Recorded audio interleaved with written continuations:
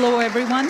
Thank you all so much for joining us here at the International Interfaith Conference, United in Liberty, the Rise of Spiritual Diplomats.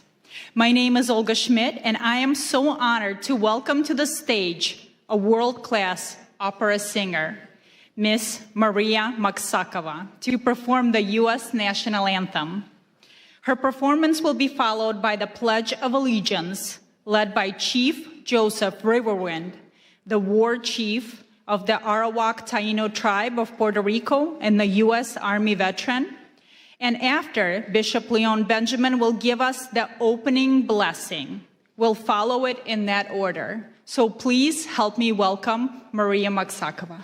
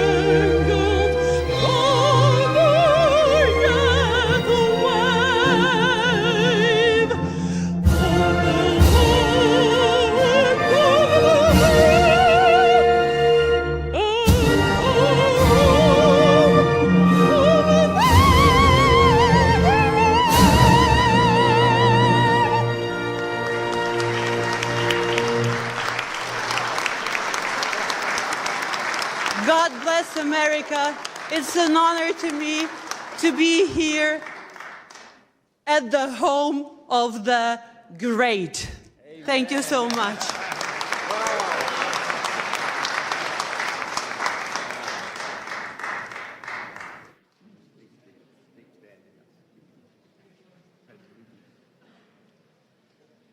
Chief Joseph Riverwind will join us next.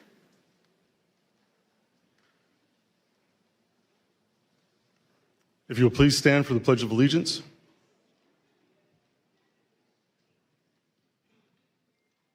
I pledge allegiance to the flag of the United States of America and to the republic for which it stands, one nation, under God, indivisible, with liberty and justice for all.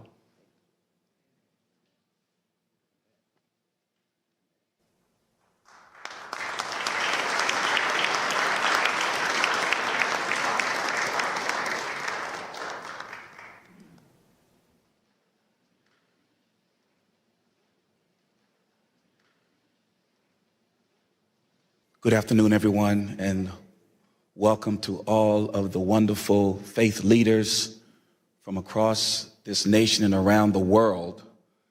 We give honor, amen, and to our Lord, and we thank God for Pastor Mark Burns. Can we give God praise for him right now?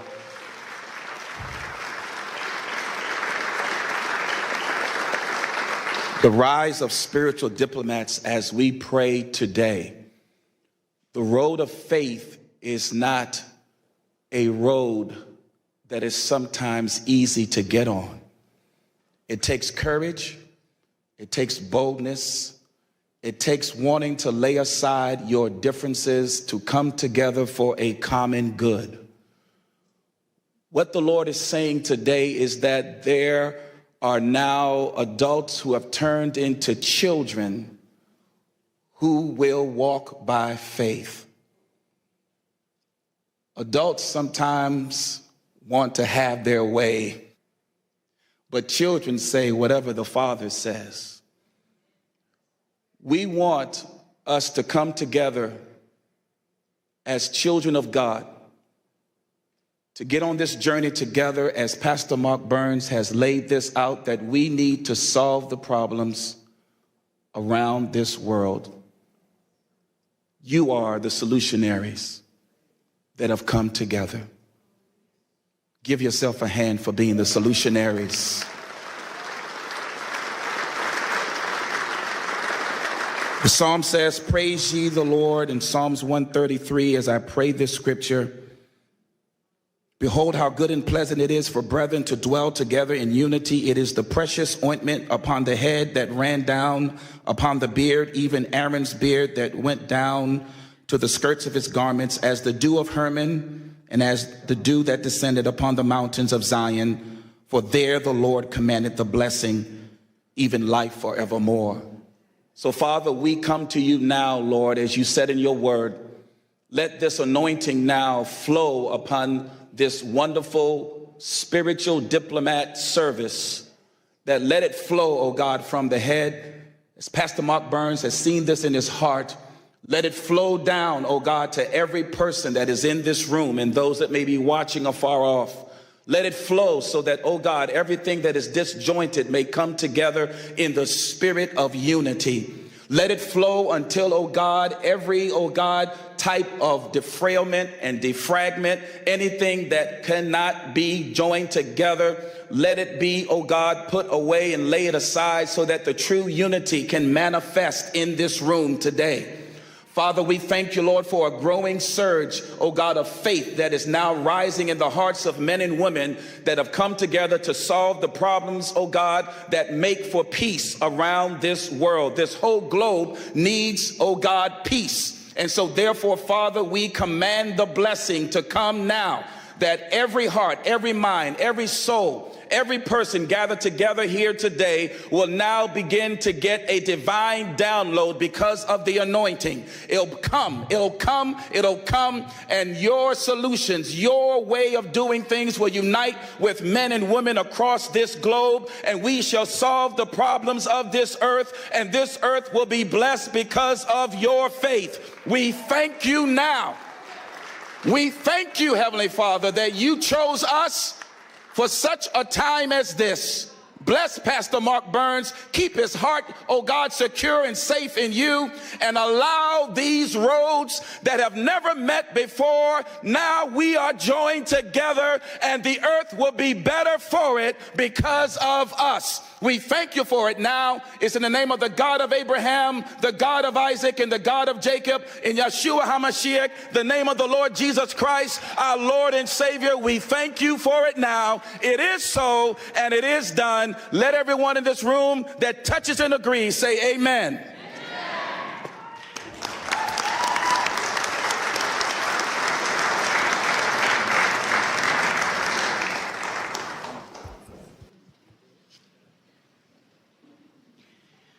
Ladies and gentlemen, it is my profound privilege to introduce a special video address prepared exclusively for this conference from a figure of immense global significance. Please direct your full attention to the screen for a message from the President of the United States of America, Donald J. Trump. I just want to congratulate and thank Pastor Mark Burns. He's been my friend for a long time, and he's been with me from the very beginning, and we very much appreciate it. But on the great job that he's done, so many people believe so strongly in him. So God bless you, Pastor Burns, and keep going forward. We have a world that's very troubled, as you know. It's troubled, I think, perhaps like never before, but we'll solve the problem one way or the other. Thank you very much for the great job you've done, Mark, and keep it up.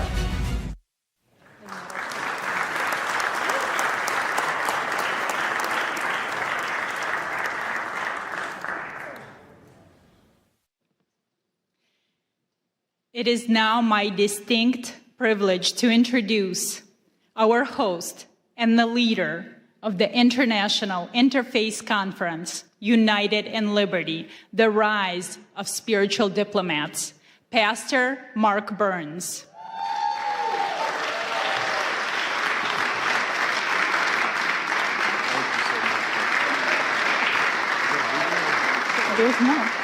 Pastor Burns serves as a spiritual advisor to President Donald Trump and is the chairman of the Spiritual Diplomats, standing at the vital intersection of faith, diplomacy, and public life. He's also the founder of the Harvest Praise and Worship Center and the co-founder of the Now television network, extending his influence across faith, media, and global engagement. Pastor Burns boldly promotes unity and justice.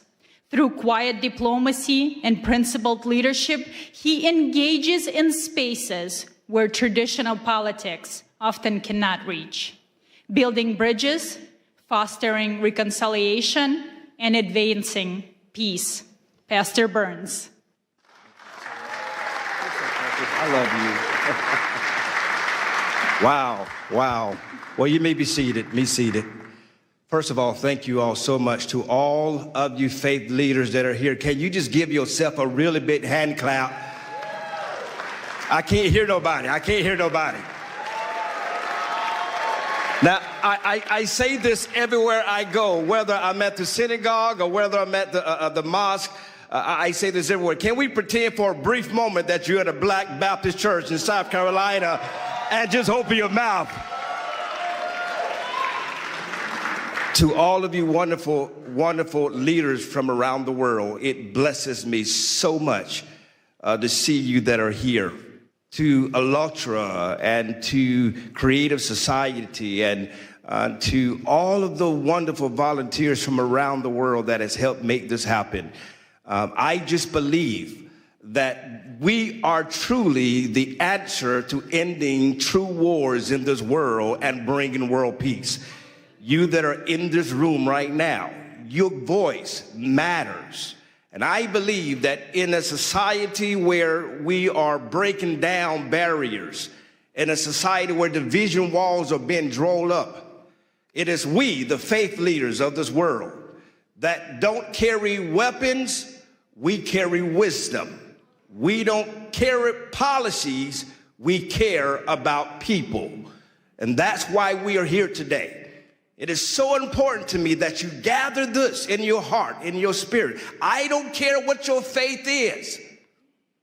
I know that regardless of what you believe, we stand in unity on peace and love. We are the advocates to speak for the voiceless. If you agree, say yes to that. Yes. If you agree, shout yes to that. Yes. We are here in our nation's capital to declare to the world, we would not be silent. We would not be moved by the divisions of this world, but we will stand for the voiceless. We will stand for those that need an advocate. We will work together to let the whole world know that there are more of us who desire peace in this world than those that desire power. Are you with me? Say yes to that. And so you will hear from some great men of faith, women of faith, influencers from all over the world. I pray that you stay all the way to the end because you do not want to miss not one word. But not only that, we will have a commissioning and pinning ceremony of new spiritual diplomats that will declare to the world, I will make a vow to stand for the voiceless and stand for those that need an advocate to speak for them. Are you a spiritual diplomat? That's the question you need to be asking yourself. Are you willing to go to the leaders of the world? Are you willing to bring a ceasefire in conflict zones around the world? Are you willing to go to the front lines? Are you willing to speak to those on the local level, the state level, the national level, or the international level? Are you willing to be an advocate for those that need your voice? regardless of your faith, you are a global leader. Your voice matters. We have dignitaries from all over the world that are here. And so it is time that faith and public life come together like never before. And we formulate an army of spiritual diplomats that would go behind the scenes, that will speak to the kings of the world, reminding them that why they have the power that's been given to them by the people. That power that's been bestowed upon them is not so that they may be empowered or rich, but they may use this power to speak to those that are less and to raise up those that need a helping hand. That's why you're here today. And together with all the faiths that are coming from around the world, this is what the world should look like. We are the true representation of human life and human dignity. This is a charge that you will receive today, to be a true spiritual diplomat.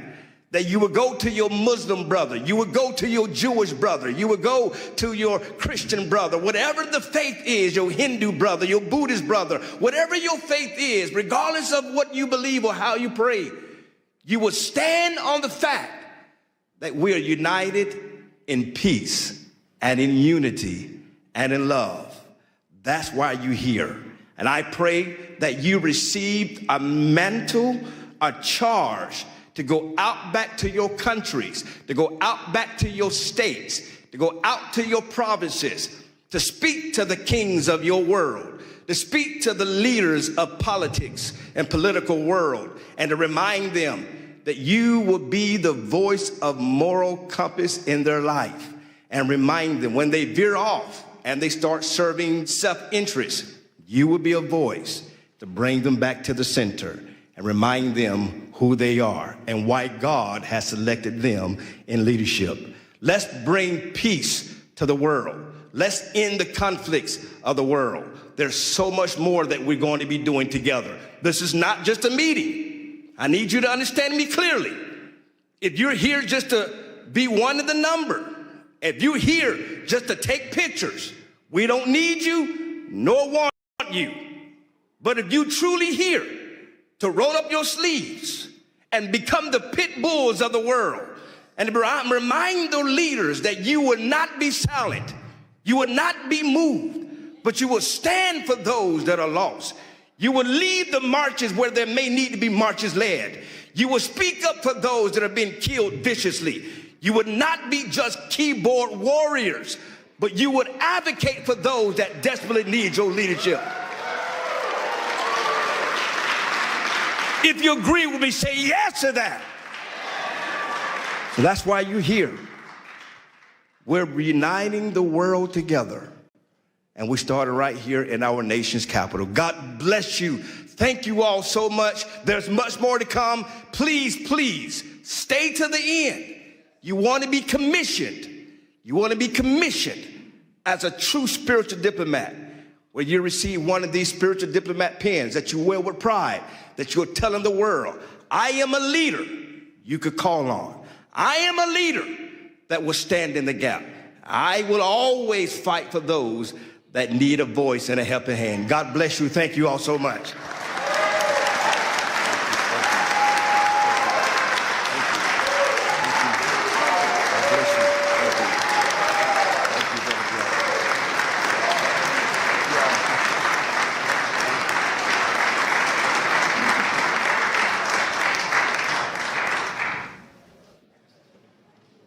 We now turn our attention to the screens for a brief presentation on the mission of spiritual diplomats. This video will help us understand who spiritual diplomats are and provide historical examples of them.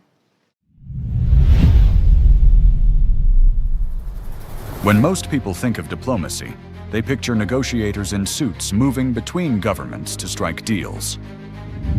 Spiritual diplomats operate differently. A spiritual diplomat is a faith leader who steps into spaces where politics, treaties, and traditional negotiations have failed. They don't carry weapons or political power. Instead, they bring wisdom, moral authority, and a commitment to peace rooted in faith. At its core, the Spiritual Diplomats movement is about advancing peace, protecting religious freedom, and defending human dignity across nations and faith traditions. These leaders represent the conscience of humanity. They include pastors, priests, imams, rabbis, and other faith voices who work together beyond political lines to foster dialogue and reconciliation. Their work is driven by shared values like safety for children, dignity and freedom for all people, justice, and the right to worship without fear. The model of spiritual diplomacy draws inspiration from historical figures whose faith guided them into spaces of conflict and division. People like Reverend Billy Graham, who stood before world leaders with courage and conviction, Sheikh Abdullah bin Baya, who worked alongside Christian, Jewish, and political leaders to foster understanding and protect religious minorities, Archbishop Desmond Tutu, who fought apartheid with faith and moral clarity, Gandhi, whose nonviolent resistance reshaped a nation, Dr. Martin Luther King, who stated that he dreams of a day where you're not judged by your color, but by the content of your character, and other interfaith leaders, who showed that moral courage can change the course of history. But spiritual diplomats don't only focus on big symbolic acts. They engage in quiet diplomacy by meeting with leaders in sensitive contexts, create safe spaces for interfaith dialogue, stand with refugees and persecuted communities, and advocate for religious freedom in global forums. They also work in conflict mediation, helping calm tensions, rebuild trust, and open the door to reconciliation where political solutions have stalled. A spiritual diplomat is not defined by nationality, title, or political office. A spiritual diplomat is defined by moral authority, by the courage to stand in places of tension and say that peace, dignity, and freedom of belief still matter. This movement also brings people together across faith lines. Events like the International Interfaith Conference, titled United in Liberty, the Rise of the Spiritual Diplomats, convene religious leaders from around the world to talk about practical paths to peace, grounded in shared values and mutual respect. This movement is intentionally interfaith. It does not ask leaders to compromise their beliefs. It asks them to stand shoulder to shoulder around shared values: the protection of life, the safety of children, the freedom to worship without fear, justice rooted in compassion, peace built on truth. Ultimately, being a spiritual diplomat means working at the intersection of faith and public life to remind the world that real leadership serves humanity. It is a form of moral engagement that seeks to heal divisions, uphold freedom of belief, and show that peace is possible when faith leaders walk together, not as political actors, but as peacemakers and advocates for human dignity. This is the calling of a spiritual diplomat: to walk into difficult spaces with wisdom, to listen before speaking, and to lead, not with authority alone, but with good moral conscience. Are you a spiritual diplomat?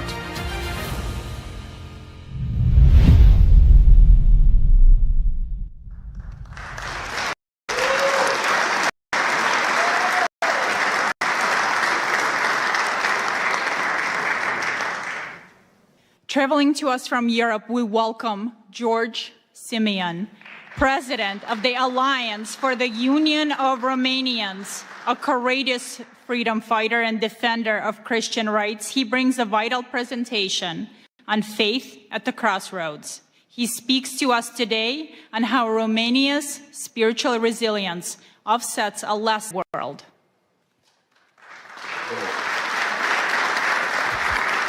Thank you. It is with great pride that I am part of this movement. It is with great pride that I am the first speaker in this conference. And it is with great pride that I share the same values with Pastor Burns.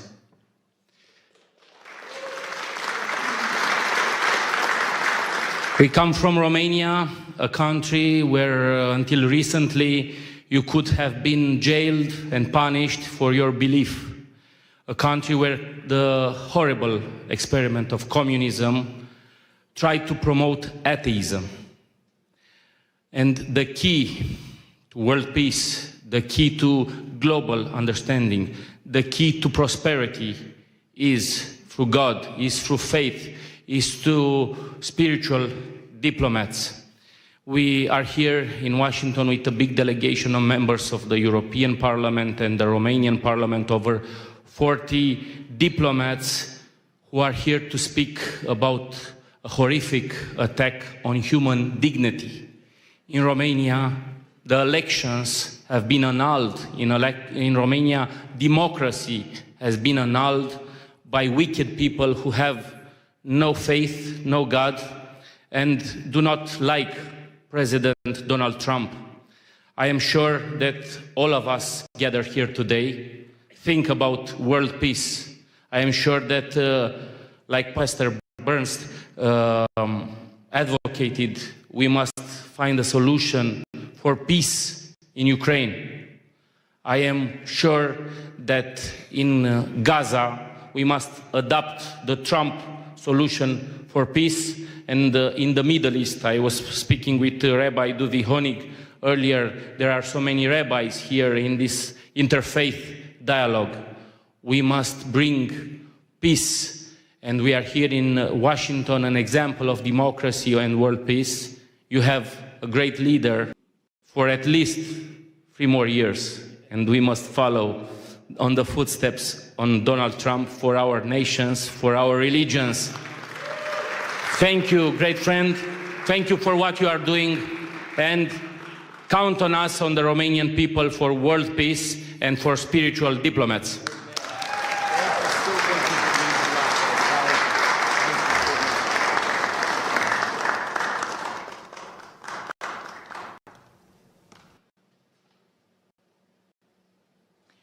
Our next speaker is Brock Pierce, a renowned futurist, philanthropist, and the co-founder of the Tether and the EOS ecosystem. He is a visionary who understands that in times of crisis, action cannot wait for the government. He will speak on the critical role of private citizens and technology in humanitarian aid.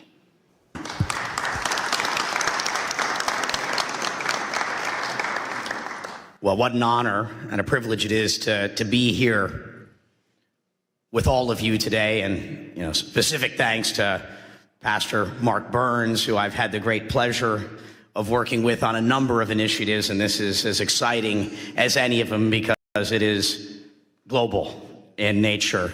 And on behalf of all the Ukrainians that are here, this is one of them, and we've got a few other surprises I think we'll see in the months to come. But what a pleasure. I think it's worth talking, for a moment about the world, as it is right now. The world is changing rapidly. Technology has been creating uncertainty about what is our role, who am I, why am I here? And so there's a lot of fear in the world. There's a lot of uncertainty in the world and a lot of doubt that's leading to polarization and division from our technologies and tools. And what is the answer to all of that, in these moments? Faith. Faith is the answer to FUD. When you're feeling lost and you don't know where to go, faith is the answer. And that's what's brought us all together here today, is that we all believe in something more than our current moment, our present reality. We understand that there is a plan, that our life has meaning, and that we have a purpose for being here. And we just have to step into that, right? We have to say yes. Yes to being the spiritual diplomats, those of us that are so blessed and appointed to be in a position to engage with the leaders of the world and speak up, to use those connections and our voices to make that impact, in the world. And so how do we deal with, the current reality, conspiracies that have replaced trust, tribalism, ideology that has been replacing wisdom, Again, I think the answer to all of it is how do we continue to find our faith to overcome these challenges so that we can find that peace. We'll be doing another trip to Ukraine here soon, and Jordan, Israel, and Bethlehem. And, for those that take an interest in any of these journeys, please, connect with us. And so, what is spiritual diplomacy to me? It's the ability to engage with those nations and cultures and people through their deepest source of meaning, belief and identity, where it's not just about power, policy, and pressure, but it's those things that transcend our typical negotiations and bringing it back to purpose, bringing it back to dignity, that narrative and moral authority, one nation under God, right? And that's what we're all here for. So I'm so grateful to be able to speak and share this time with all of you and continue to do this, perform this great work in the world together. God bless all of you, and thank you for your presence and participation in this great work.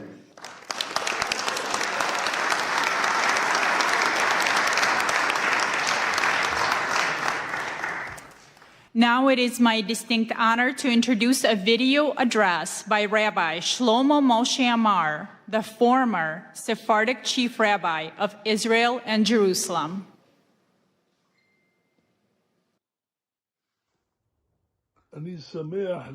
I am happy to bless the attendees of the International Interfaith Conference in the capital city, Washington, in the United States, which comes to share opinions and exchange views between religious leaders in order to increase love, brotherhood, and peace among the nations. We see that America's been blessed with a dear and important president, the Honorable President Donald J. Trump, a lover of peace and a pursuer of peace. And I'm confident that this initiative also comes from Pastor Mark Burns, who President Trump appointed to lead this initiative. I met Pastor Mark Burns in New York, and his entire goal is to increase friendship and brotherhood among nations. This is a very, very blessed thing, to bring about understanding that will prevent wars and prevent great troubles and will increase good life among people, among religions, and among nations. May it be God's will that the blessing of the Lord rests upon you. Do correct things for the good of the entire universe and all inhabitants of the world. And may we hear and be heralded with good news, peace, and blessing. Amen. Amen.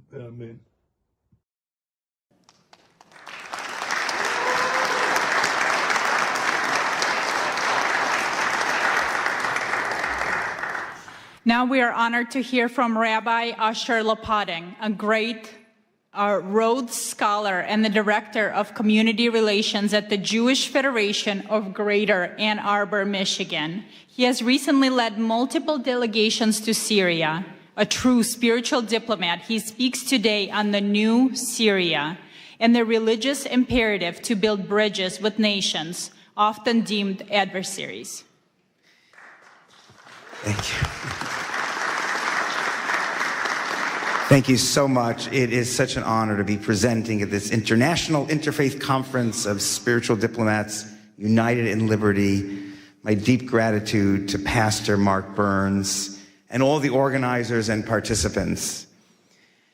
There's an old Jewish joke that mixes humor with some warning if we don't heed the word of God. A man's house is caught in a great flood. He sees a large piece of wood floating by, but instead of grabbing it, he says to himself, I'm going to wait for God, for the God that I pray to. Then miraculously, someone from a boat throws him a life jacket. The man says, no, I'm waiting for God to send me God's relief. Soon a helicopter swoops overhead and sends down a ladder, and the man refuses to get on because he says, I'm waiting for God to save me. Well, eventually the water swallows him up. He dies, goes to heaven, and at the pearly gate he demands of God, or St. Peter, if you're Christian, where were you, God? I prayed to you for salvation, you ignored me. And God, or St. Peter, says, who do you think sent the wood? Who sent the boat? Who sent the helicopter? Well, the lesson is that God sometimes sends us the greatest of opportunities, and it is our important responsibility to seize them and not ignore them. And I feel that the new Syria is a great opportunity for America, for the Middle East, and for the Jewish state of Israel. But it takes someone with vision like our great President of the United States to realize what an opportunity it is. Weeks after Ahmad al-Sharaa, Abu Jalani defeated Bashar al-Assad, the Syrian dictator who killed 1 million of his own people, I got a call from my good friend, Dr. Yahya Basha, a Syrian Muslim doctor whose family had been murdered by the Assad regime. It was clear to Dr. Basha, and he said clear to many Syrians, that it was Israel's defeat of Hezbollah and weakening of Iran that gave the Syrian rebels the ability to oust Assad. And Dr. Basha was celebrating. Dr. Basha is a spiritual diplomat who, in addition to building MRI clinics all over Detroit, has dedicated himself to building bridges with the Jewish community over the decades and trying to lead the Muslim community in the direction of peace.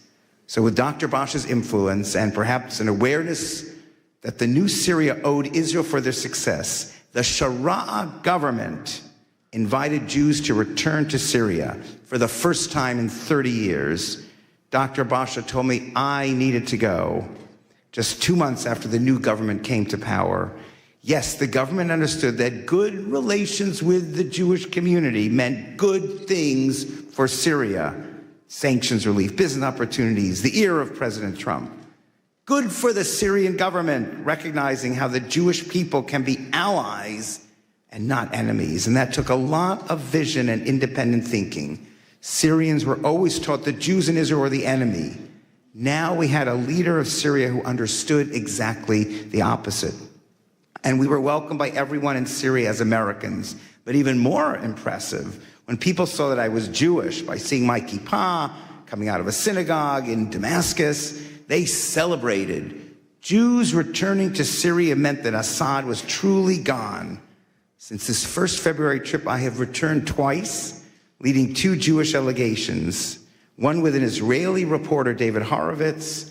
I wore my kippah everywhere and received the same joyous welcome from teenagers, from kids to older adults, and even armed guards who wanted to take their picture with me. At our visit with the president of the University of Damascus, I openly told faculty, students, and administrators that, yes, I am a Zionist, and I hope that Syria and Israel will become best friends. And while some were surprised, most understood. And I believe sincerely that the Sharaa administration understands. For over a decade, Syrians were tortured and killed by Assad's allies, Hezbollah and Iran and Russia. And Hezbollah alone killed tens of thousands of Syrians. So now Syria and its leadership understand that those who obsess with destroying Israel and America, Hezbollah, Iran, ISIS, Houthis, they are not friends. They are enemies of the new Syria, just as they are enemies of Israel and America. So after 3 trips, meeting with the Minister of the Muslim Waqf, the Minister of the Economy and Labor and Social Affairs, and many, many in the Foreign Office, I now am invited 2 more times to bring Jewish leaders, business leaders, and rabbis. And I can say with faith that a strong, unified Syria can be a great ally of America and Israel. God bless President Donald Trump for seeing this early on when he met with Sharaa in May. And now, as a strong supporter of Israel, I ask Israel to understand this. I believe God is sending America and Israel the wood, the boat, the helicopter. Israel has to figure out how to use all these opportunities while maintaining security. But I believe having a strong, unified Syria can be the best allies for Israel's security against its greatest enemies. Part of being a spiritual diplomat is seeing diplomacy and building unlikely bridges and breaking down old, outdated divisions and seeing that all, as the pastor said, as holy work accomplished by trusting in God to guide us into crucial opportunities, to the boat, to the helicopter. At these times, I think of the courage that it took for the great Martin Luther King to join with rabbis and Jewish leaders to fight together. Folks with different religions and backgrounds, but united in spirit and understanding and a respect for all human beings created in God's image.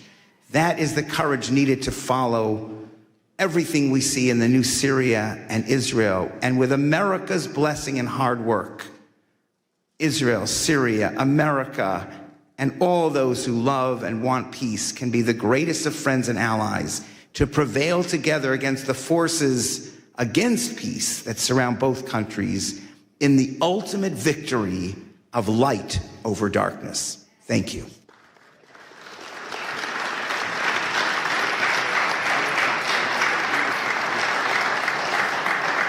Thank you. And next, please welcome His Excellency Sheikh Ashraf Effendi, a distinguished Sufi master from the Naqshbandi order and a global peace ambassador. Sheikh Effendi came here all the way from Germany. He brings us wisdom from the Sufi tradition on the theme, "In God We Trust," emphasizing the key role of rope of God and divine blessing. And we will have a translator. Thank you very much. Assalamu alaikum wa rahmatullahi wa barakatuhu. Möget ihr alle im Namen des Herrn gesegnet, gegrüßt und von seinem Lichte geführt sein. In the name of Allah, the most gracious, the most merciful. In the name of the Lord, may you be greeted and blessed and guided by His light forever. Zweifellos ist dies eine himmlische Zusammenkunft und das Werk göttlicher Inspiration. This is a divine meeting and standing under divine inspiration of God. Und so wie Allah, der Herr, alle Welten und alle Seelen es wollte, haben wir zu einer heiligen Zusammenkunft hier zusammengefunden. And as God wanted, guiding all the beings on this planet, we have found our way here to this meeting. Ewiger Dank sei dem Herrn der Welten sowie den Organisatoren, die diese göttliche Inspiration realisiert haben. Immense gratitude to the organizers of this event and the volunteers that are here and everyone today invited. Wir werden uns noch später bei Ihnen bedanken, ausführlich bedanken noch. Doch wir haben jetzt nicht die Zeit. Bevor die rote Karte gezeigt wird, müssen wir zum Thema kommen. At a later point, we will express our gratitude to the organizers in more detail and with the appreciation they deserve, but now our time is running out. Wie wahr, bei allen Friedensveranstaltungen zuvor haben wir noch nie so eine Hoffnung gehegt wie bei dieser. Truly, at all previous peace events, we have never had as much hope as we do at this one. Denn eine Veranstaltung dieser Art, die Politik und Spiritualität miteinander verbindet, findet zum ersten Mal statt und dies ausgerechnet an einem Ort, von dem aus die Welt politisch, wirtschaftlich, sogar militärisch beeinflusst und geführt wird. For an event of this kind, which combines politics and spirituality, is taking place for the very first time. And this, of all places, in a location from which the world is influenced and controlled politically, economically, and even militarily. So wie wir es verstanden haben, geht es um die Freiheit des Glaubens und um die Zusammenarbeit von Politik und Spiritualität. As we understand it, this here is about freedom of belief and about the cooperation of politics and spirituality. Oh ihr Edlen, was denkt ihr?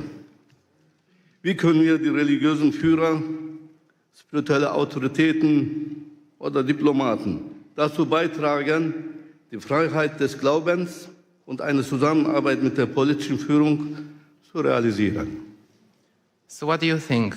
How can we, the religious leaders, spiritual authorities and diplomats, contribute to realizing freedom of faith and cooperation with political leaders?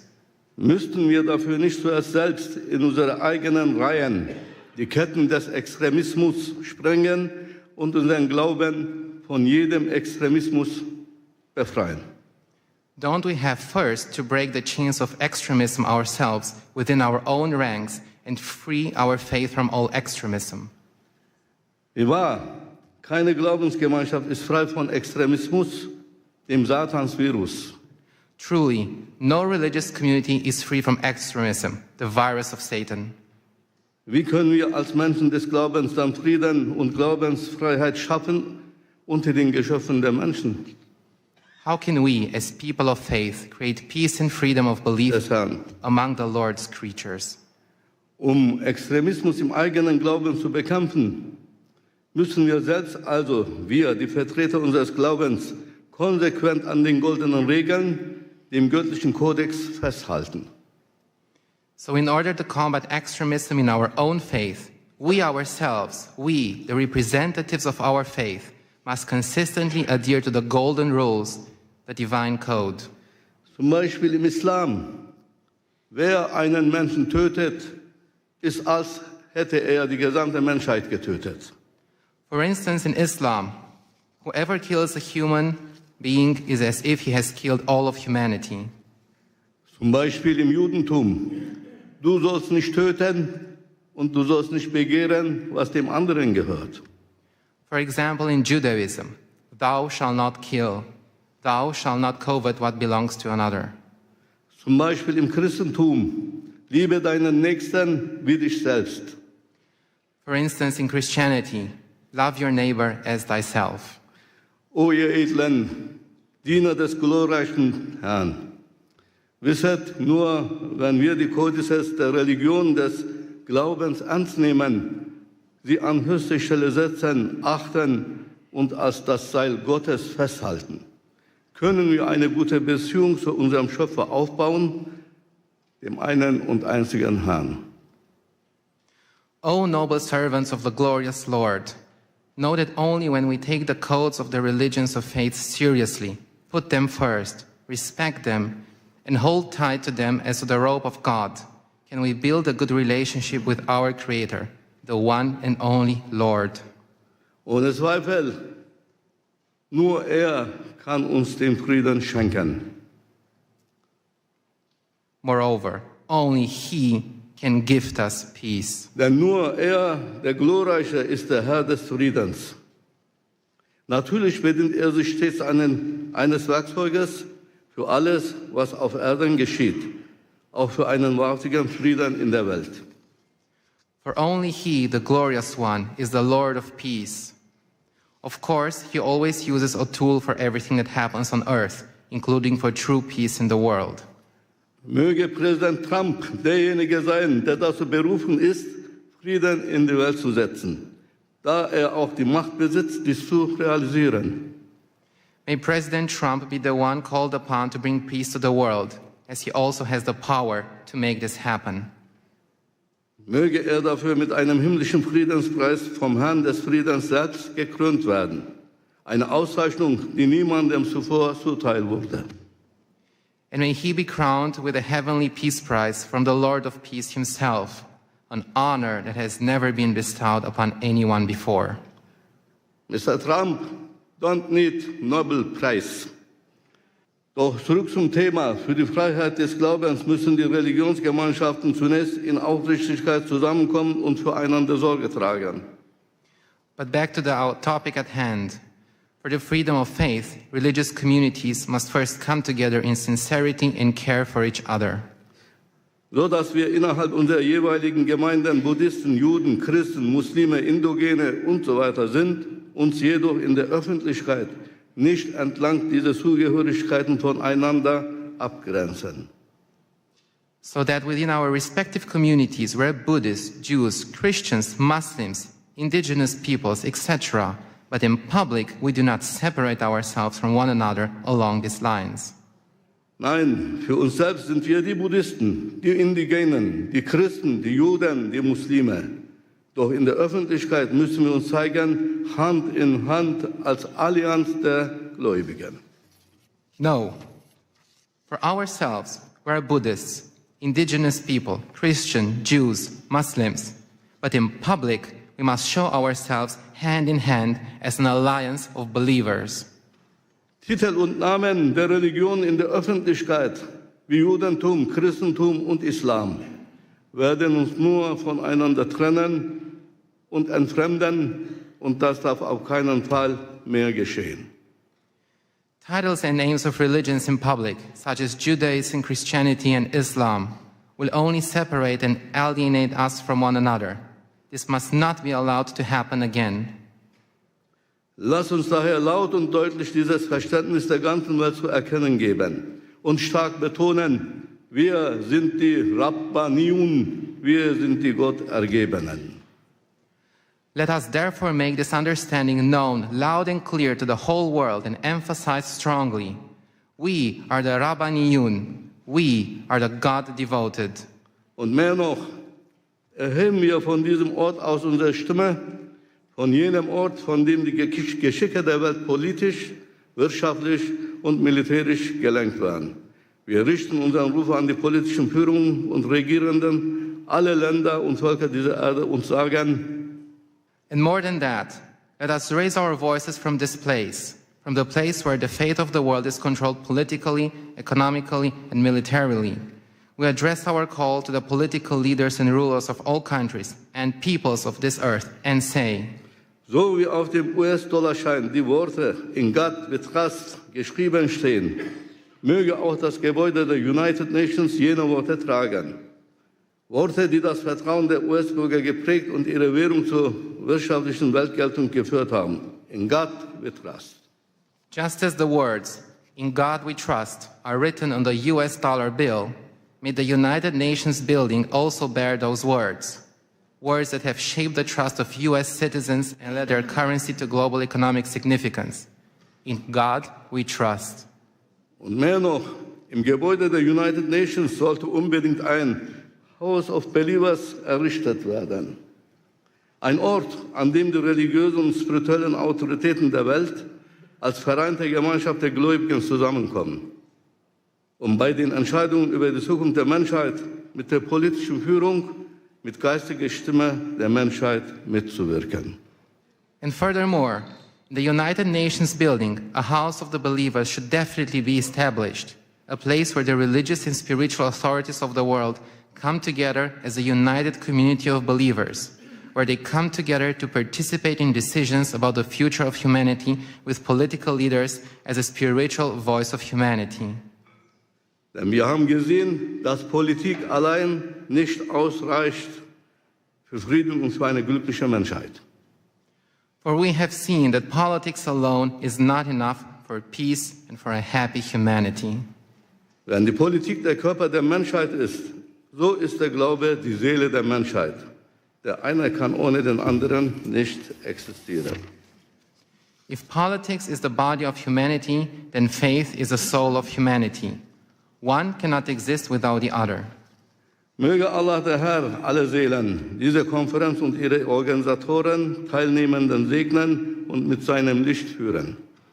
May God bless this conference and all the participants in this conference and hear all of us with his ears. May Allah Almighty bless and guide you. Assalamu alaikum.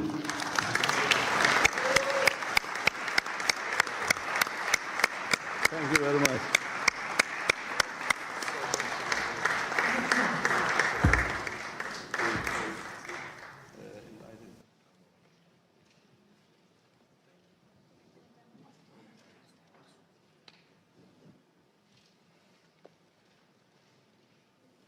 Thank you very much. I'm pleased to introduce Rabbi Duvi Honig, founder and CEO of the Orthodox Jewish Chamber of Commerce. He has dedicated his life to uniting communities through economic cooperation. Today, he speaks on commerce as common ground, exploring how business can protect religious freedom and democratic integrity.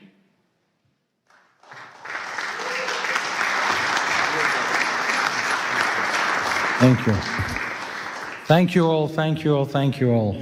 Before I begin, I want to thank Pastor Mark Burns for his leadership, partnership, and tireless efforts in bringing today's International Interfaith Conference together. Thank you.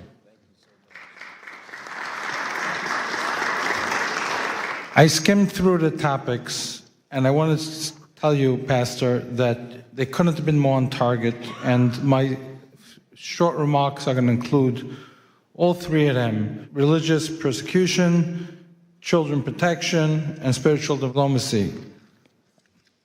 This past Sunday, I attended a concert, the largest Jewish concert on the Northeast, that left the entire room silenced.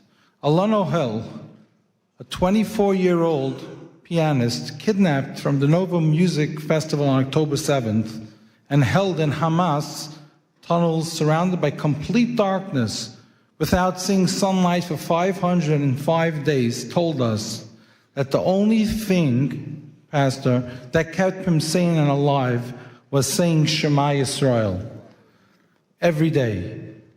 Then he sat at the piano in the auditorium and played Shema Yisrael. There was not a dry eye in the room. That moment says everything. Freedom alone does not bring happiness, purpose, or light. Faith does. When faith is pushed aside, even free societies become confused and hollow. We are seeing the consequences today. The woke movement over the past decade or so, and let's not forget what happened to women's rights, has tried to erase religion from public life. They ridicule moral boundaries and punish those who openly live by their faiths and basic truths, leaving a generation unanchored, divided, and increasingly hostile to one another, all in the name of democracy. That means all us religious leaders, we were absolute with the woke movement because we kept the Shabbat. We didn't want to go to work, so we had to file those briefs to protect religion. Christians on Sunday, all those things. A man, a woman, who's a man, who's a woman. Would you believe that today the Supreme Court's using our taxpayer dollars to decide if a man's a woman's a man? Come on. And I want to go on a little more over here, okay? The woke movement, anti-Semitism, confusion, anger, is not how it was during the Holocaust. It's very different. We have simple, confused children in the next generation. Imagine if you're told 2 men are your parent. Imagine if you taught, follow the science, follow the biology, follow science. Okay, I'm following it. COVID, follow science. Okay, I'm following it. So how could you tell me in school that a man's a woman and a woman's a man? That brings inner anger. That brings frustration. That brings confusion to the next generation. That destroys our country, our nation, our values. They are hijacking democracy. We are here today to claim it back. Thank you, Pastor.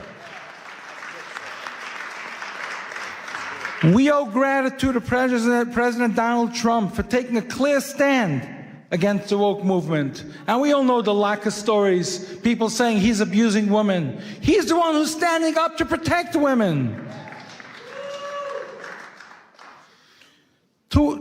There's another issue I want to discuss, and I'm over here, by the way, I'm not wearing any gloves. I'm here, I told the pastor when he spoke, whoever's here for pictures, please leave. You know, we're not here for that. We want takeaways. We want to discuss topics that empower us. We want to discuss topics that empower us all together as faith leaders, that we could stand together and represent our communities without being intimidated or threatened when we speak up, because that happens way too often. And this is a topic that I want to bring up and work with everyone together with Pastor. Too often, political faith-based liaisons and appointees by the government specifically abused authority entrusted to them. Instead of compassion, there's silence when we reach out to them for help. Instead of dialogue, there's intimidation. Dovi, if you make this public, and you speak up and you complain to President Trump that I didn't include the Jewish communities in Nassau County or Rockland County or 770, the Chabad community reached out to me for over a year. The Jewish liaison didn't respond to him. And I have a whole list of the biggest communities. And then I have a tweet from President Donald Trump who said that Lakewood, New Jersey, where I reside, is the #1 supporter of him, the Orthodox community. And we built it. 2016, the Trump organization was a sponsor by my event, and we built his network with him. And still our community goes ignored. And I spoke up against this, and I got threats from the Jewish liaison from the White House, and he blackmailed me and cut me out of the Hanukkah party because I spoke up. And I am calling him out. Resign. We need to speak up and have people represent the president who represents the president's interests. People who stand by empowering faith-based leaders, not intimidating faith-based leaders. When we stand together like this, our different divisions, different departments, in the White House, in government, and I was threatened by state when I endorsed Lee Zeldin. I was threatened by state liaisons because of the crash, smash, and grabs, and they said you won't have any place with the new administration because you stood up for them. When I called out President Biden's team for hosting a hate-based summit, blaming it on the Jews, blaming it on Jersey City, blaming it on Rockland County attacks, blaming it on anti-Semitism, but not including one Orthodox Jew, I called them out for it, and the White House took a fight with me, and the Jewish liaison cut me out then as well because I spoke up for what's right. But I work with the other liaisons, I work with the government, I work with the administration itself, and I'm able to help community leaders day in, day out because I'm above them.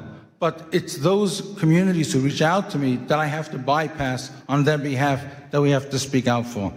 On another note, in a multi-billion-dollar economic stimulation creating thousands of jobs in the U.S., New Jersey will host FIFA 2026. And we, the Orthodox Jewish Chamber of Commerce, are taking the lead, working with the new administration in New Jersey to form. And I met with the Lieutenant Governor. He came to my JBIZ Expo, and we had a meeting for a half hour about this. And he's also a pastor. He wanted to be here today, but he was just sworn in, and he couldn't make it. I spoke to him about forming a FIFA faith-based committee, using the world's largest sporting platform to bring people closer together, promote respect across faiths and cultures, and unite rather than divide. Not like Europe. We're going to set over here in the United States, we're going to set that tone that sports unites people, doesn't divide people. I want to pause from personal note. Today, January 22nd, is my birthday.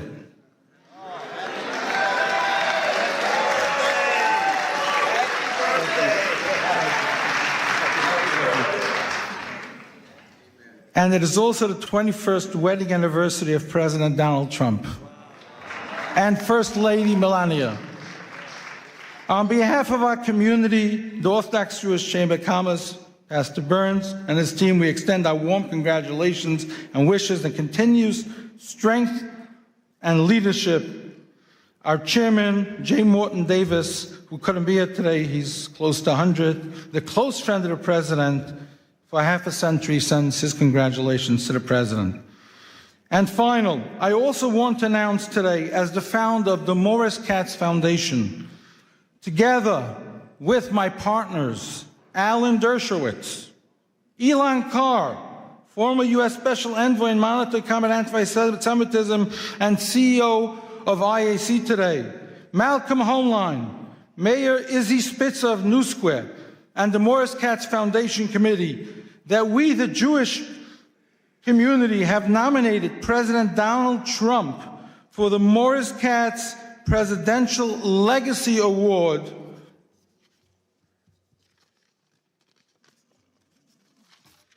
for President's Day 2026. Morris Katz was a Holocaust survivor, twice Guinness World Record holder, who spent 6 years painting every U.S. president in old master style with millions of postcards sold from him, never to take freedom or leadership for granted as a Holocaust survivor inspired by Kennedy's assassination to show appreciation to our president. In that same spirit, after efforts to diminish President's Day just 2 years ago, amid renewed threats to religious freedom, we proudly advance this nomination following prior honorees Ambassador Mike Huckabee and President Isaac Herzog from Israel, who took leadership stands putting American democracy first, carrying the artist's presidential collection message of appreciation to all. This is Newsmax President's Day article, and this goes to the children of the next generation to teach them what appreciation, what patriotism stands for. And I finish over here. It's called Educating the Next Generation. If we don't know what President's Day stands for, if we don't know what President Trump is doing today, and we just build with hate coming from the woke movement, good luck to the next generation. Thank you, Pastor Burns, for your leadership. Thank you to your team. Thank you to all. And I am going to hand you this to hand to the President, put on his table. Thank you.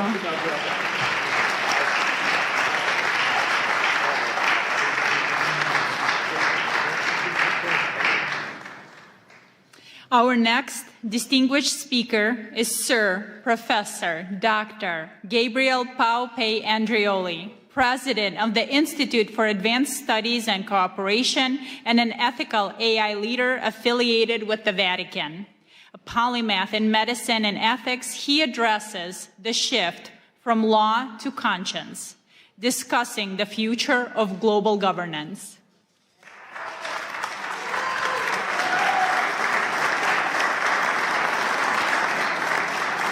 It's a true honor to be here, and I wanted to thank ALLATRA and Pastor Burns for inviting me. I had the good fortune of having them at the Vatican, at the Pontifical Academy of Science a few months ago, and it was a great honor, and I think united we stand, and also I brought a little present for you. So it's a rosary from the Holy Father.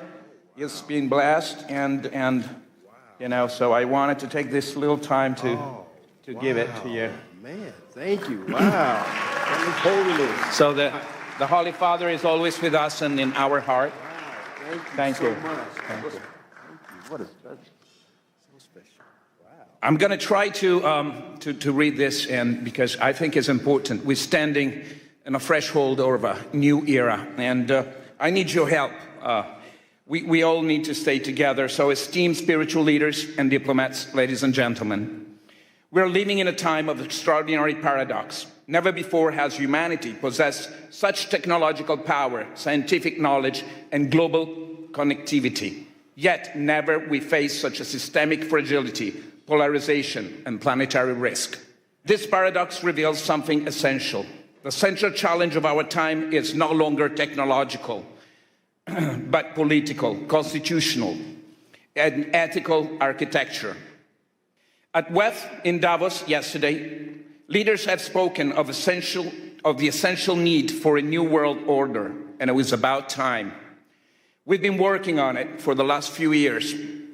In recent days, I was at the Vatican seeking guidance from His Eminence, Cardinal Pietro Parolin, Secretary of State of the Holy See, and we reflected on a question that is at once urgent and hopeful. How can humanity move beyond fragmented effort and begin to shape a shared constitutional pathway for peace, for human dignity, and for regeneration of our Mother Earth? And by the way, I think Kathleen Rogers is here with us, and she was a great inspiration. Kathleen, are here? Or maybe she's... Oh, okay, great. Thank you for being with us.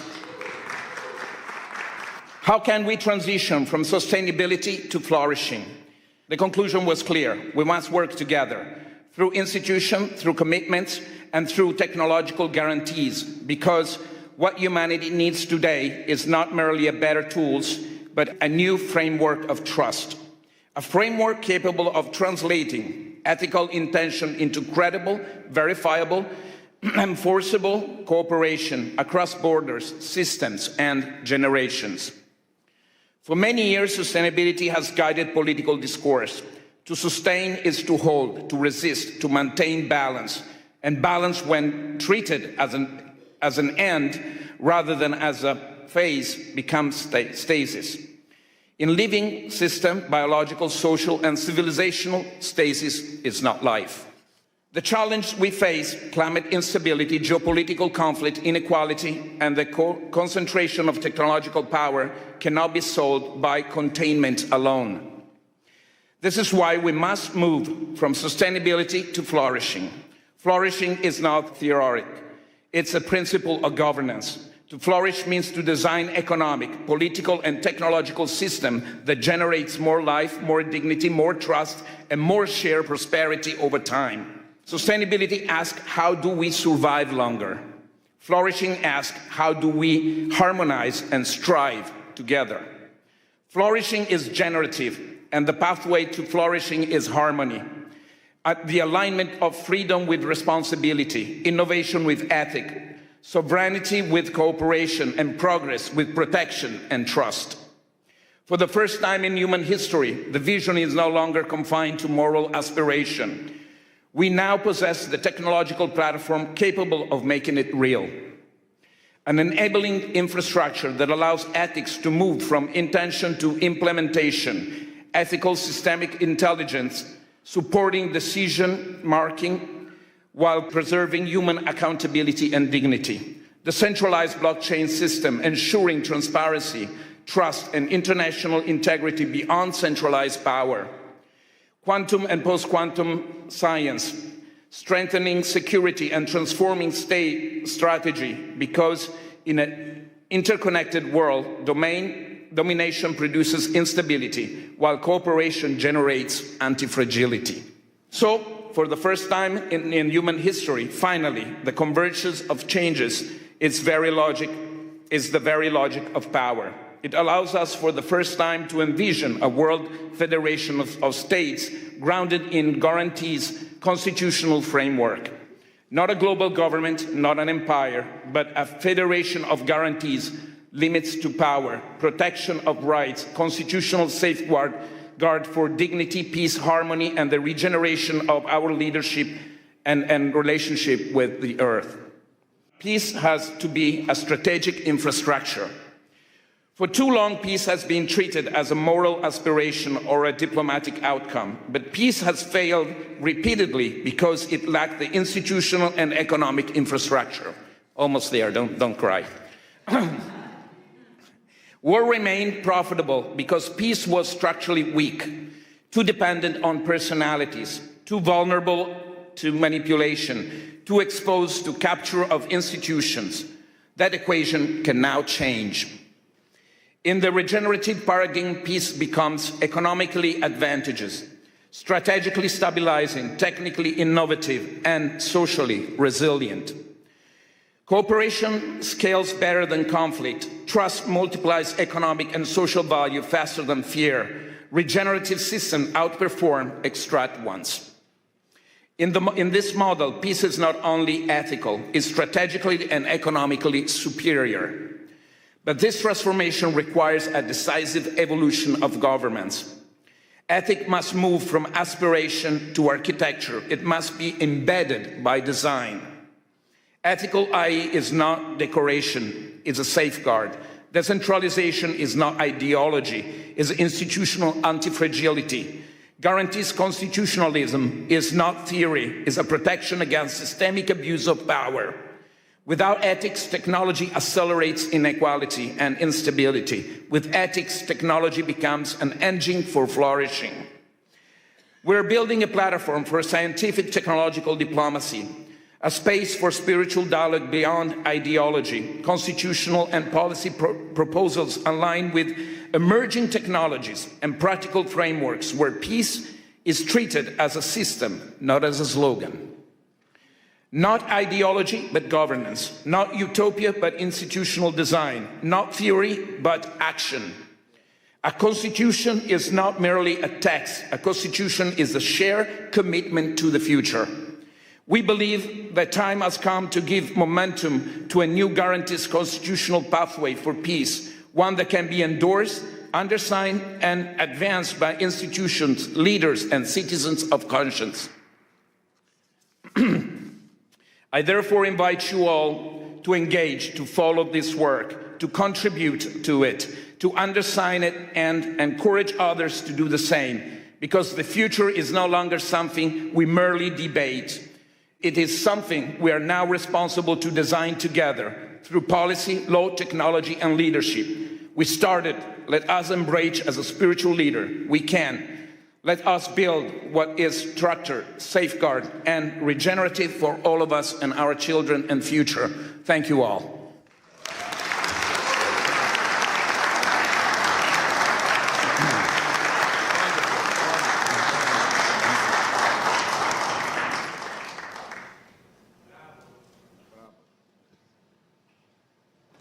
From Nigeria, we welcome Reverend Biodun Fadoyinbo, the Global Senior Pastor of the Commonwealth of Zion Assembly, impacting millions across Africa and the globe. He will share his experience on using spiritual diplomacy to end conflicts, drawing from his vast experience in Nigeria and beyond.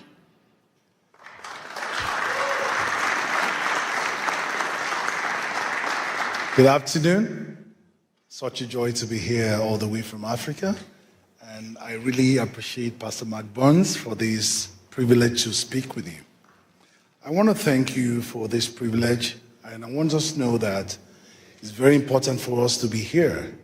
And we are here because, not just because we've been invited here, but because God has brought us together and given us the kind of influence and affluence that we have to influence our world and to help our community and to experience peace. I want you to know that the world is looking not for leaders, not for speakers, but those who will broker peace all over the world. In this age where a sentence from a faith leader can shape hearts, move markets, and also topple government. I'm not a diplomat by training, but I have witnessed negotiation where treaties have failed. But I've seen prayers accomplish what political pressure could not do. This is not a call to replace politics with religion. But religion does not compete, but it completes diplomacy. We speak not of ourselves, but we need to know that we are messengers of God. I have been a pastor for 27 years. I found out that faith leaders are the only people that speak for 1 hour plus, and nobody stands up to say, excuse me, I want to contribute. Even in the court of law, people can say, my Lord, I want to speak. But in religious gatherings, religious leaders just speak and influence people. Their words are looked upon as the words of God. With this authority and this place of authority that God has given to us, we need to learn how to influence people. Because sometimes the way we speak, let's be honest, we speak from the place of tradition, we have authority, we have legitimacy of community, we have moral gravitas that secular institutions often forget. I want you to know that God has called us a call to forgiveness. A teaching of forgiveness can end blood feud. A sermon of dignity can inspire human rights movement. We remember the words of Archbishop Desmond Tutu. Even though it was not violent, even through his messages, he dismantled apartheid through his messages. We remember Pope John Paul II, whose simple appeal, war never again, echoed through Poland and beyond. We also remember sermons the baptized ethnic cleansing, and the casual dehumanization that turned neighbors into enemies. The weight of our words are measured not in their eloquence, but we must consider the consequences of our words. Today, our world suffers from dialogue deficit. We talk at each other, but not to each other. Faith leaders must understand their position and where God has placed them. So what does responsibility look like? Number one, we must, first of all, know that we stand for truth instead of triumph. We must understand that the role is not to win arguments, but to seek wisdom. Secondly, we must understand that courage must be displayed over convenience. We need to confront intolerance within our own communities and call for peace at all times. We must know that we've been positioned to influence. Our words carry weight. Our words carry weight beyond. We must see microphone not as a trophy, but we must see it as a means of influence to influence people to broker peace in our society. I want to round off by telling us about something that happened at the during the Central African Republic Civil War, when Muslims and Christians were slaughtering each other. One imam and one pastor made a pact. They stood at a checkpoint between warring neighborhoods, joined hands together, and they said the first bullet to be fired must pass through the imam and the pastor. For 18 months, they stood there and they held hands together. But for 18 months, no one fired a bullet. Eventually, others joined them. Their words carried weight, not because they had power, but because they had the courage to stake their lives on their conviction. Words carry weight. Your words carry weight too. The question is not whether you speak, it's not whether you will speak, but whether you will speak in the ways that will heal rather than divide. Will you reach the voiceless rather than just the powerful? Will you use your position to heal your community, heal your country, and avoid the differences in the religion and make sure that we heal our world? This is something we need to stand up to, and our lives will not remain the same. God bless our world.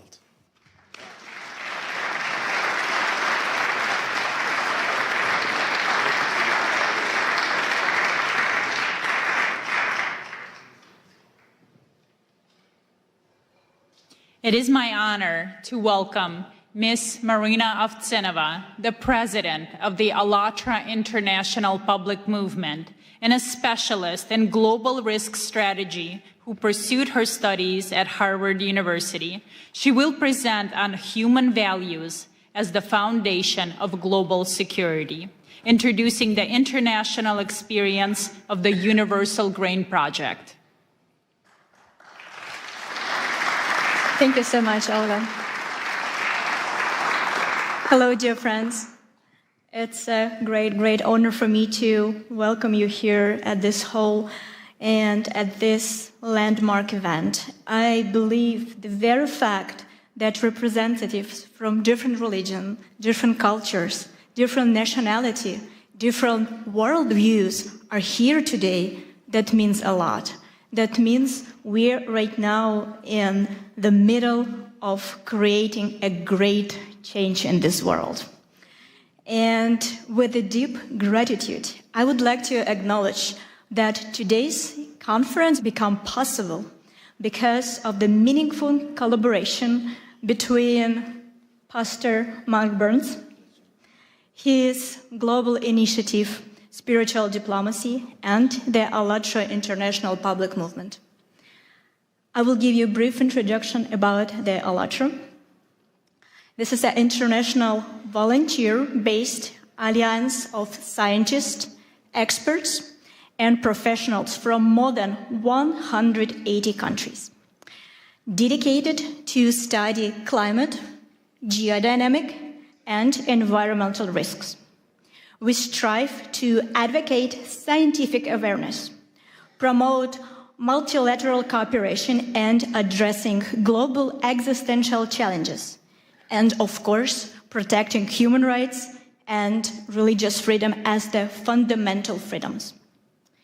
We are firmly convinced that spiritual diplomacy has the power to shape the kind of world that deep down every single person longs for, a world that is safe, prosperous, and just.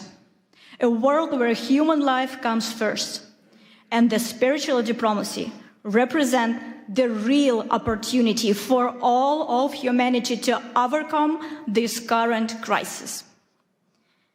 And we have solid evidence that we presented to you today that humanity is deeply seeking spiritual diplomacy as the force capable of transforming our world. Back in 2017, we initiated a large-scale international social research project called the Universal Grain. We defined the goal of this project as following: to identify the scientifically sustainable, the fundamental values shared by all people on the earth, regardless of their religion, nationality, social status, political affiliation, in order to find unshakable foundation for understanding among all of humanity. The result of this extensive research was the documentary film, The Universal Grain: Life, What Unites Us All. An international team of thousands of ALLATRA volunteers worked on its creation, including reporters, camera operators, and of course translators. An unprecedented global public survey was conducted. Our volunteers went basically everywhere, into the streets of major cities, and they also traveled to the remote settlement of indigenous community. They spoke with a leading expert across scientific discipline, with representatives of different religion, tradition, with community and the ethnic leaders also, as well with the public figures and politicians. Around the world, we ask people one simple question: what unites all people on the planet, regardless of their religion, political views, skin color, or place of residence? Then, of course, we had to sit down and analyze thousands of responses. And what emerged was a holistic pictures. People in every culture aspire to the same thing: peace, safety, justice, and the opportunity to live a dignified life. This is the universal grain that lies at the foundation of all world religions and humanistic teachings. Why is this knowledge important today? Because we are living in an era of global climate and geodynamic and environmental change. The challenges facing our planet know no borders. Nature does not ask which religion we follow or what kind of passport you have, right? In the face of growing threats, we are all simply people, residents of one shared home, the Earth.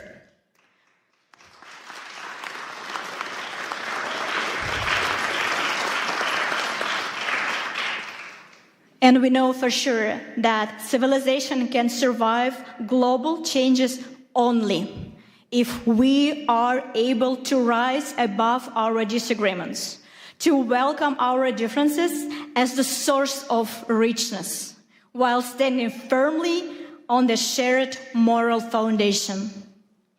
And now, I would like to invite you to watch a short video segment. It is only a small section from the vast collection of interviews gathered during this project. But you will see it provides how much we all have in common. Let's watch it.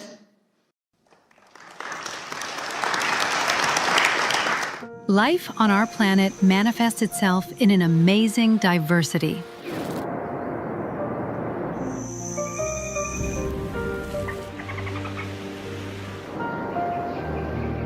Likewise, human civilization demonstrates an equally impressive variety of cultures, traditions, and religious beliefs that have been forming over centuries. This kind of rich heritage reflects various approaches to understanding human values and people's life in society. Within the framework of the Universal Grain, the unique social research project of ALLATRA International Public Movement, the volunteers addressed people worldwide with question, what do all of us have in common? And their answers show what unites us all. Siamo partecipanti volontari di un movimento internazionale che si chiama ALLATRA. And we're conducting a research, the Universal Grain. And the purpose of this project, we want to find out what unites all people across the world internally. En todos los países del mundo nosotros hablamos con la gente. We ask certain questions of people on the streets and famous people, like everybody. Apa yang mempersatukan manusia di planet ini tanpa melihat agamanya? Unabhängig von der Religion, Politik. Co właśnie robi człowieka człowiekiem, co jednoczy właśnie wszystkich ludzi. As one unified world community. We are all human beings here. Aside everything, aside the colors, we are all human beings. So it inspires us here. I think people feel love and care for other people in the same way, despite whether from their religion, their beliefs, anything like that. So I definitely think we all have that in common. Definitely. I think that love unites all of us. When this feeling fills our hearts, you know life becomes very happy and beautiful. And you're happy. Love is something what connects us. Love to other person, love to everybody. Everyone feel it. I think everyone feel it. We are all human beings. We are all made by the one creator. So we have to live in harmony with each other. We can change the world by giving love to others, so that as each one of us receives love, then we have more love to give the next person. You reposit self, so you can give that love. Humaneness is the most important thing, because people shouldn't do evil. A human being should do good. It is love for life in all its manifestations. God has endowed us with many qualities. We need to be able to fill them with our hearts. Humaneness, mercy, being caring towards everything that surrounds you. We should all be like this. The greatest commandment is love. Love your God with all your heart and all your mind. And then he said the second, love your neighbor as you love yourself. I live my life not based off of theology, off of the greatest example of Jesus Christ. And that's love. So when you do that, it doesn't matter. I will still feed you. It doesn't matter who you call God. I will still love you. For aid if you have been persecuted for your religious freedoms. Does that make sense? My rallying cry to the world. I just want to see people have a right to do what they have a God-given right to do, and that is to worship God in freedom. The first thing is to forgive, to love, to create, to be a honeybee. Yeah, a bee builds everything, right? We should create, and then we'll be fine. What unites us all on the whole planet Earth, regardless of where we live, who we are by nationality, and what our religion is? heart, smiles, joy. We should open up. Life is very short. We should live. You have to wake up, open your eyes with a smile and live. That's it. You don't know when the heart will stop beating. So you need to be happy. Humans have to love each other because they are human and they came from one place. We need our good thoughts and every situation, peace and love, it's everything. I may be Malawian, someone would be Zambian, someone would be from Germany, but we are all human beings. We are all united in the spiritual aspect because we are all human beings created by one creator. You have a spirit, I have a spirit. It doesn't matter, the outside skin is different, but we all have one spirit. People, they are all the same, despite the fact that they are from different cultures and have different backgrounds. And the most important thing that unites us is love. The ability to love and the need to be loved. The need to communicate with other people. If humanity is first, then we will know how to develop one another and how to care another. What each of us does, and more importantly, how we go about doing that, can and will, in fact, determine the future of mankind.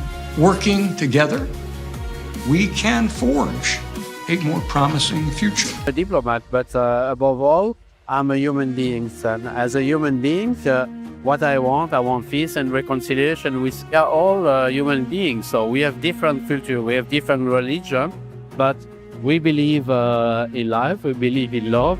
We want a better life, we want a better world, and that's why we need to be united. No matter the religion, no matter where you come from, no matter the color, we are one. Of course, we want the good part of a person to dominate. We have peace, we have friendship, we have kindness. And those are the things that the world really needs. Whatever our color and shape or beliefs may be, we are all human beings. We are all here together to do something together. Love is what unites all inhabitants of this blessed earth, given to us by God. It is love, heart. It is joy which may be radiated through a look or a smile. I think each of us has to remember that we should treat everyone as equal, treat everyone the way we would like to be treated ourselves. Humans are humans, everyone, even it's from the India or even with America, everyone's emotions are same. All humans are same. So respect each other, respect the individuality with them, and serve others, help it. That's fine. That's the way you can find the purpose in your life. People around the world share so many common values and ideas. They dream of a better future, and so many people, even when they are in terrible situations, they all still have hope. Every person is like that drop in the ocean. And the more drops you have, it suddenly becomes a tide and it becomes a wave of change. So every drop in that ocean counts. Doesn't matter how small it is. You know that the situation in the world now is not so safely to live because of this war, conflict everywhere. But you know that love can fight for these things, yeah? And friendship. No border for friendship. We can friends each other. In the era of informations, we can change the good informations, not bad informations.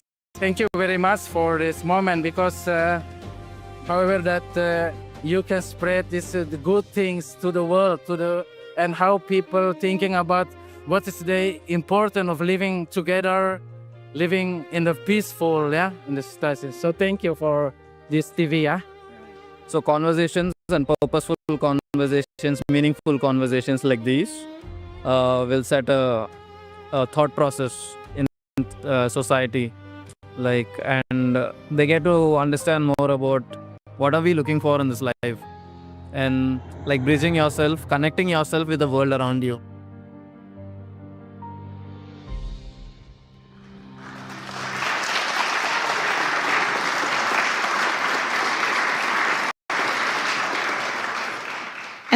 remember, this is just a short excerpt from the huge work that our volunteer did for the benefits of the entire humanity. And what you have seen is the powerful evidence that the spiritual diplomacy is not an abstract idea, but a vital necessity, carrying humanity's shared demand for a world where goodness and humanity prevail. And we have another example that the power of spiritual diplomacy. It is the living story of one person. You know, unfortunately, we live in such a world where we need to pay a very high price for the desire to say a truth. We often are persecuted for that. And that's what happened to ALLATRA International Public Movement in Russia. The reason why Russian authority persecuted us because of our uncompromised scientific position and our open position for support of Ukraine. And the Russian authority, they did not forgive us that, of course, right? For telling the truth. And we become the target of their propaganda and their persecution machine. Our participant, in order to have the ability to continue their work, continue to spread the truth, had to leave their homes and leave very, very rapidly. So, sorry.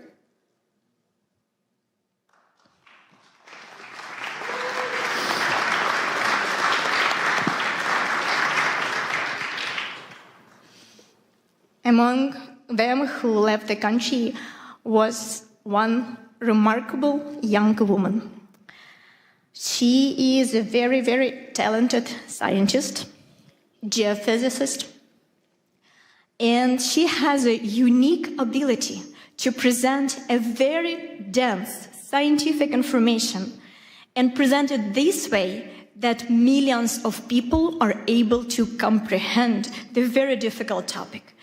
And she was loved, appreciated, and really followed by millions of people because of her honesty, her desire to stay and say truth without making the compromise and little adjust the truth that it will be digestible. She was able to present everything as it is, and she became the main target of Russian authority.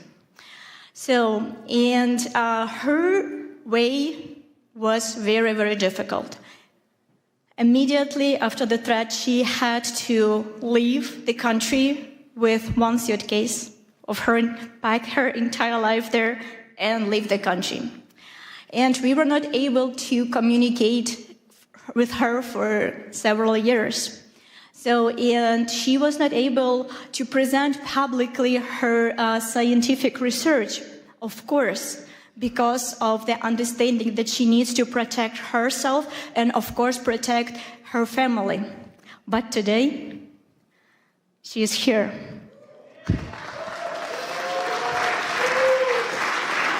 And this is one of the victory of spiritual diplomacy. And she is here because she wants to express her gratitude to Pastor Burns because of his support, his guidance. She is here to present him personally with the book that she wrote about Pastor Mark Burns. Ladies and gentlemen, please welcome Елизавета Kromova.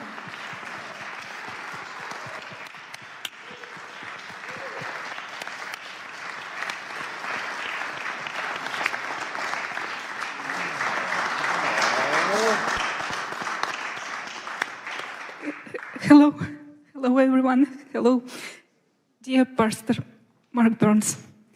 My name is Елизавета Kromova, and I am a volunteer for International Public Movement ALLATRA. I came here to the conference which you organized to personally express my gratitude to you.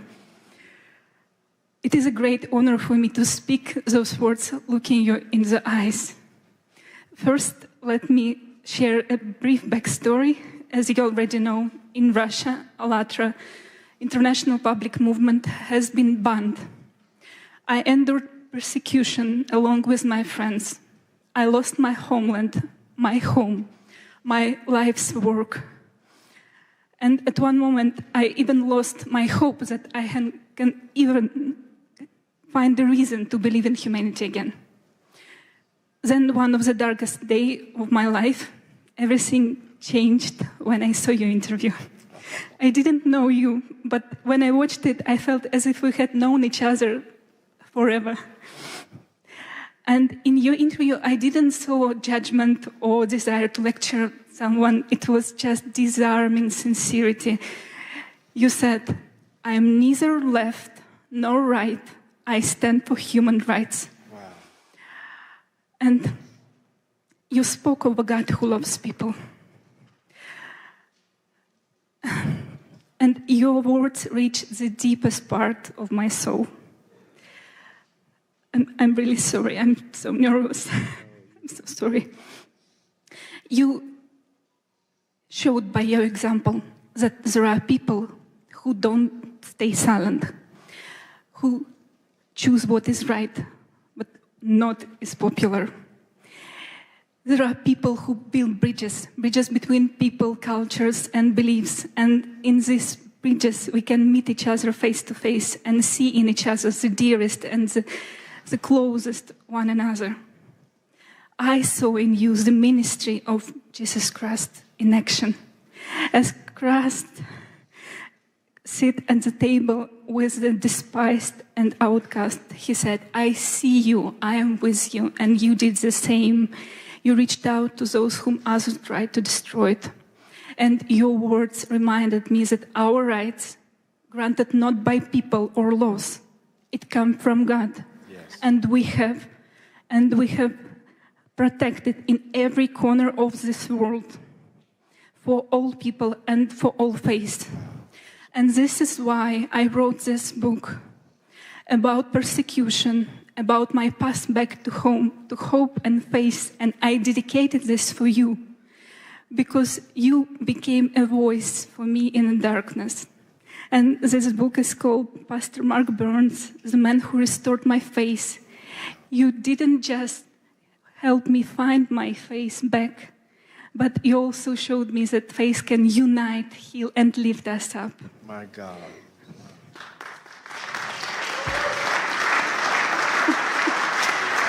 Thank you.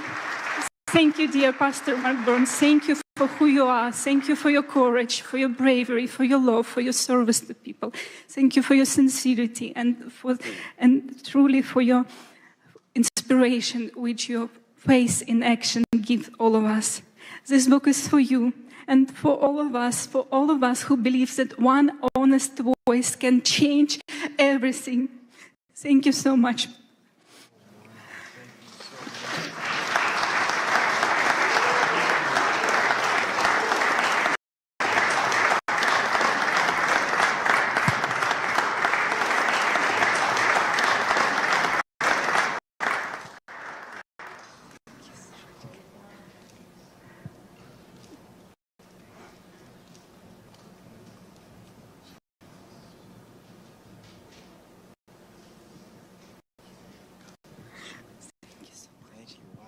Give her a wonderful hand clap. Wow.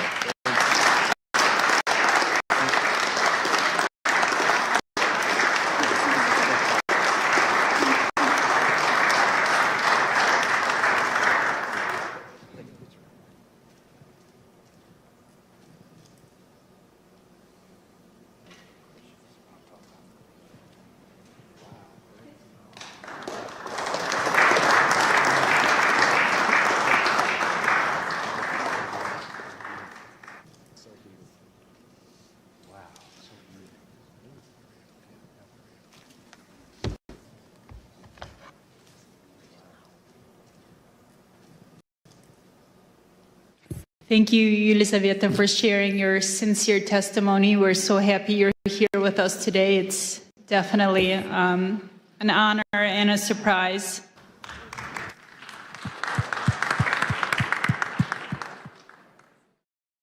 Ladies and gentlemen, we are starting. Thank you so much. And we are honored to welcome Congressman Mark Harris, representing China's 8th District, to the podium to open the second session dedicated to the critical theme of religious persecution and human rights. Harris is a former senior pastor and a dedicated public servant. He will speak to us on the absolute necessity of the rights of all people to practice their faith without fear. Congressman.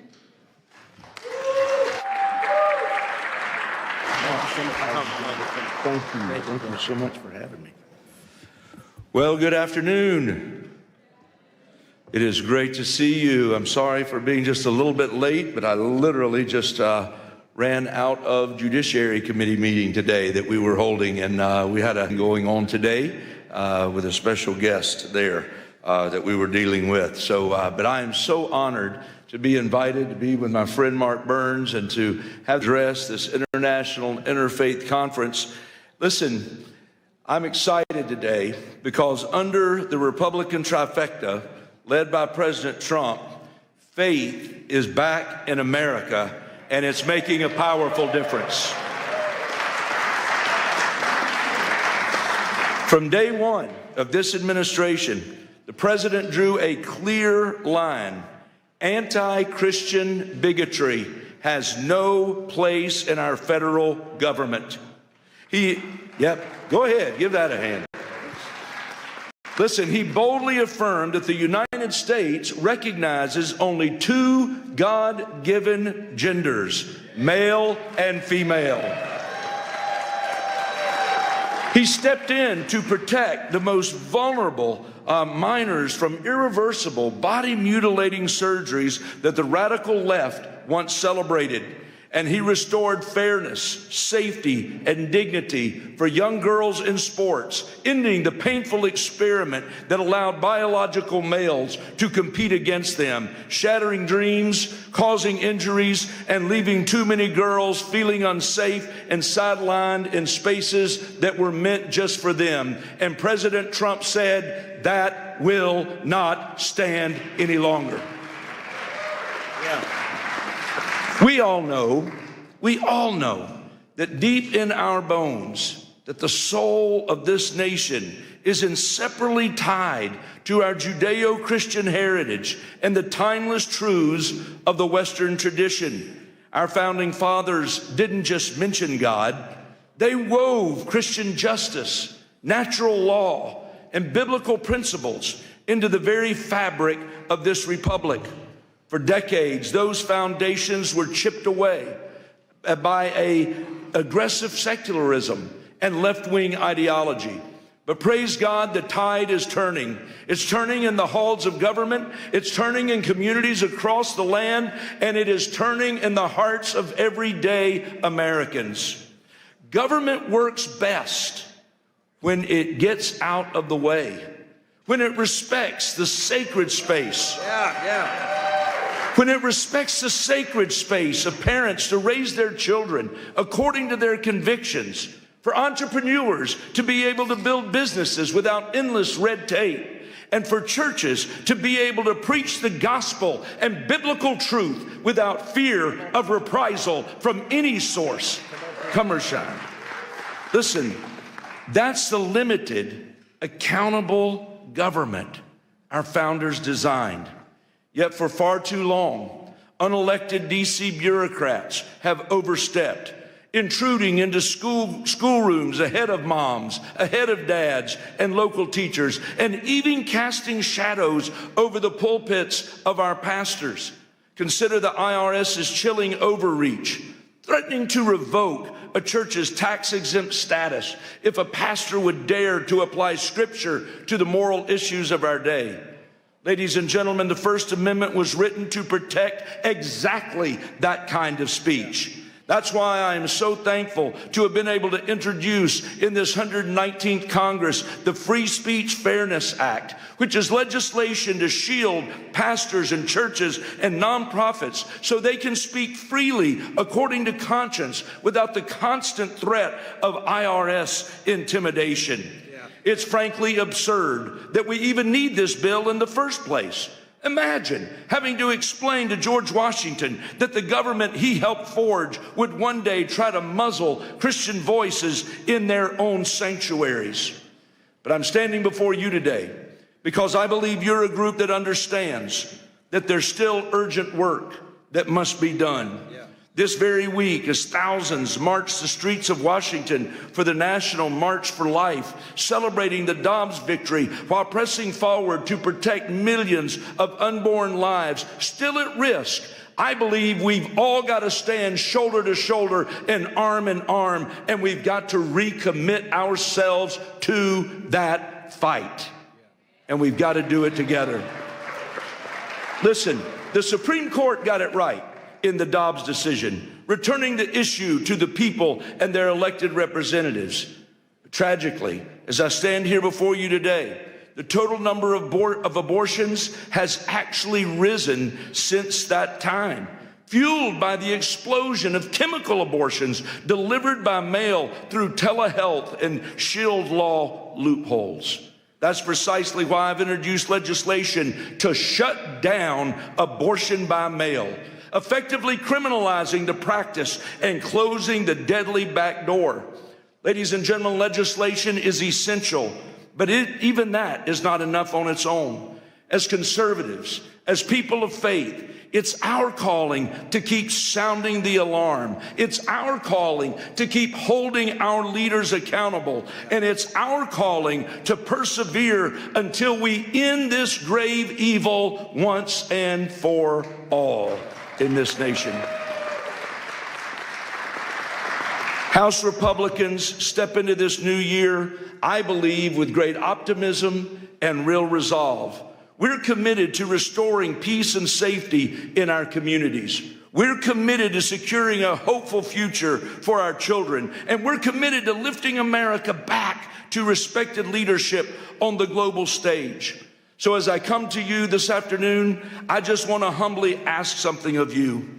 Please lift us up in prayer. Lift us up in prayer that we in Congress will not grow weary, that we will not stumble.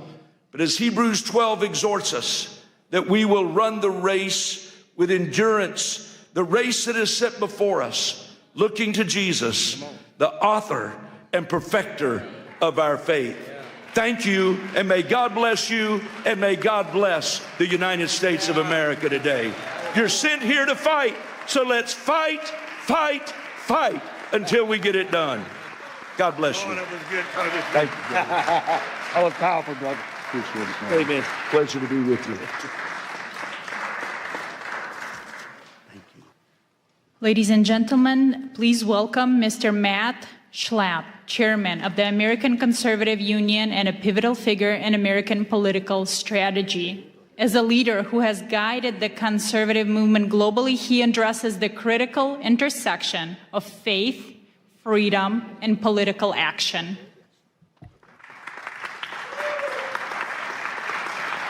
Thank you. Hello, everyone. That congressman could talk. That was good. He's not as good as Gus Bilirakis, but you'll hear from Gus soon, I'm sure. Thank you all. Thanks for letting me be with you today. Have you guys ever heard of CPAC?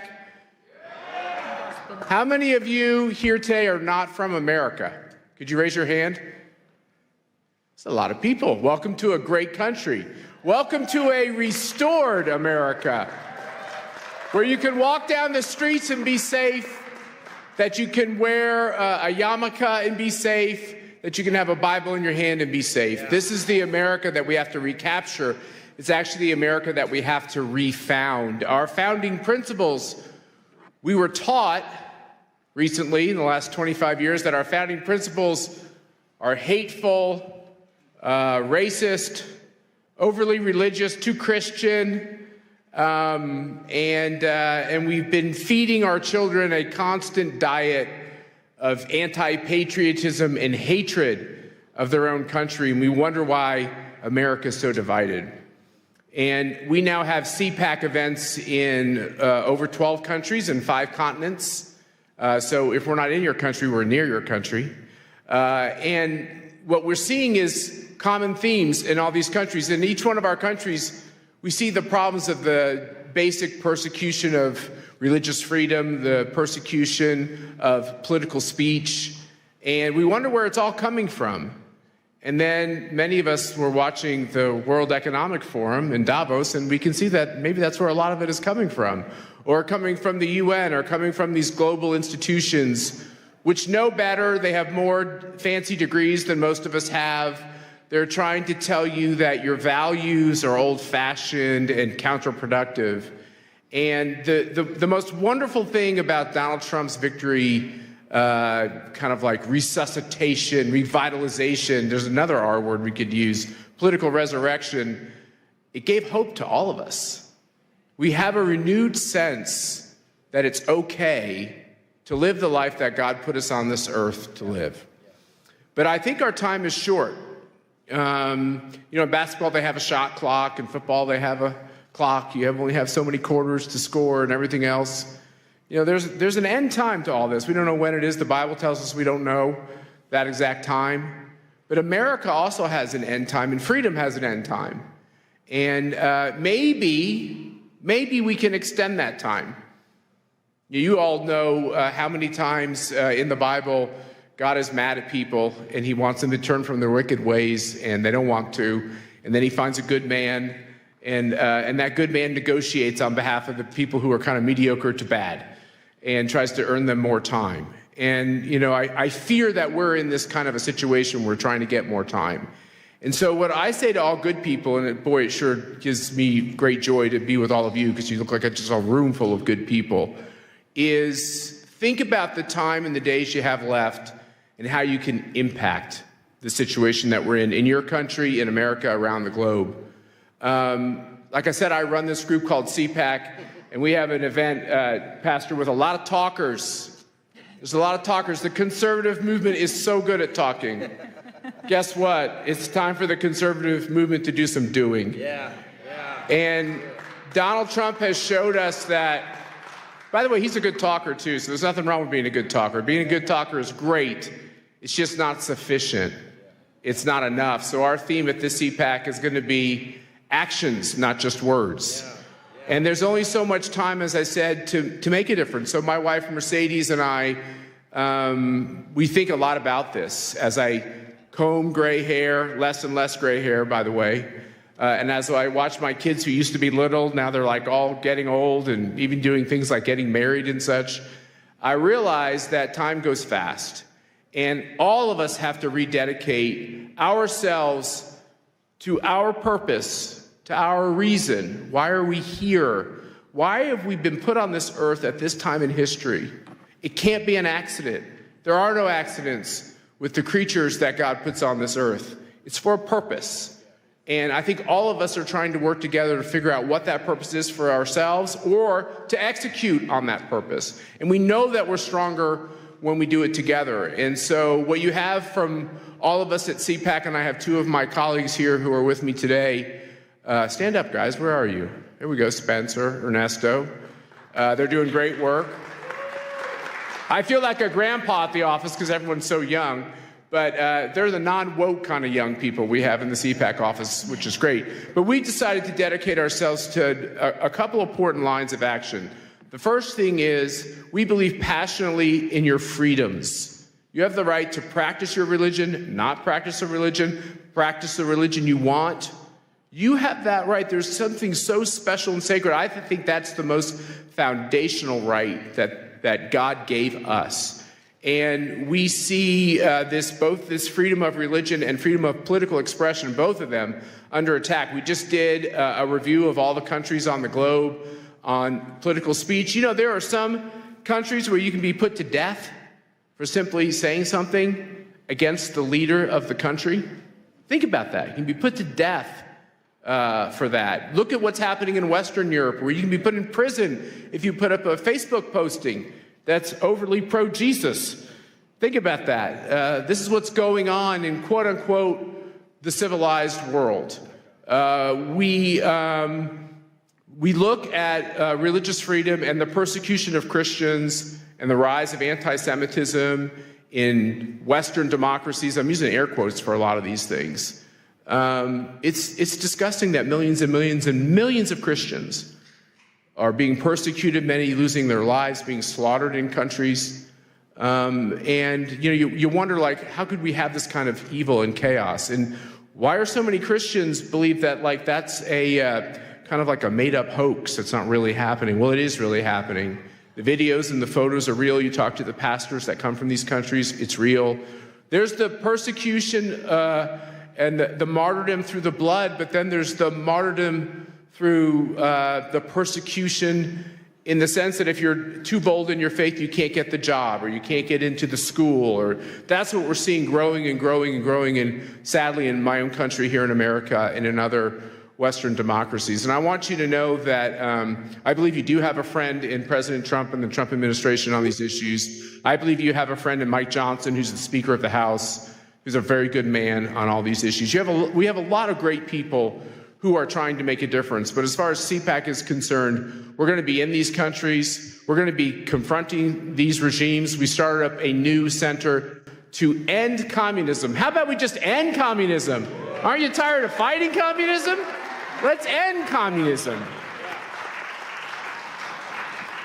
What China is doing to destabilize the globe, there's kind of a cozy conformity with China because they're rich and they're powerful, and a lot of countries need support. It's a dangerous game they're playing, because really at the end of the day, what a communist totalitarian regime wants to do is they want to take away all of your freedoms, your promise and your hope, and really turn you into a slave of the state. And it happens every time, everywhere, always. My wife's father tried to stop the Castro regime in Cuba, which looks like the end of that regime could be coming pretty soon. That'd be good for the world. And you have people like Jimmy Lai, who was arrested in Hong Kong, who simply wanted freedom for the people of Hong Kong. What you're seeing around the globe is really disgusting. And what we're going to do is take our voice, our team, our message, confront all these regimes. It's amazing.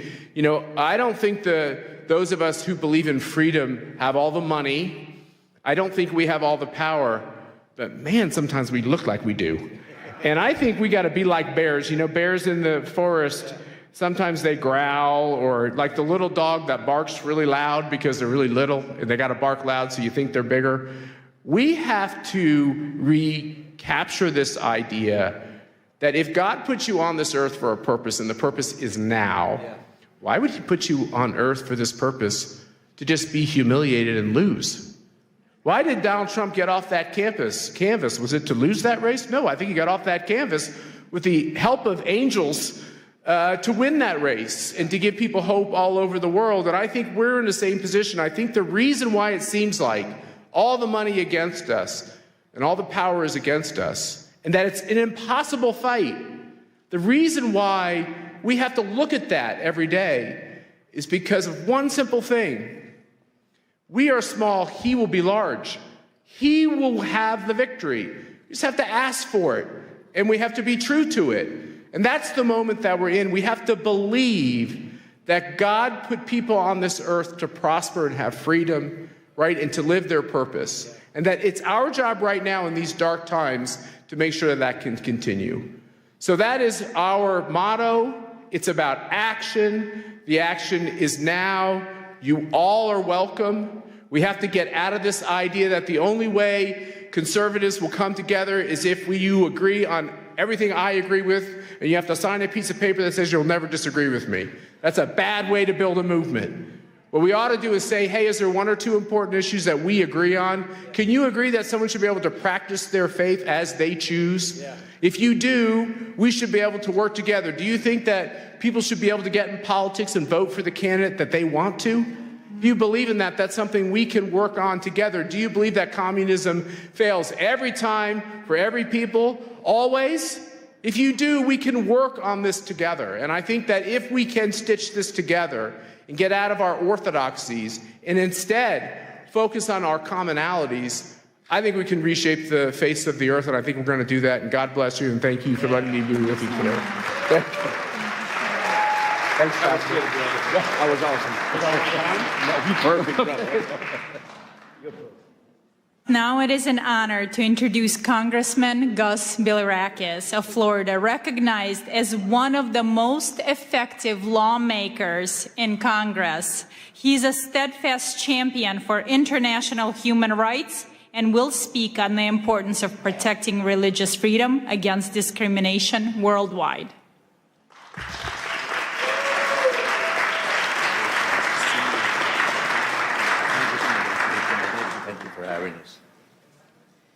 Thank you so very much. And I want to thank my good friend Matt. He's so right about these issues. We have a lot of things in common. We have to work together for the good of society, humanity. And you talked about, Matt, you talked about your wife, Mercedes' father, that was probably a political prisoner in Cuba. But this shouldn't happen in our hemisphere. And President Trump is doing something about it. We have hope now. And, Cuba is 90 miles from just south of Miami. And that's in our hemisphere. Venezuela, same thing. We need to take care of our people and make sure that they have freedoms and opportunities to succeed. So we appreciate President Trump as well. We gather here today, folks, on Capitol Hill for a truly remarkable occasion. The International Interfaith Conference, the Rise of Spiritual Diplomats. Thank you so much for attending. Please, again, before I begin, I want to extend my deepest gratitude to Pastor Burns. Pastor Burns, thank you for your vision and for your tireless leadership in organizing this great summit.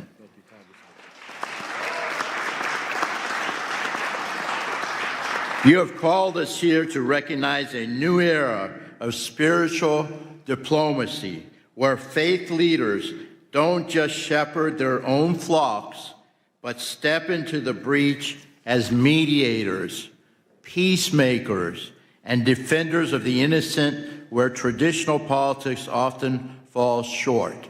And I will tell you, people like Matt and the Speaker of the House, who's not here right now, but Mike Johnson, he cares so much. He really does. And he's genuine, he's sincere, he's a godly man. And we are making a difference, folks. We are making a difference. We're making a lot of progress. So I chair the Congressional Caucus on International Religious Freedom. I see the first freedom not as mere legal concept, but as the heartbeat of human dignity. Yet as we meet on today, January 22nd, that heartbeat is under threat, folks. So again, I've got to tell it like it is. The data from this year's 2026 report is staggering. We are witnessing government restrictions on religion at their highest global levels in decades, unfortunately. We are so very fortunate here in the United States of America. And I know there's some bumps in the road, but we have religious freedom. And we should never, ever take that for granted. But in Nigeria, folks, the crisis has reached a breaking point. Statistics from the start of this year show that over 3,400 Christians were killed for their faith in the last reporting period alone. In this day and age, it's happening around the world, folks. I have fought to ensure Nigeria remains a country of particular concern, because we cannot stay silent while thousands are slaughtered. Do you agree? Yeah. In China, the CCP continues to target Falun Gong practitioners and Uyghur Muslims with high-tech surveillance and arbitrary detention. This is happening, folks. It's happening every day. China currently leads the world in the arrest and sentencing of believers. I mean, they're not spreading it. They're just practicing their faith, their religion. And in some cases, it's meditation, what have you. But they should be free to do so. In Pakistan, the shadow of blasphemy laws still hang over Muslim minorities. The Ahmadiyas and Christians turning private faith into public death sentence. Unbelievable. Global anti-Semitism. We must confront the reality that Jews are facing a resurgence of hate that we once promised would never, ever happen again. But it's happening now, folks, before our very eyes. We must stop it. The challenges we face are not only legal, in which regimes weaponize the laws to crush dissent, but also social, as tolerance breeds in the vacuum of silence. We must not stay silent. We must act, folks. And that's what we're doing in this Congress. This is where the spiritual diplomat comes in. You are the ones who can reach the places a secular envoy cannot. You speak a language of universal values, justice, peace, and the sacredness of life that resonates deeper than any treaty. You're the ones. We can do this together. I'm Greek American, and we say, Oli Mazi, all together. We can do this together if we stick together.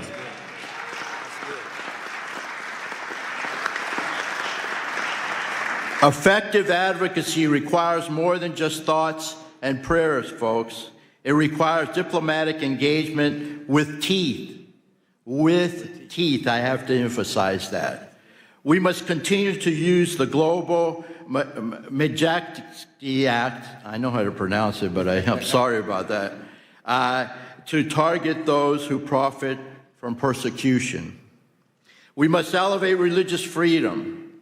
This issue must be a permanent pillar of our foreign policy. Do you agree? Yeah. It has been under this administration and under Marco Rubio as Secretary of State. And we must always be present. When faith leaders and members of this caucus speak up for the persecuted, it sends a message. We are the greatest country on the face of the earth. People listen to us. We must take advantage of that. The world is watching, folks, and you are not alone. You are not alone. Pastor Burns, you often say that spiritual leaders, and I quote, carry no weapons, they carry wisdom, right? I'll repeat that. Pastor Burns says, spiritual leaders carry no weapons, they carry wisdom. Today, let that wisdom guide our policy, whether it is Christians in the Middle East who are being persecuted, a Muslim in China, or a Jew in Europe. And I will tell you that the Orthodox Christians are also being persecuted in the Middle East. Syria in particular, and of course in Turkey as well, there's not religious freedom for Orthodox Christians in the country of Turkey. We must speak up, folks. We must not be afraid.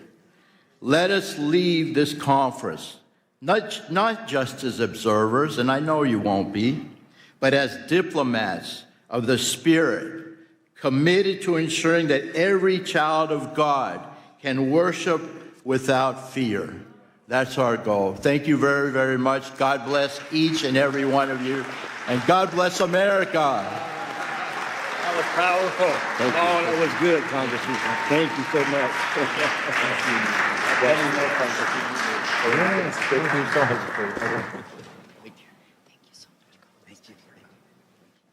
Well, you know, I think I'm about to speak again. But before Matt Schnapp leaves, this man, again, you all know who he is. He does so much for America. He does so much for the conservative movement in America. He literally, him and his wonderful wife, Mercedes, bring millions of conservatives all over the world to bring a message of unity and peace. And it's a great honor for me as he had to slip out. But as you know, we're going to be pinning everyone who takes the commitment of becoming a true spiritual diplomat.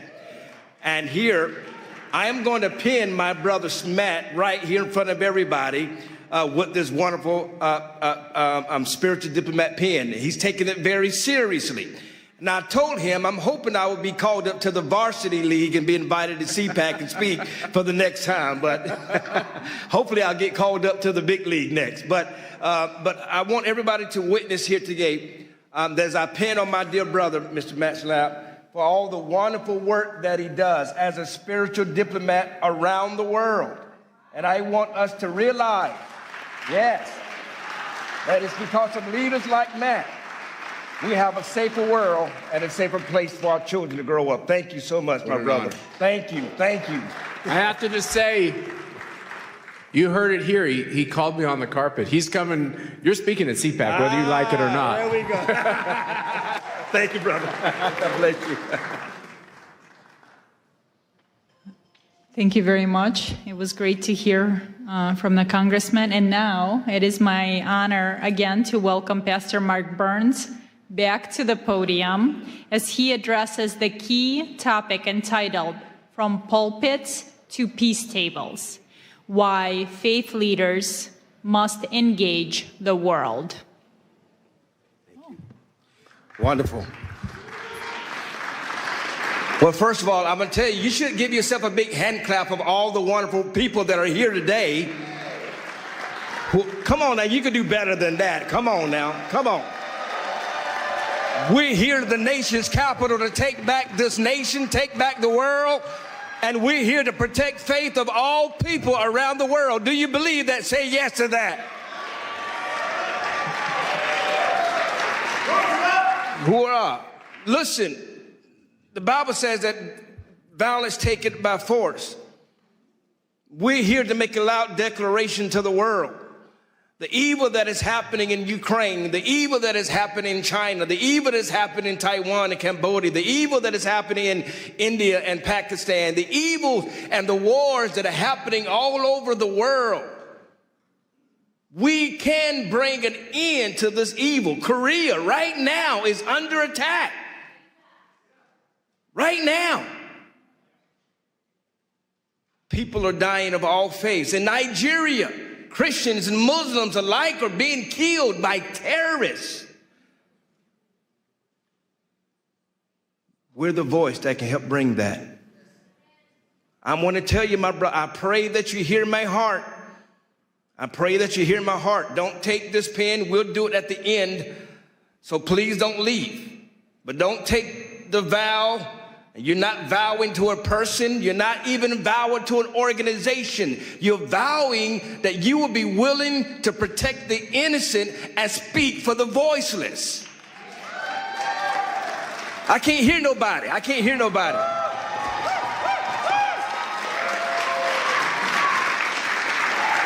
That's why you're here.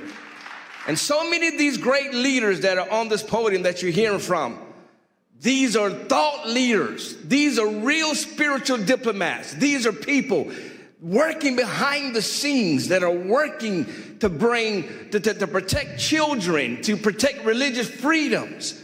We're going to talk about it a little bit later about the young girl that was raped in Tanzania. We have His Excellency that is here right now, all the way from Tanzania to talk about it, to discuss about it. It's not always about the things you see on CNN. I'm not here to play games with you. I was recently at an embassy, and I'm not going to mention the name of the embassy, but I was sitting down with the ambassador, and we were sitting down, and everybody was eating, and everybody was loving on each other and patting each other on the back, and I put my hand down, and I said, "Don't you understand why we're here?" I said, "I'm here because people are dying right now in your country. We don't have time to be sitting here drinking champagne. People are dying. We're coupling and assembling ourselves to bring peace, to be willing to speak to the kings of the world, to speak to the leaders of the world, Brother Jack, to speak to those that are voiceless. I'm going to keep repeating it.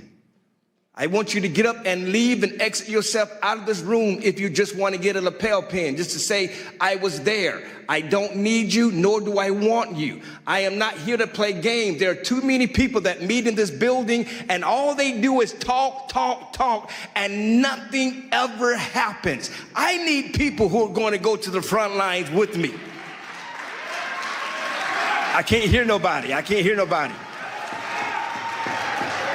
I am in a room full of leaders, am I not? I am in a room full of real warriors. I can't hear nobody. I dare you to open your mouth up and say, I'm one of the people. I'm ready to go to war. Somebody say yes to that.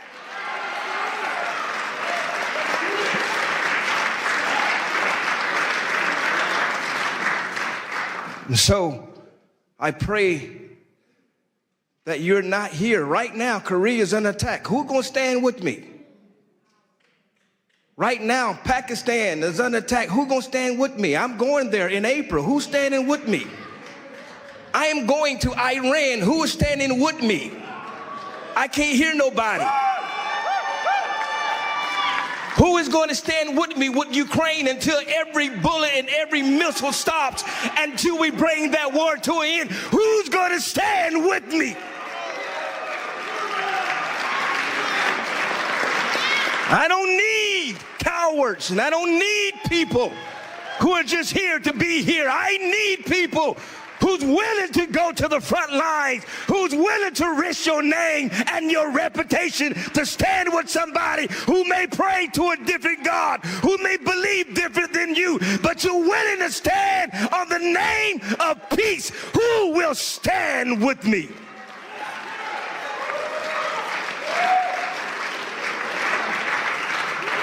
Who will stand with me? Who will stand? Who will stand? Who will stand? You're going to be charged today.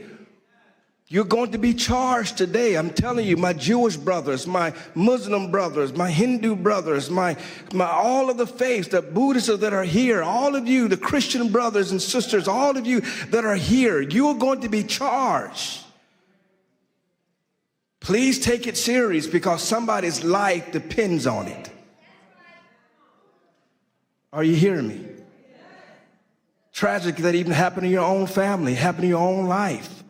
I've studied your story and how you left, how she sung the national anthem, but she was in Russia, and how her husband came under political persecution, and they left Russia, moved to Kyiv with their son, who's sitting right there, just to have her husband assassinated in Kyiv. This is the kind of battles that people are facing right now around the world, and yet she flew all the way from Kyiv just to come to sing the American national anthem. That's putting our differences aside and standing as one people, as one voice.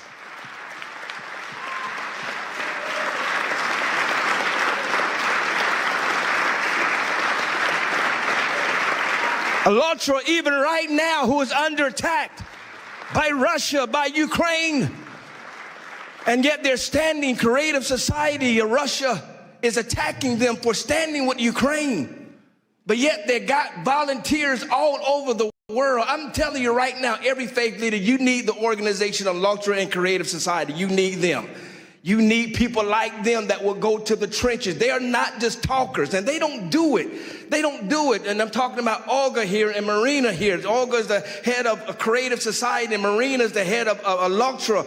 And they have volunteers all over the world. When I'm at the Vatican, they got volunteers that are there. When I'm in Korea, they got volunteers that are there. When I am in Africa, they got volunteers that are there. These people don't just talk the game, they do it. And they don't need no presidential invitation. Quit waiting for the White House to invite you. You don't need an invitation. I can't hear nobody. You don't need an invitation, Valerie. You show up and fight. You show up and fight. You do it faithfully. consistently. So these leaders that are up here, they're not here to waste your time. They're not here to be famous. We have real serious issues, Marquetta, real serious issues that we're going to solve. And what I'm going to be asking of you is helping us to continue to create this network.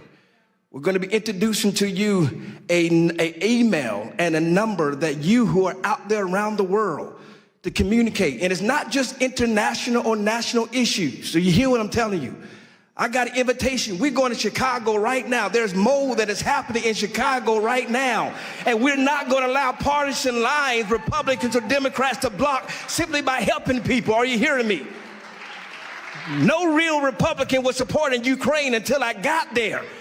And I came up with the mindset that I'm going to stand with is right, not what is popular. Are y'all hearing what I'm telling you? I don't care what your faith is. I don't care what you believe. Rabbi Duby, I'm going to stand for what is right and not what is popular. Are you hearing me? And so we got battles all over the world, desperately needing people to come and remind them that help is on the way, that you're not by yourself. I'm not here to give you some political rah-rah speech. I thank the president for sending me the video. Thank you, Mr. President. He's in Davos and he stopped and he sent me a video to tell everybody he's supporting what we're doing. But that's not what I'm living for. We've got to get to the point where that spiritual diplomacy lasts beyond whoever's president. Because there are rape victims that need us. There are drug addicts that need us. There are religious people that are dying for practicing their faith that need us. Who's willing to go speak to the kings of the world? Who's willing to risk their reputations? Are you hearing what I'm telling you? And so I pray that you receive what I'm telling you. I want this movement to continue to grow and grow bigger. We're planning to do this again in 6 months at Mar-a-Lago at the president's house. And we're going to bring it even bigger and even greater. Then we're going to G20. We're going to do a wonderful event at G20. Amen. We're going to take over Miami. And then we're going to go to Qatar. And then we're going to the Vatican. We're taking this all over the world to bring peace. I believe we're going to have a spiritual diplomacy right there in Tehran and right there in Iran and show the world that we won't allow evil to win. Y'all not talking back to me. We won't allow evil to win. We will stand for what is right and not what is popular. Somebody say yes to that.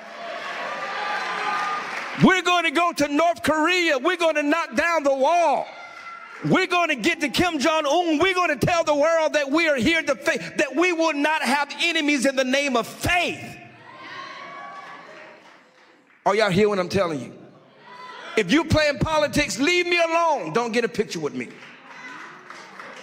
Think I'm playing with you. I'm not. I'm not. I don't got nothing to lose. You don't understand how I got here. I didn't get here by sucking up to nobody.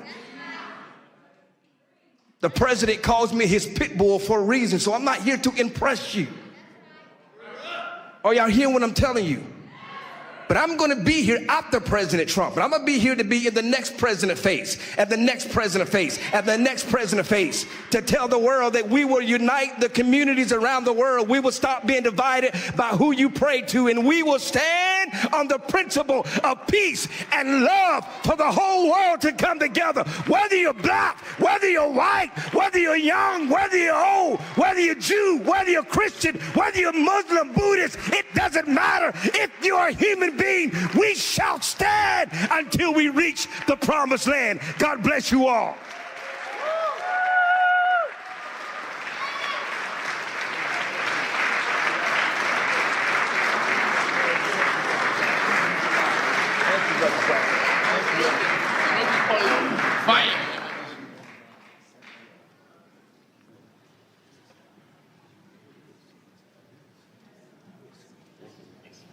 Thank you, Pastor Mark Burns. Wow, who's going to follow that speech? We are honored to hear from Rabbi Eli Abadi, medical doctor, a senior spiritual leader and member of the Council of Sephardic Sages. He speaks on building bridges of faith and peace in a post-Accords world, examining how the Abraham Accords have opened new paths for coexistence in the Gulf. Rabbi?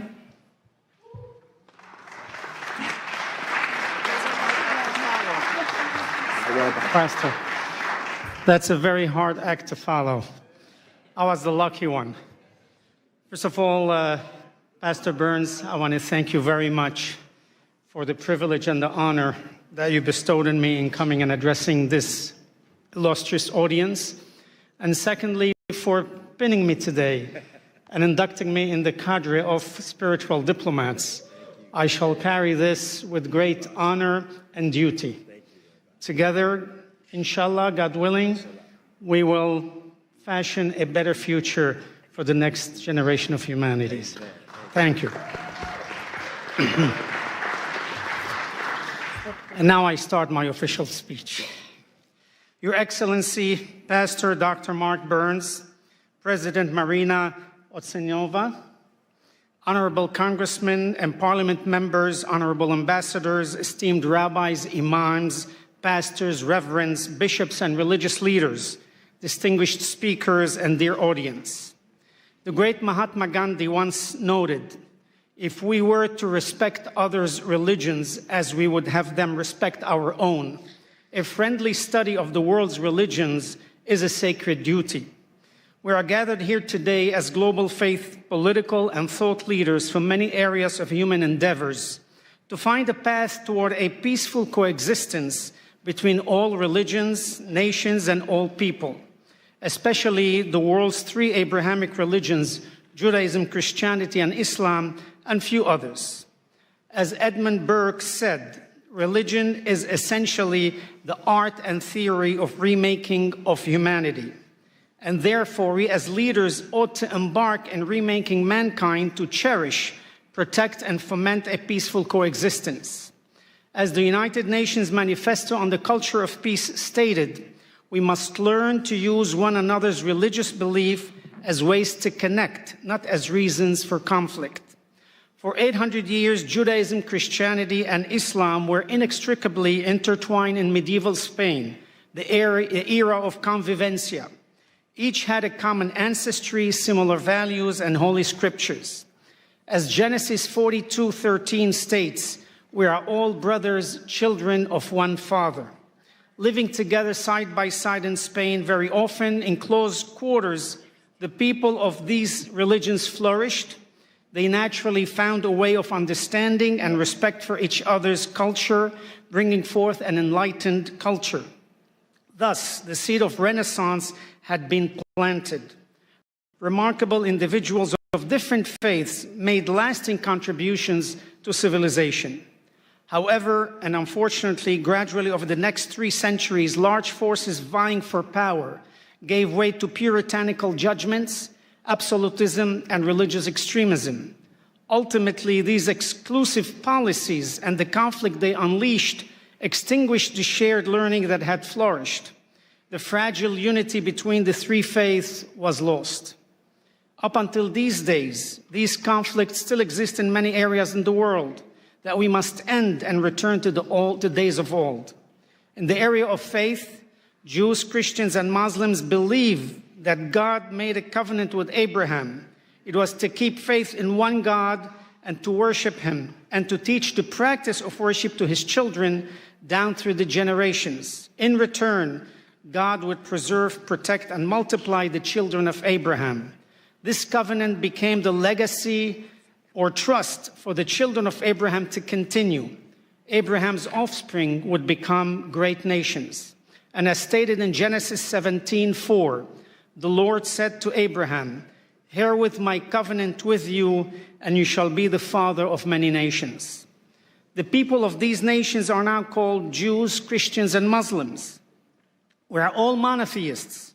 We all believe in one God, the creator of all that is, in the universe and on earth. As leaders, we are enjoined by our faiths to find path toward a peaceful coexistence between all religions and all people. Therefore, in order to establish a channel of communication and cooperation on an international level, we must continually ask of ourselves what we insist from our own people, the acceptance of diversity in religions. First, as leader, we must lead by example and communicate to our people that peace is a basic human right. Scriptures in Leviticus 19:18 teach us to love thy neighbor as thyself. It is a directive that teaches each one of us here today to love one another through peace, acceptance, and understanding. Second, as each of us takes enormous pride in our own religious history, culture, and strength, so too must we pride ourselves on the level of understanding and tolerance our people have of other religions and cultures. As we encourage our people's pride in our own religions, we must castigate our congregations should intolerance and ignorance of other religions and cultures arises. Third, it is our responsibility to guide our people towards looking for the inestimable value of peace and not in conflict. Yes, the world is made up of different races, colors, ethnicities, religions, and political ideology. However, the seeds of peace begin to grow when people of all faiths and backgrounds are encouraged to communicate, tolerate, accept, and ultimately love each other. Today, ordinary people from all three faiths share a deep desire for peace and justice, and from many other faiths, not just these three. They all aspire to seek, to encourage a model friendship and respect for each other.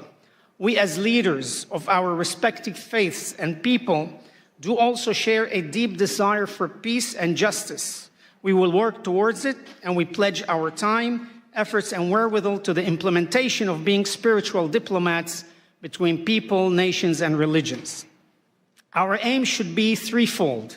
One, to stand together should any of our communities suffer harassment or attack. Two, to respond together to events, local or global, which have an impact on the relationships between all of us. And three, to overcome some of the misrepresentation, demonization, stereotyping, prejudice, and lack of awareness in the world through an ongoing educational process that teaches peace and respect for each religion, ethnicity, race, and nationality with a goal of a peaceful and respectful coexistence. It is time to take the initiative without waiting for more ignorance, hatred, and war to occur. It's time to actively bring peace where there is conflict.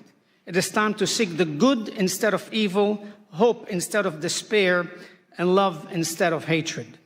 It is time to allow our love of God and respect for His covenant to protect and multiply the children of Abraham, to materialize into a worldwide covenant of peace and protection for all of humanity. Given the many examples in history, as well as some conflicts which are so recent that they continue to take place as we speak, they demonstrate the need for leaders to speak out and preach against religious intolerance, ethnic persecution, and race superiority. The core of these conflicts stem from the idea that one's religion, ethnicity, and race is the superior one, giving a person or group of people the religious duty to impose their religion on others under penalty of death, or to persecute other ethnicities and nationalities. Terminology such as infidels or heretics ought to be eliminated from our vocabulary. Using these words allow the zealots to attack, persecute, force conversions, and even kill anyone who has been branded as such. As leaders, we ought to condemn the use of this terminology. Equally as important, we need to teach that religion and religious values can and should be transmitted only through love, acceptance, and tolerance. Religion can only be appreciated if transmitted peacefully and with the consent and wholehearted acceptance of the individual. We as religious leaders have the responsibility to highlight the beauty of religion while teaching our own people how religion can bring harmony, peace, and understanding. On 5 occasions in the Bible, 1 in Leviticus, 3 in Ezekiel, and 1 in Nehemiah, each state that the religious statutes given by the Almighty are, quote, so mankind can live through them. And our sages in the Talmud expound on this announcement, saying specifically that by obeying the religious statutes, we are to live through them and not to die through them. In Psalm 34:15, King David exhorts us to search for peace and pursue it. Our sages in ethics of the Father state, be from the disciples of Aaron, the high priest. Love peace, pursue peace, and love your fellow human. Each of us here today as leaders, we must make that commitment to encourage our people to pursue peace and love one another. All of us here, Christian, Muslims, Buddhists, Hindus, and others, can effect change by planting the seed of true peace amongst us and our co-religionists. We can come to the reconciliation of our people. Oseh shalom bimromav, hu berachamav ve'aseh shalom aleinu, v'alamo Yisrael ve'imru amen. He who makes peace in his high heavens, may he in his mercy bring peace upon us and upon his entire nation, and let us say amen. Peace be unto you. Assalamu alaikum. Shalom aleichem. May God bless us with this endeavor. Thank you, and God bless you. Beautiful night, Rabbi. Thank you for that powerful speech. Hey, we just get started.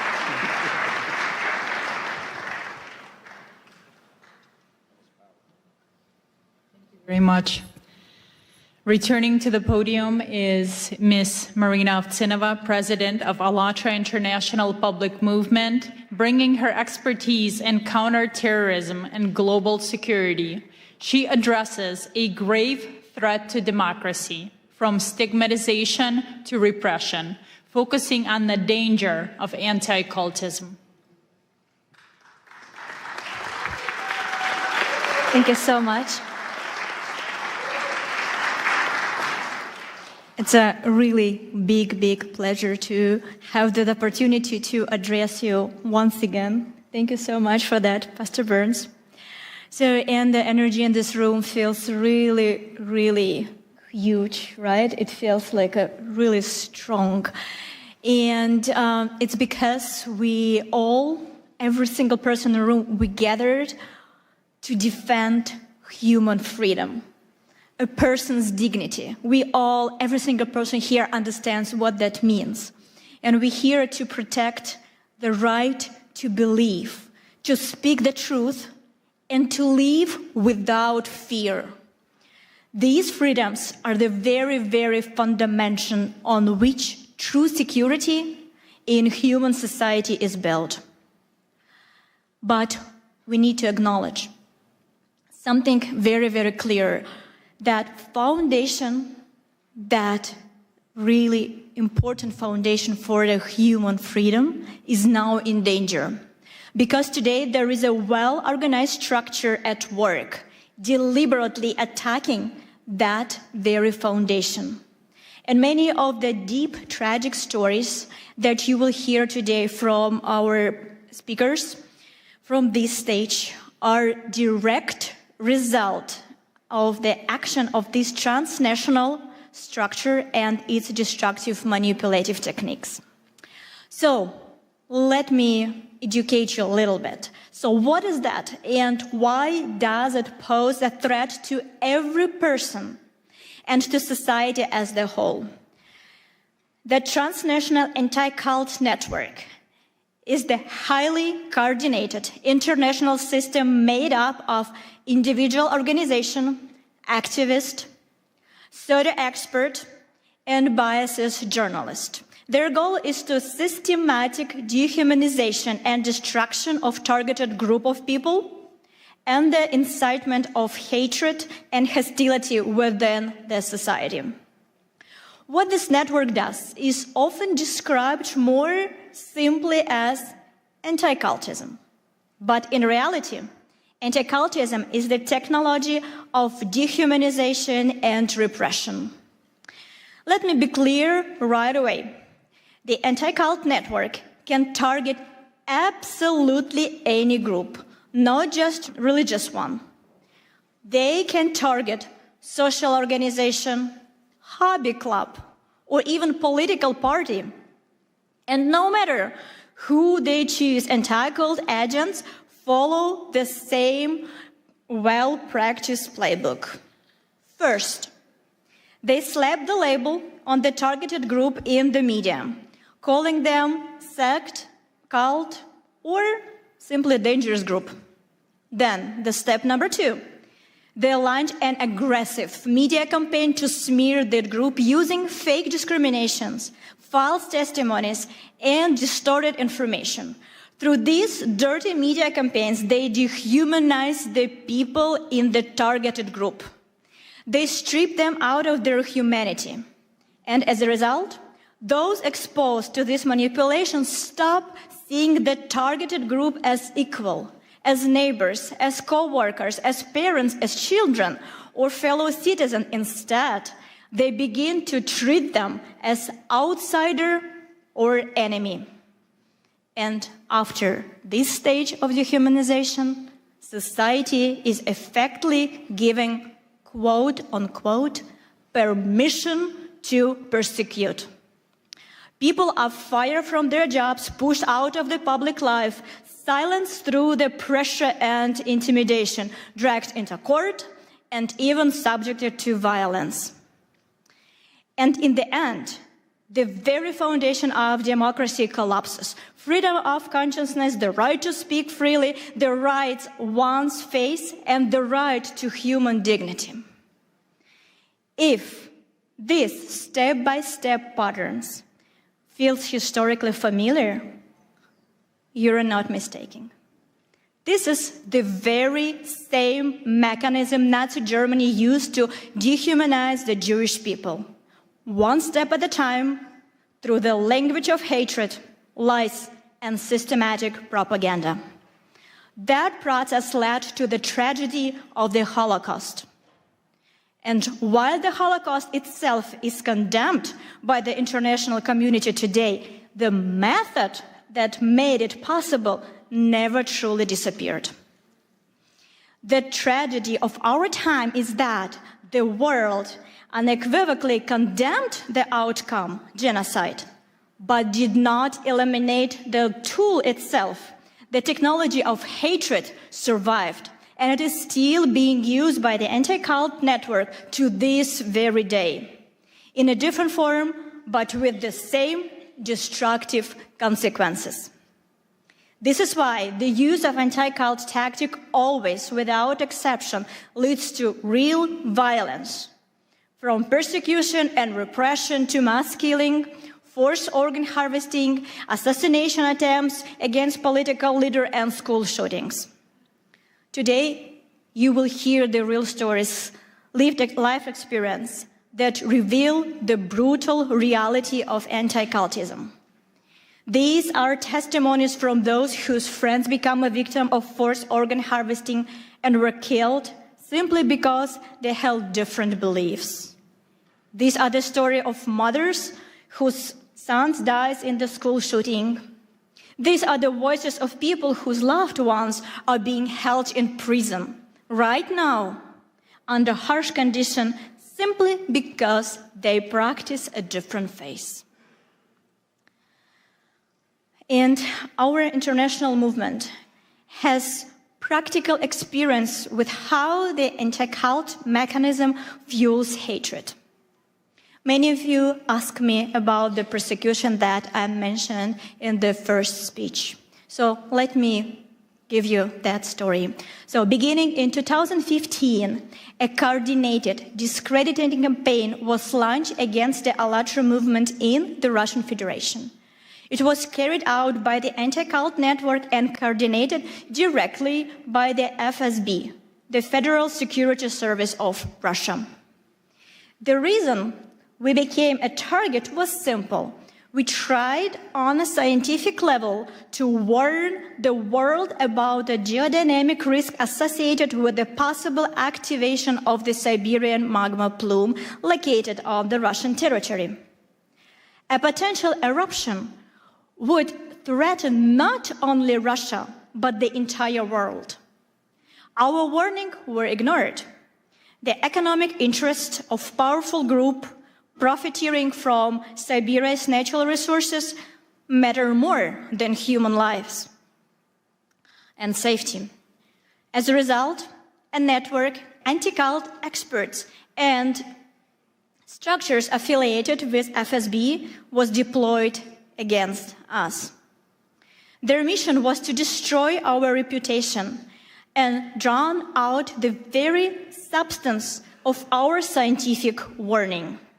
In the end, the ALLATRA movement was labeled in Russia first as undesirable organization and later than extremist, in part because of our support to Ukraine also. In Russia, anti-cult actors use their full arsenal against us. The media, courts, and the full machinery of the state. They believed that by putting us on the blacklist, they could force us into the silence. But they were wrong. We began to speak even louder. We studied their method in the smallest details. We made them public. We exposed the structure of their network, their roles, their connection, their channels through which they spread their narrative and their real motives. And we brought it to the world's attention. We proved that this Russian anti-cult infrastructure of hate has already been exported to China, Korea, Africa, Europe, and the United States.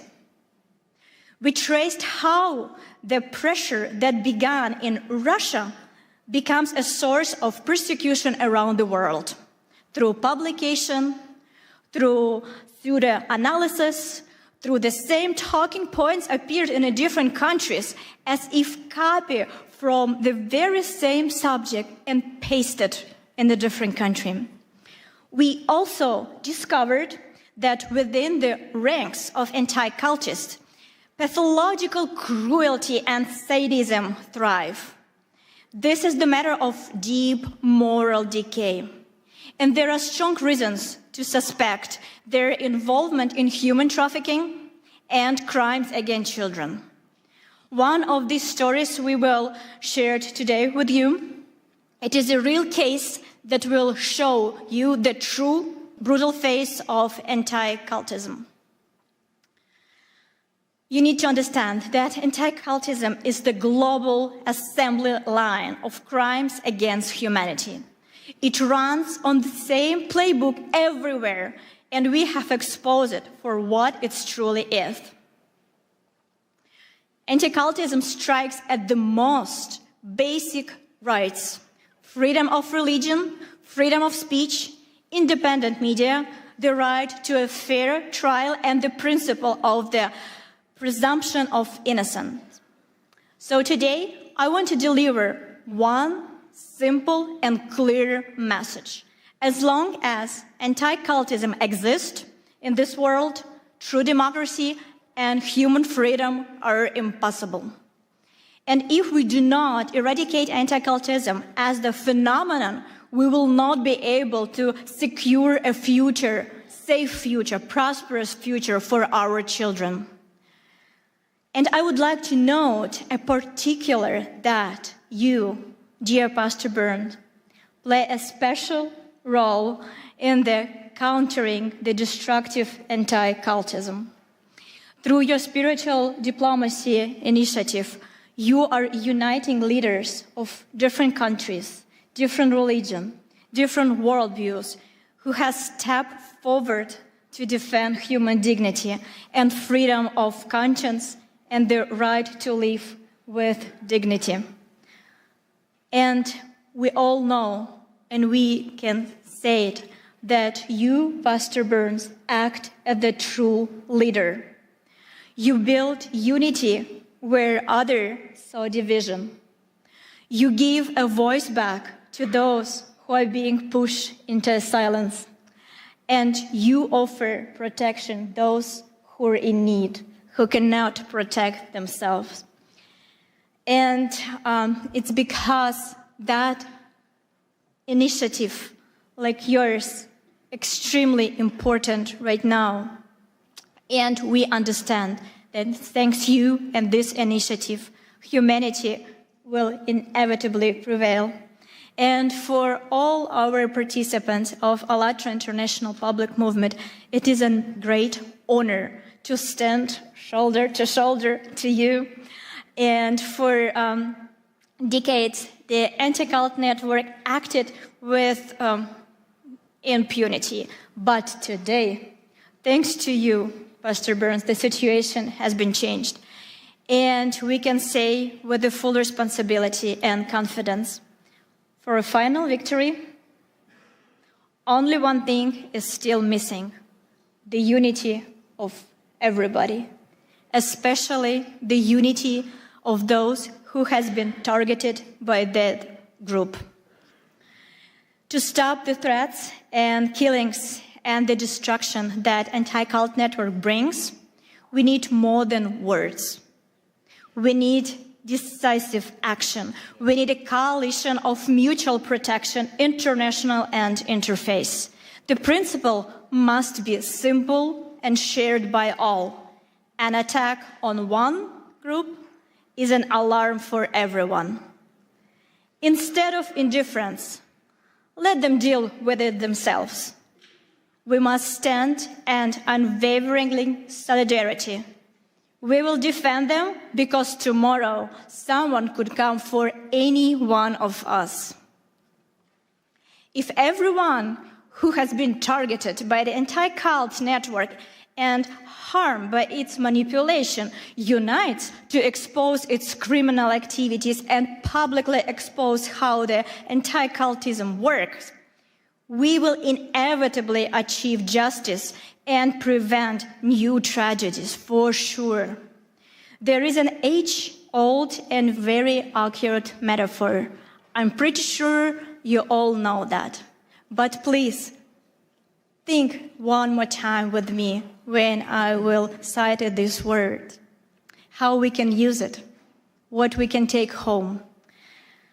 We all know that it is very, very easy to break a single twig. It takes almost no effort. But if we gather all twigs together into one bundle, it becomes stronger. Not because each twig has become stronger, but because they are together. And that is exactly how we must act right now. Each of us may believe in our own way. Each of us can continue doing what we are doing. We're all leaders. We all have our missions. But together, by protecting our future, our children from this organization, by standing for rights, for freedom of religion, for freedom of choice, for freedom of your thoughts, your action. So we definitely can change this world. Because by the end of the day, our strength is in unity. Thank you so much.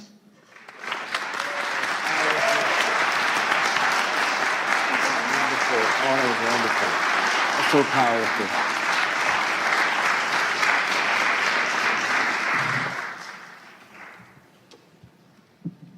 Thank you, Marina, for that sobering analysis and for making it clear that as long as transnational anti-cult network exists, democracy and freedom are impossible.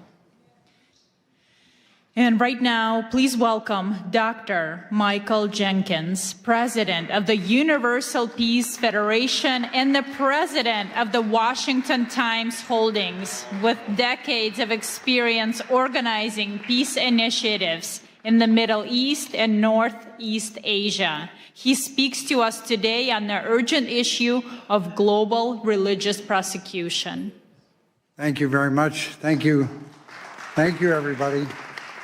To our distinguished panelists and outstanding audience and delegates, it's great to be here with you. Pastor Mark Burns is really doing a great job for freedom, religious freedom and all freedoms. I want to give him a hand with my heart. Thank you. Thank you. United in liberty. Also want to thank President Trump, who's doing an excellent job with religious freedom, forming the White House Faith Office with Paula White, and Pastor Burns is also leading that effort throughout the world. We are in a global war right now. There's a global war against God. And it's hitting every faith, every community, and also people of conscience. What are we going to do? Nigeria, Christians are dying there, being persecuted for their faith. Muslims also. The Uyghur Muslims in China are being held in, a massive place with over 1 million people. And many are dying under persecution. India, also many nations of the world. And I really want to say, how will we stop this? How are we going to turn this around? We have to bring the faith communities together. That is the #1 thing that will help the most. And then the political leaders will be enlightened and they will follow the lead of the faith leaders if we love one another. I really believe that right now we see that there is an urgent situation, and that is with our Jewish family. I met my brother, Rabbi, and I would like to have a moment of silent prayer for our Jewish family right now. Just a moment of silent prayer. Peace for all Jewish people everywhere. Amen. Amen. And for all God's people, and also for all people of conscience. So I would say to this: peace, shalom, assalamu alaikum, shanti, shanti. We can win when we come together. We are meant to be together.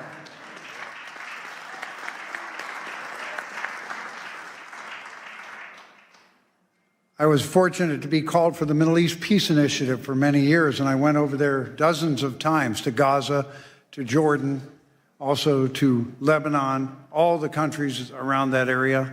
And I found interfaith dialogue can do more to heal divisions than anything else. Other things are important too. Economic development, all kinds of friendship, education, economic investment. But interfaith dialogue can bring hearts together. Suddenly, your Muslim brother or your Jewish sister or whoever it is, your Christian friend, are no longer strangers that we have images about. They become family. They become family. So even as miserable as it has been for the people of Gaza and Israel, interfaith dialogue has to rise, Pastor Burns, right away. Right away. You need to lead it too, because you're so much fun to be with. This man loves everybody. One thing about interfaith dialogue, if you love people and you really appreciate how God is working through their faith, it changes you. That's why America has such a central role to play, because there is an understanding that all faiths are welcome here, even though we mess up a lot of times. All people are welcome in America, all faiths. How are we going to make that happen? We need leadership. We need the spiritual diplomats. Spiritual diplomats are not political leaders, but they can help lead the way for political leaders. Our congressman who came here, how great it is that they support. But they're also, the lead of spiritual diplomats is something that's not restricted. We don't have to worry about a lot of protocols, right, Doc? That's right. You just go and start engaging with love and wanting to heal. So I just want to highlight a couple areas in the world that are shockingly going the wrong direction. We usually see countries that are unstable or countries where there's kind of a strong leader, a strong man leading that oppress other people. But how about democracies? How about democracies? We never imagine democracies. No, they really follow the will of the people. Well, in Japan, a terrible thing has happened. Matt Schlapp talked about communism. Why is communism a problem? Fundamentally, it denies the existence of God, and it sees religion as the enemy. So earlier on, Father Moon and Dr. Han developed a movement in Japan in the late 70s, and it was so effective at stopping communism. Prime Minister Kishi brought him in together, and then Prime Minister Abe, and they all worked together. And communism did not take over Japan. They were trying very hard in the 70s. It was possible it could happen. But then those same communists formed lawyers' groups that have been against this movement of family federation. And they've been against it for years and years and years. And then finally, a more liberal leader came as the Prime Minister of Japan, and he kind of caved into them and said, we got to get rid of this group. And he announced, we can't. They haven't broken any law. So somebody came up with the idea, we don't need a law. If they've just made some disturbances or they've had lawsuits, we can use that. So they used that. Fortunately, there's a new prime minister now, so I think a new history is about to be written. But why do we bring this up? Because when a democracy like Japan goes the wrong direction, a domino effect occurs. So last year, Rwanda and Kenya cited Japan's example of closing or dissolving a religion without breaking any law. They got excited about it. This happened in 23 and 24. Rwanda has now closed, shut down, or destroyed 10,000 Christian churches in 2 years. And they cited Japan's example. They're a world democracy. And then also Korea. Now the leader of Korea is really not supporting the faith traditions. He's more of a left-leaning person. That's why President Trump challenged him when he came to the Oval Office. He said, what's going on in Korea? Looks like some kind of a revolution or purge. You're persecuting churches. They went after Yoido Full Gospel Church. They went after Billy Kim, who was the translator for Billy Graham. On July 18th, this last year, they raided thousands of organizations, or thousands of people came out and raided many churches, including the Family Fed. And they went to Sagero Church, a Presbyterian church, and because that leader is standing up for family values, marriage in the image of God, and freedom of speech, he's now in jail now. He's been in jail for almost 137 days, right? And Mother Han of the Family Fed, she's been put in jail now for 125 days. She has not been convicted of anything. So we're just calling your attention to that, because when you come together, we can move our faith communities together, and then the nations can move. God bless you all from your nations, your faith. God bless your family, and God bless America. You're so good. You're so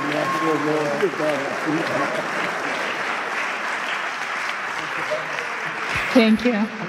Thank you, Dr. Jenkins, for your leadership. Now it is my pleasure to introduce Reverend Damian Dunkley, President of the Family Federation for World Peace and Unification, USA. He brings a critical report on religious persecution in Korea. Thank you. Thank you, thank you, thank you. Good to be with you up here, Mark. Dr. King said, I've been to the mountaintop and I've seen the promised land. So leaders can see the way, leaders can lead the way, but we can't leave them alone. We need to stand together. We cannot watch from the sidelines. So, Pastor Mark Burns, thank you. Thank you for convening this room. Thank you for bringing us together. Your courage and clarity, the president's pit bull, yeah, that's just maybe one thing you are. The image, as you spoke, came to mind of those, those huge logs they used to use in the medieval times to break down palace doors. That kind of power, your word brings that kind of power. So, I mean, get out of the way. Better to stand with this man than stand against this man, I say. Thank you, Pastor Burns, for bringing us together. Bless you. So, as well as all of you incredible leaders, it's a real honor to stand with you today. I'd like to share just a short personal story. I've lived all over the world. It's crazy how many places, all over Europe, Southeast Asia, Northeast Asia, and I've visited all kinds of places, Oceania, Central Asia, Central and South America, Middle East.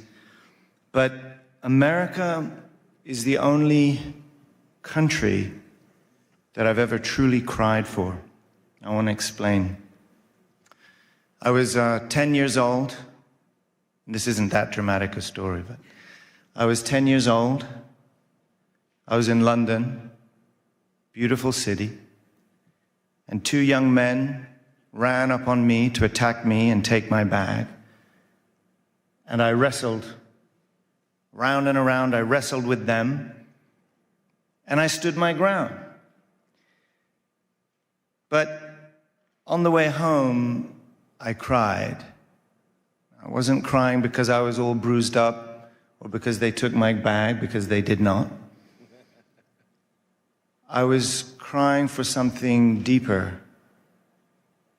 And I couldn't quite put my finger on it, but I knew it was something to do with America, my first home. It was something that you couldn't see. It wasn't McDonald's or whatever, you know, they got all of that in London too. It was something intangible, something invisible that back then I didn't know what it was, but I know what it is today. Even at 10, I could sense that freedom in America and freedom, even in Europe, is not the same thing. We use the same word in England and America to say freedom. We translate that word into many other languages. And we think that when we, Mark, as an American, use that word and it enters the ear of a foreign speaker, that they understand what we mean. But I promise you, it is not the same. It is not the same. Now, we can lose it here. Thank God we haven't yet. But there's something I just wanted to testify to you about this concept of freedom. And it has something to do with what our founders built here, right? Our Constitution says that our rights are inalienable. This is endowed by our Creator. This is so unique. So our freedom is rooted in this because government does not grant it. Government is realizing it, honoring it, accepting it, and protecting it. Protecting something not that the government gave, protecting something that God has already given. Freedom is our birthright from God. And freedom of religion is the freedom to worship God. There's a lot of folks that may think that's just important for religious people. But I've been experiencing through many of these stories that you're hearing about, when you go to these places firsthand, you realize whether it's a democracy or not doesn't mean necessarily anything anymore. Because there's no democracy without freedom, and there's no freedom without God.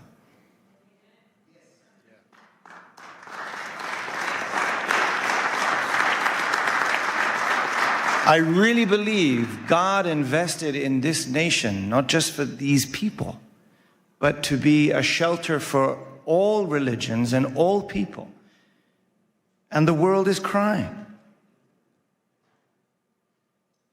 Liberty is everyone's birthright, which is why America must stand to protect and serve the freedom and liberty of all people on the planet. I believe that by putting God first. And the world is crying. Recently, I was in Korea. We just heard mention of this, Dr. Jenkins. And I experienced something I never expected to.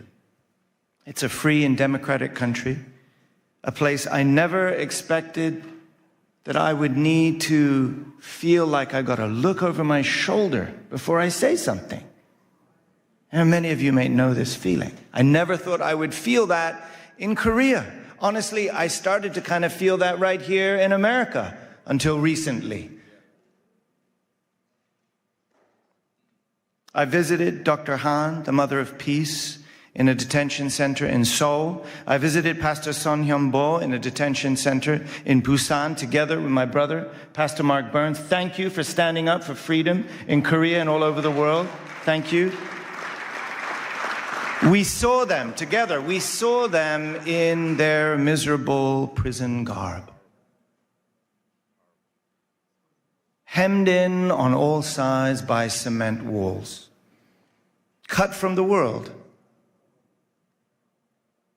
Reduced to their most humble essence. But what struck me in both cases was the testimony of the guards. They recognize their loving character. They recognize their spiritual authority. And these detainees had already earned great respect through their daily actions. Those cells do not stop their spirits, Those cells do not stop their light from shining and influencing the entire world. Amen? So why are they imprisoned? Dr. Han, the Mother of Peace, is turning 83 in a couple of days. A great-great-grandmother, 8 decades of serving, living for God, living for humanity, sacrificing for peace. Not even a single parking ticket. So why? Why 1,000 police investigators like stormtroopers raiding her home and spiritual campus, throwing all of her personal things around her bedroom, looking for something they still haven't found? And like we heard, over 3-4 months in a jail cell. She'll be there for her birthday, as she was there for Christmas. Why? Perhaps the only threat that she poses is that of being an inconvenient faith.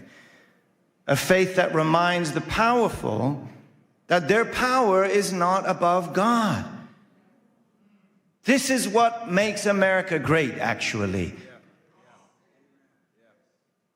The state is not saying, we grant you your freedom because you are a child of God. The state is saying, you already have your freedom because you are a child of God, and we cannot stop that. It is not the government that gives you your freedom. And that is the difference that I'm feeling even in democracies around the world. So we know this isn't just about 1 or 2 churches. There's a global war on God. And that's why I'm just drawing our attention to this unique taste of freedom, rooted in religious freedom right here in America. We need to protect it right here in America for the sake of not just America, but for the sake of the world. That is why we're coming together. Religious freedom is America's greatest treasure. And if we lose it, it's not just lost here.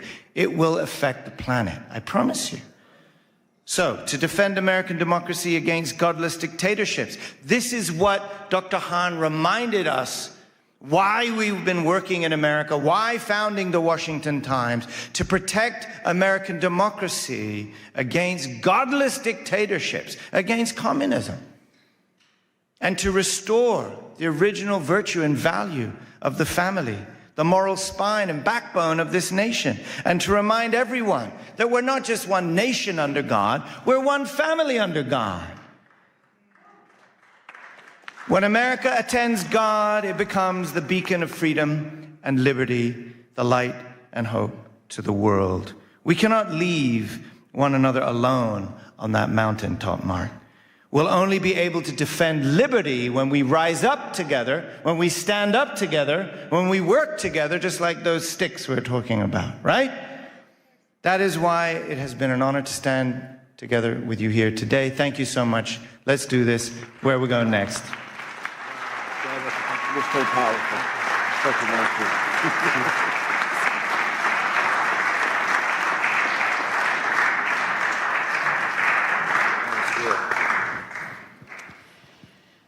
Our next speaker is a courageous voice for truth.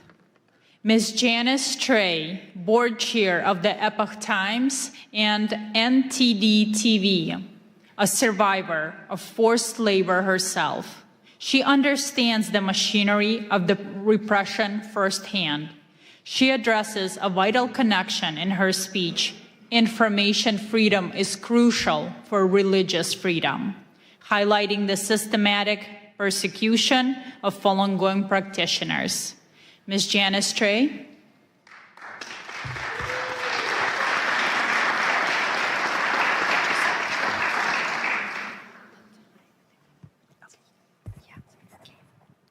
Thank you, Pastor Burns, for having me here in this magnificent Canon building, congressional buildings. I would never have imagined I would have this date, because I could have killed during the forced labor camps as a child laborer, first grade, second grade, third grade, carry fertilizers to the top of the hill heavier than myself, pick up crops from the cornfield every day after school during harvest seasons.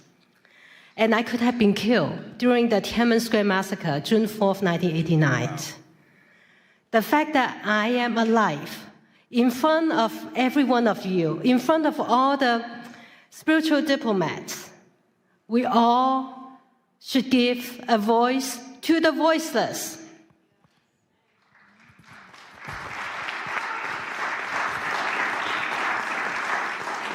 Next slide, please. Today, we honor the Creator. We speak for the voiceless, to share life-saving actions, to unite as spiritual diplomats, to end communism once and for all, to counter information censorship, to restore humanity's freedom to connect with the divine. For 5,000 years, China was a land of the divine. But since 1949, the atheist communist regime has sought to erase faith, eliminate God with communism. And since 1999, 70 to 100 million people practicing a peaceful meditations have been brutally persecuted. And even the crimes against humanity, forced organ harvesting, was being used as an instrument for religious persecution, and it still goes on today. Next page. The repression does not stop at China's border. Under Xi Jinping's order, transnational repression has spread globally through subversion, deceptions, unrestricted warfare, and the erosion of moral and religious traditions abroad. Chinese Communist Party's propaganda, misinformation, disinformations have been amplified through coordinated online campaigns, films, legacy media. Next slide. Let me give you an example. New York Times reporter Nicole Hong published over 10 articles in a short 8-month period attacking Shen Yun without disclosing her father worked for the United Front Works Organization. That is the Chinese Communist Party's spy organization overseas. And Nicole Hong and New York Times misleading articles were artificially amplified by thousands of inauthentic social media accounts appearing to be widely read, even make it to be most read New York Times articles in election year 2024. You know that cannot be true. But that is how information warfare operates. Next slide. What New York Times recycling the propaganda of the Chinese Communist Party on Shen Yun.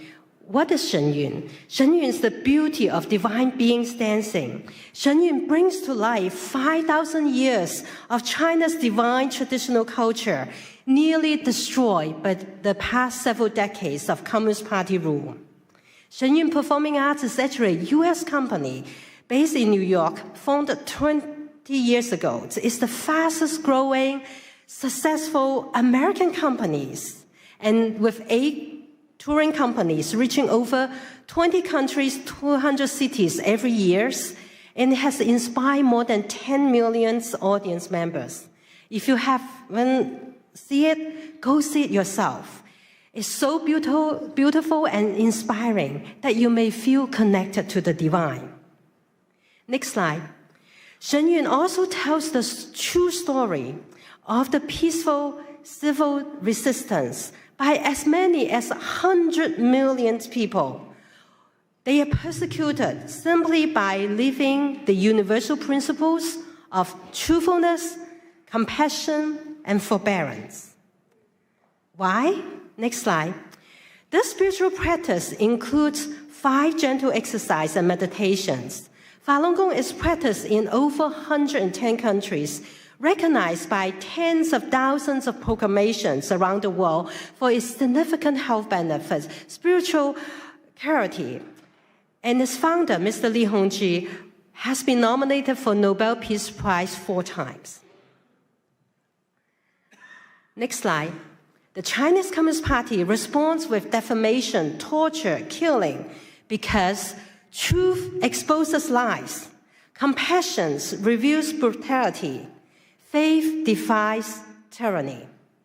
Falun Gong practitioners lead a very healthy and disciplined lives because they don't drink, they don't smoke. The Chinese Communist Party see them as the targets for organ transplants, benefits by killing them on demand. When humans become spare parts, the moral red line has been crossed. We must do something. We must do something now.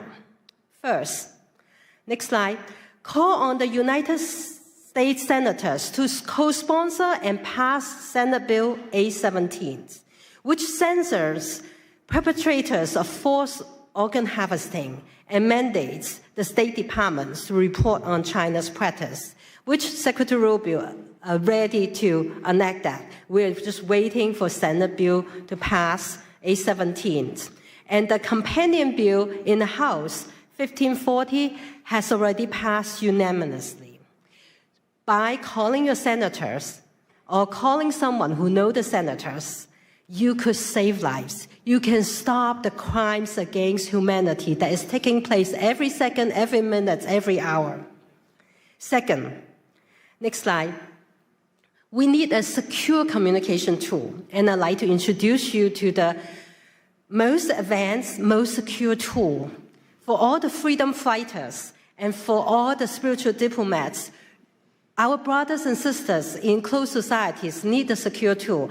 All of us here need the secure tool. Everybody watching it online need a secure tool.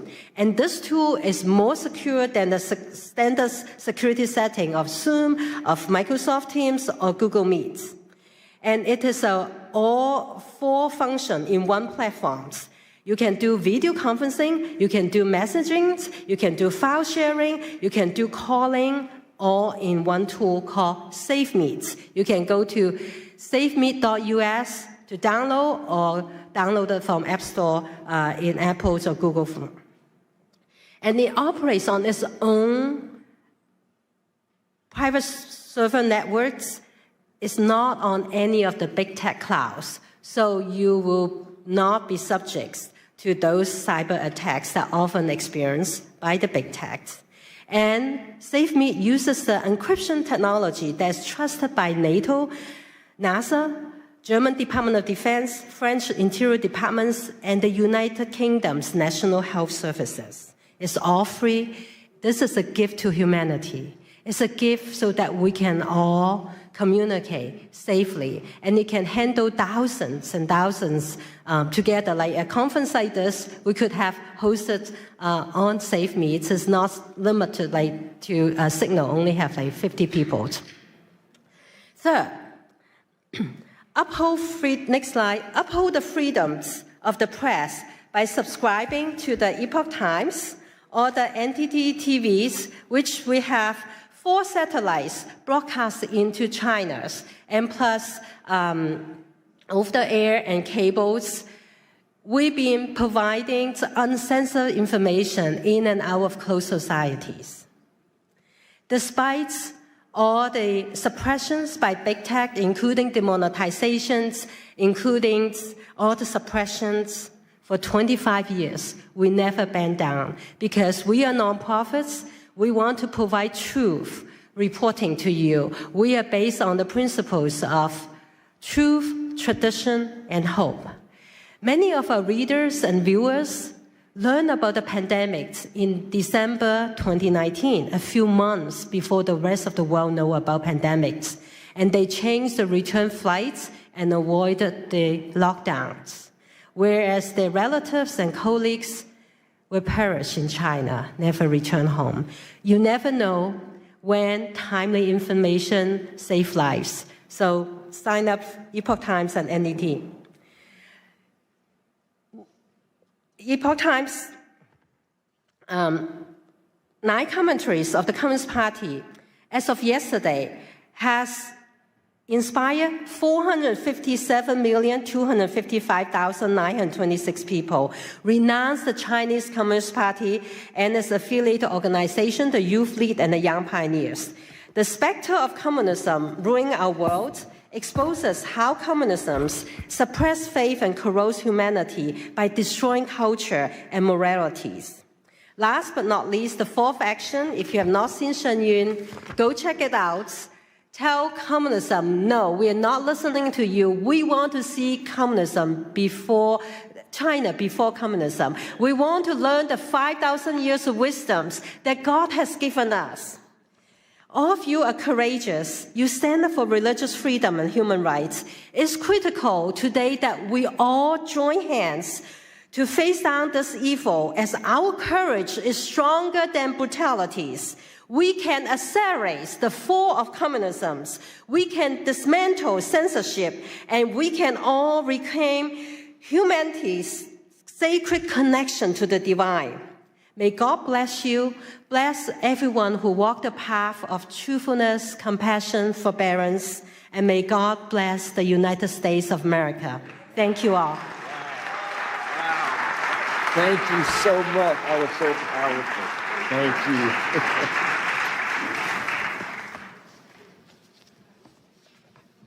Thank you. Next, I'm honored to introduce Ms. Rushan Abbas, founder and executive director of the Campaign for Uyghurs, with her own sister unjustly imprisoned by the CCP. Her advocacy is personal and unrelenting. She presents unbroken Uyghur voices, calling for a united interfaith response to the atrocities facing the Uyghur people.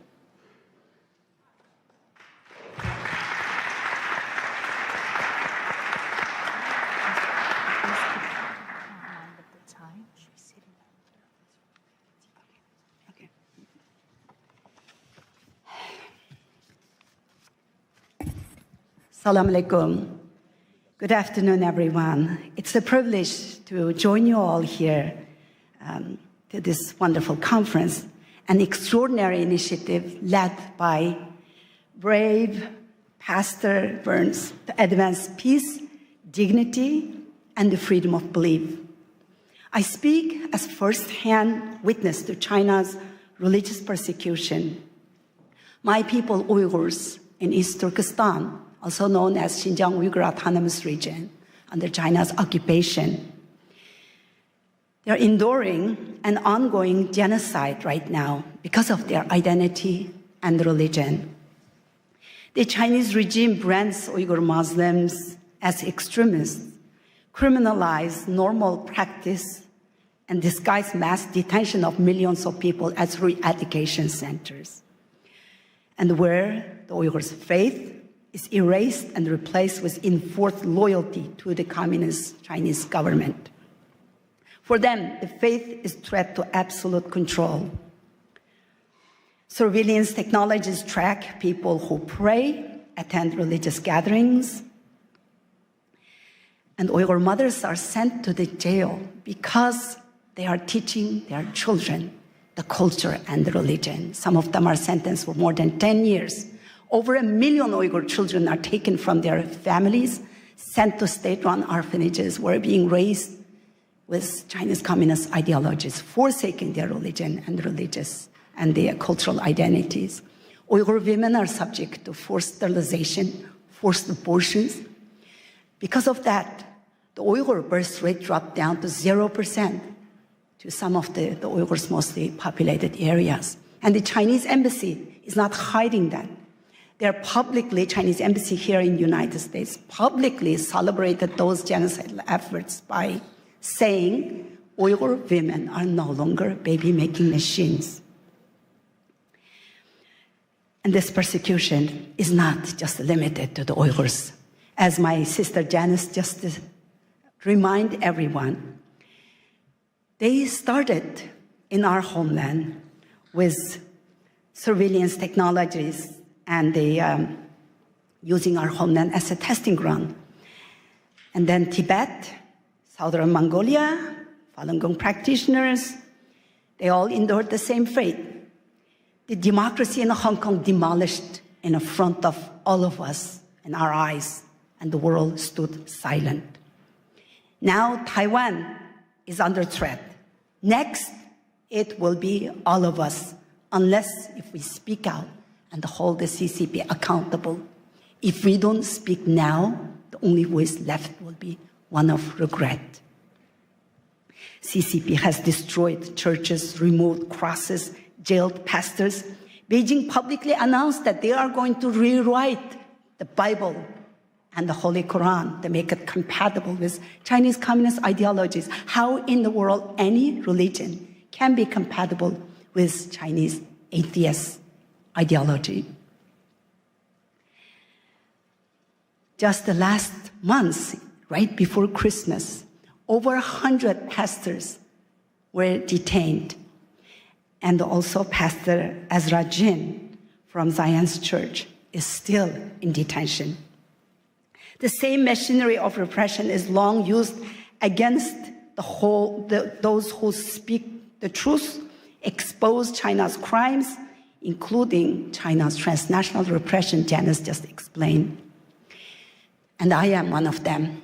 In September 2018, I participated in a public panel at Hudson Institute talking about the mass detention of the Uyghur people and outlining fate of my in-laws, 24 members of my husband's family, my parents-in-laws, all of his siblings, their spouses, 14 of his nieces and nephews disappeared. And when I talked about that, as an American citizen, practicing my freedom of speech in the land of the free, in Washington, they took my sister, a retired medical doctor, non-political person, just an ordinary mother and grandmother living peaceful life. They took her just 5 days after my speech to punish me. She's still in jail.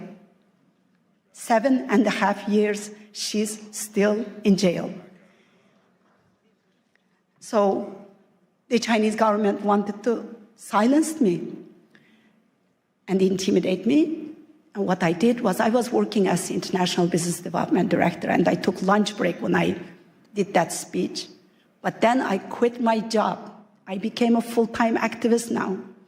And last 7.5 years, I'm traveling around the world exposing China's crimes. Thank you.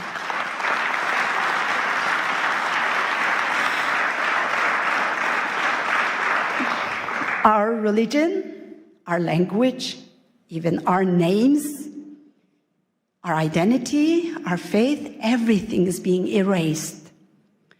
And that's why I'm so grateful today for Pastor Burns to giving me this platform and all these wonderful people, all the staff who made this great conference available for me, providing me this platform. It's not just giving me the voice, but you are giving millions of Uyghurs, 20 million Uyghur Muslims a voice here at this platform. So thank you so much. The CCP has protected the system of total control. I know I'm short on time. Just give me 2 minutes, I'll be finished. The CCP has perfected the system of total control in my homeland and they're exporting it to the authoritarian regimes worldwide. They have the vision, strategy, and the means to spread the system of oppression far beyond its borders, undermining national security and eroding democratic foundation that your parents, your grandparents worked so hard to build and to defend. This is not just the Uyghur issue anymore. It's China's war on faith, war on freedom and the democracy, war on the women and the children, and a war on humanity itself. We stand at the turning point here. Silence is the oxygen for the tyranny. Unless we hold China accountable, it will be your children and the grandchildren who will pay the consequences of an illiberal world. Our faith, our hope, our courage, and the support for each other, and all of you here, is what we have left to fight onwards. And do not allow China to make this genocide a profitable venture with forced Uyghur labor. Your cotton, your tomatoes, the parts of your car that you drive, and everything you use is made by Uyghur slaves. Blood, sweat, and the tears. The shirt on your back could have made by my sister, Dr. Gulshan Abbas. Our faith should let us speak out for the Uyghurs. I thank the couple of the doctors here mentioning the Uyghurs.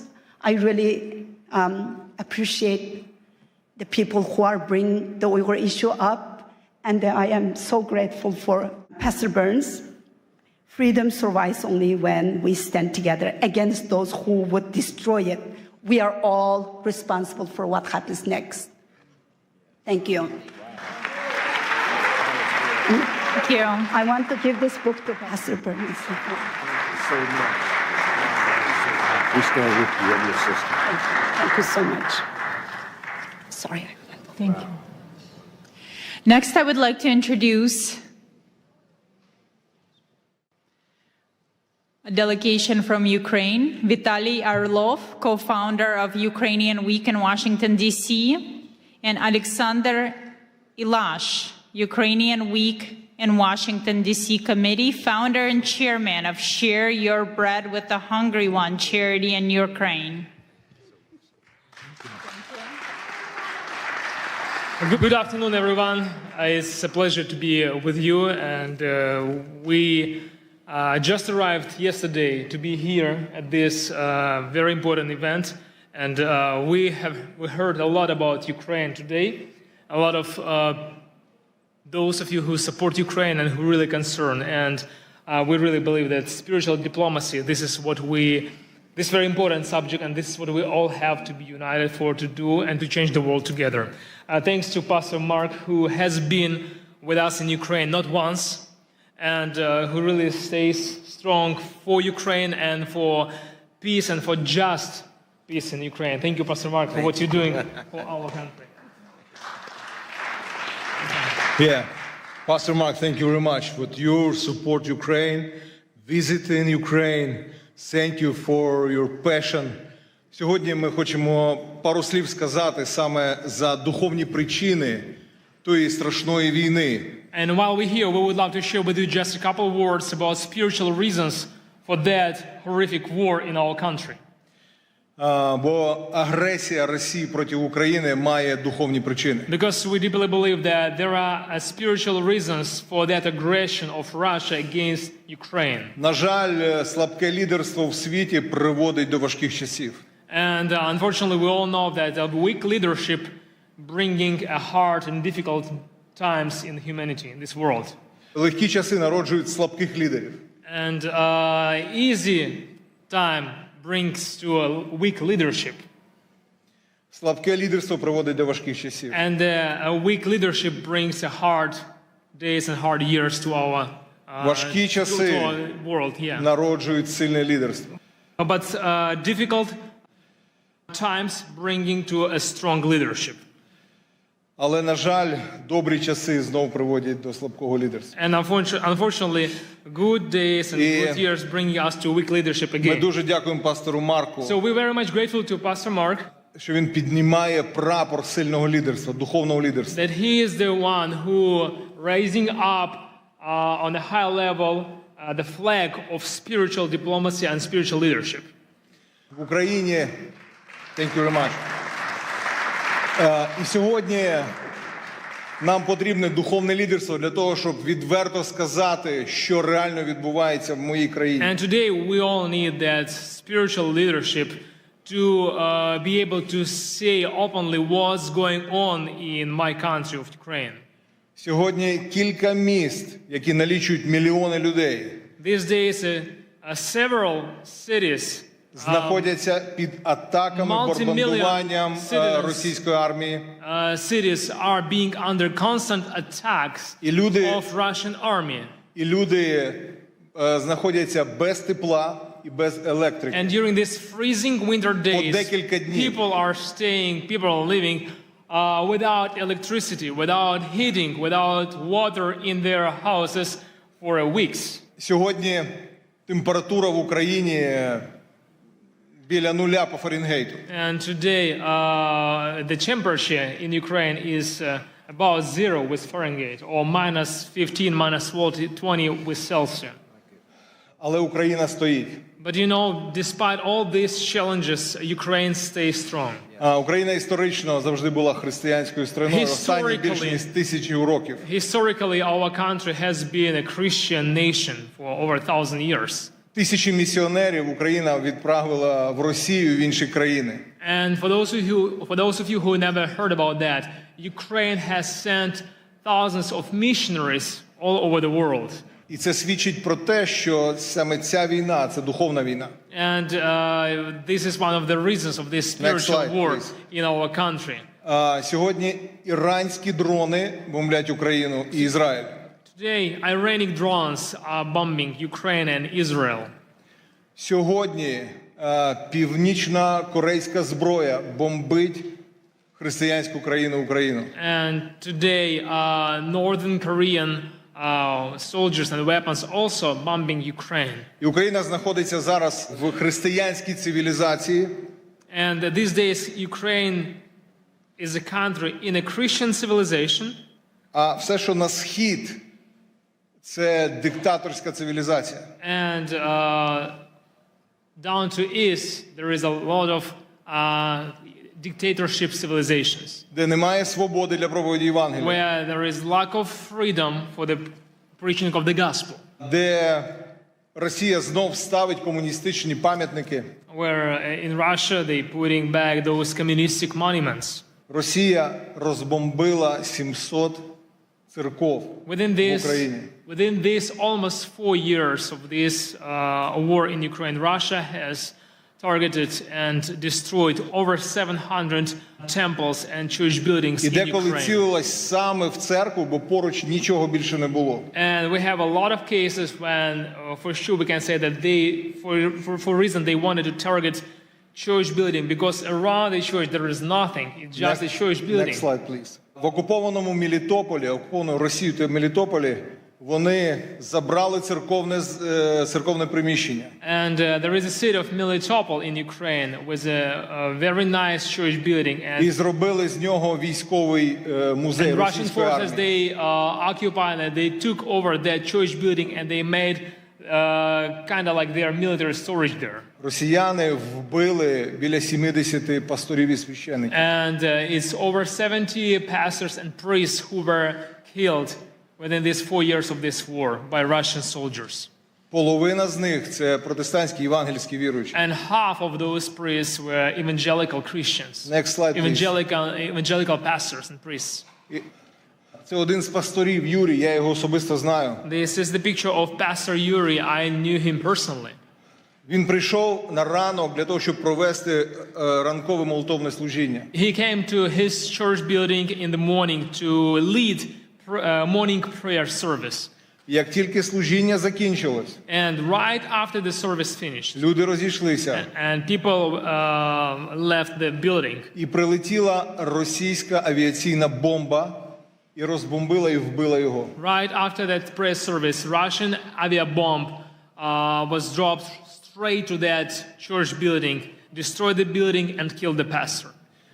Тому я дуже прошу, щоб ми духовна дипломатія повинна називати чорне чорним, а біле білим. And that's why, you know, today here we are talking with you about spiritual diplomacy, and we have to be the people who will call white things white and black things Це black. справжня духовна битва. There in Ukraine we are on the real spiritual warfare. Наступний слайд. Why do I say this?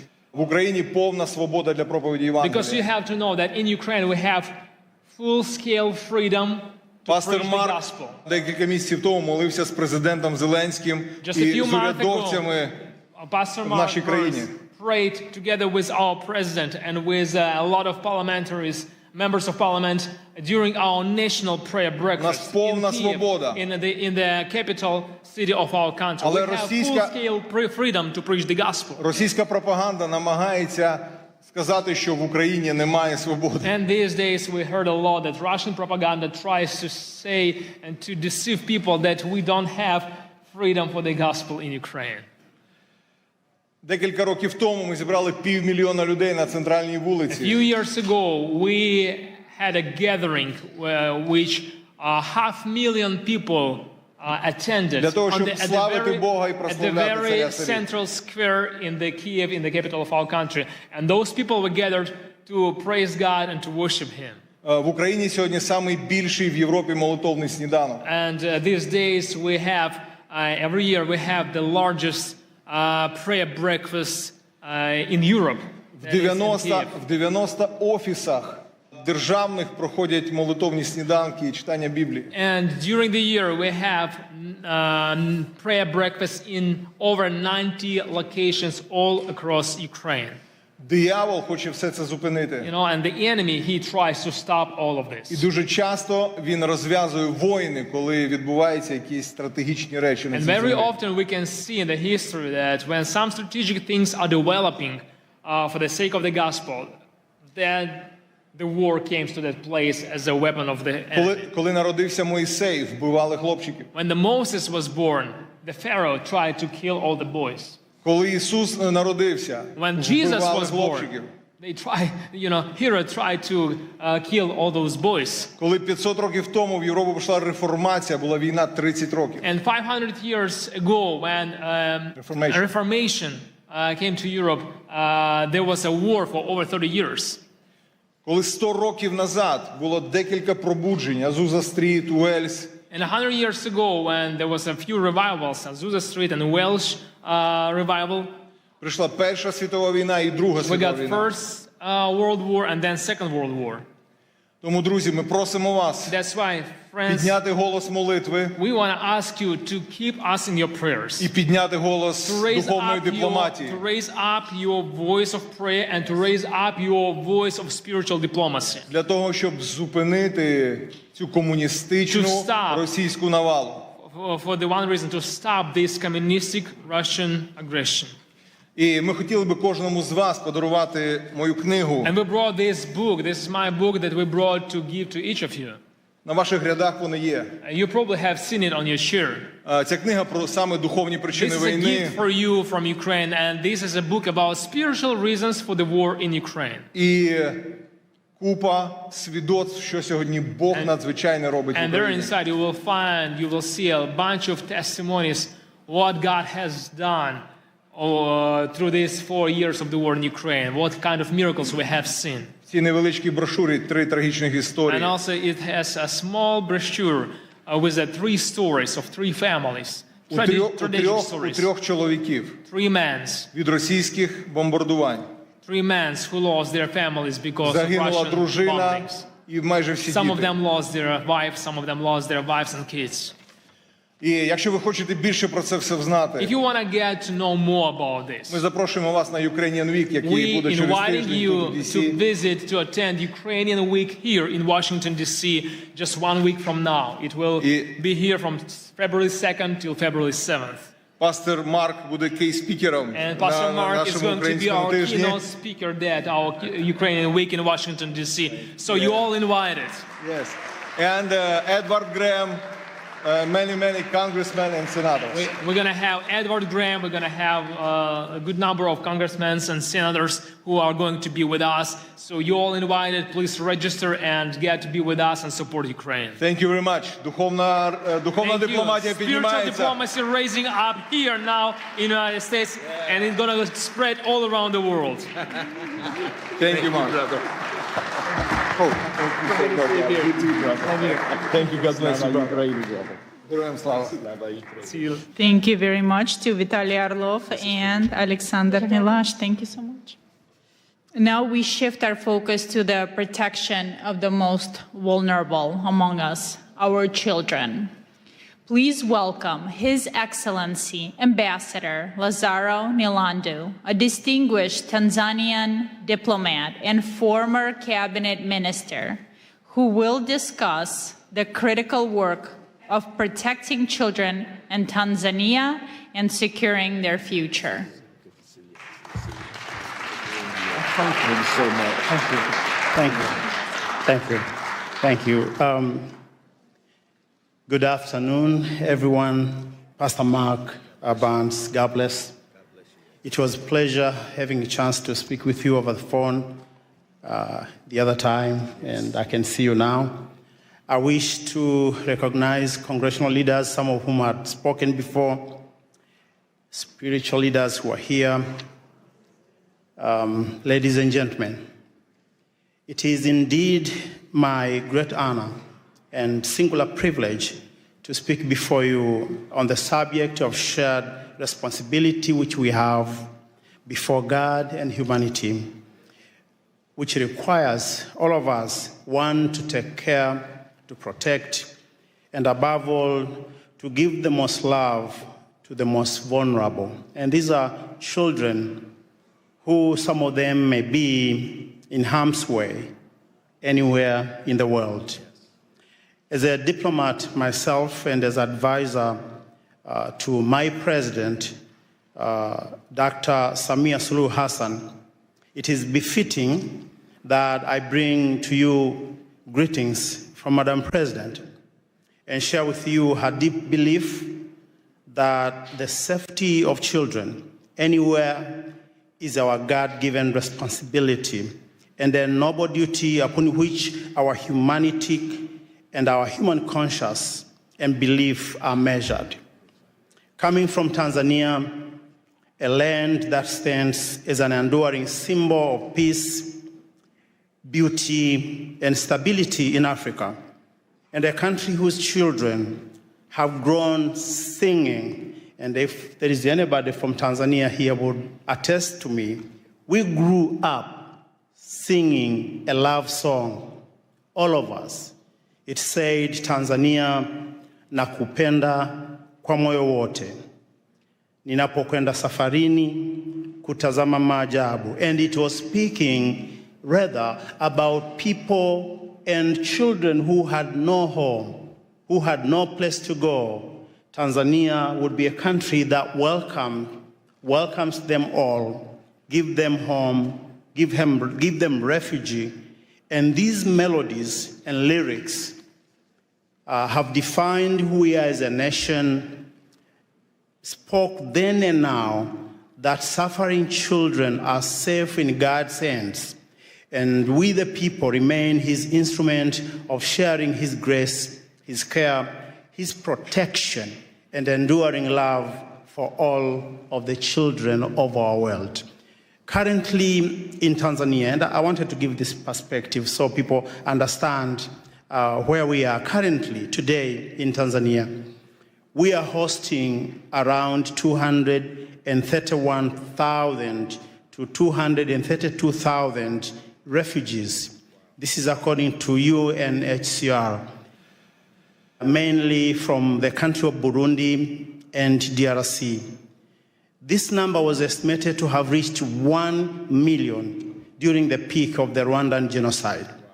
Thousands of children, mostly those escaping brutal reality of harm, wars, and fear, have crossed into our country, into our borders, to find a home, to find love, and to find families. Tanzania has continued its open arm policy in shielding children and persecuted persons from neighboring countries and allow them to share in our endowed heritage, the hospitality of our warm-hearted people.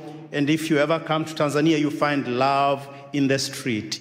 You find joy in the street. There is something in the air when you walk the nights in the cities like Dar es Salaam and other places.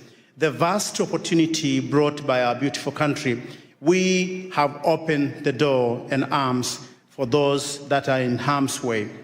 Ladies and gentlemen, sometimes, and of course it does happen, bad actors have taken advantage of this generosity and access given to people from all around the world who wish to extend a helping hand in support of children in need across our land and, of course, across our continent. We had a story recently that Pastor Mark and I shared. This was a story of a man who was not a native of Tanzania. He had come from another beautiful country, and his name was Jakub Jahal from the Czech Republic. This man, whose infamous actions represents a modern-day cross-border criminal rings targeting children, is alleged to have abused children and misappropriated charity funds meant to support those same children in need in an orphanage somewhere in Moshi, just beneath the beautiful foot of Mount Kilimanjaro. This man became a monster in hiding, accused of abusing children in the most inhumane ways. And Jacob is reportedly to have arrived in Tanzania sometimes in 2020, initially as a community support lead through an organization called Nature Skills, which was supporting vulnerable children and promoting environmental action. Such actions are abhorrent and contrary to international laws and to the laws of the United Republic of Tanzania. And hence a coordinated due process to bring the perpetrator and his associate to justice is warranted, and regardless of where they may be hiding today in the world. Tanzania, under the able leadership of Dr. Samia Suluhu Hassan, our first female president, proud mother and a leader, has stood tall among nations in Africa by advancing Pan-African policy to protecting the rights of the children. Even during our darkest hour, our nations and her people has reason to find a reason, compromise, and purpose to continue holding all our children by the hand and keeping the faith in the greater good of humanity through God. It is well noted that during the years of J.F. Kennedy, and this is a man that many Americans remember with pride, this was back in 1961 to 1963. These years were known for the youthful energy of his new frontier vision. As America faced multiple challenges and opportunity at the same time, and among them, I remember from reading and from understanding, it was Cuba Missile Crisis, establishing a Peace Corps that continue to bring change across the world today, and also advancing the space technology. During these coveted times, a young leader from Tanzania, Julius Nyerere, had risen to power in our country, having delivered independence of Tanganyika from the rule of England without bloodshed. And this is important. He was a spiritual diplomat of his time. And they two quickly became friends. They had a bond of friendship. They had a bond of love and brotherhood. And this friendship resulted in JFK inviting Julius Nyerere to come to this city, Washington, D.C., on January 15, 1963. Among other things that they discussed was making the children of Africa and the children of Tanzania an endowment that we will all be proud. They discussed, among other things, the children's safety that would be the epicenter and foundation of Tanzania and U.S. relationships that have endured today. The welfare of Tanzanian school children, as I said, was among things they discussed then in 1963. Ladies and gentlemen, at such times as these, interfaith dialogue must continue to build trust. Where politics alone cannot, humanity is brought together in shared values and perspectives. The unity among faith communities is essential in addressing today's global challenges, the safety of children included. It is our sacred duty and shared responsibility to go beyond the call of duty, anything that we are, that we believe, that we want to do, to making sure the freedom of religion, the beliefs, and the faith is protected for all, because this is foundation upon which we can have societies that are strong.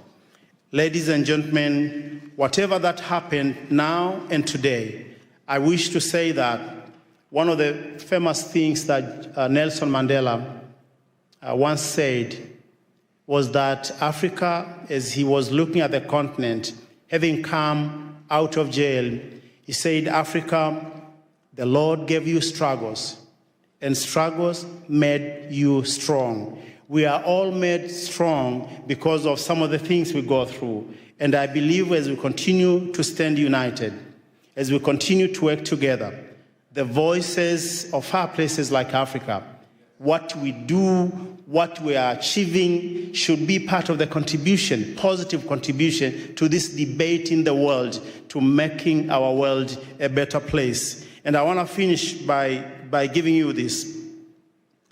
Someone somewhere in Africa continue to believe we do have that African dream to be a better people, to be loving, to open our hands to the rest of the world.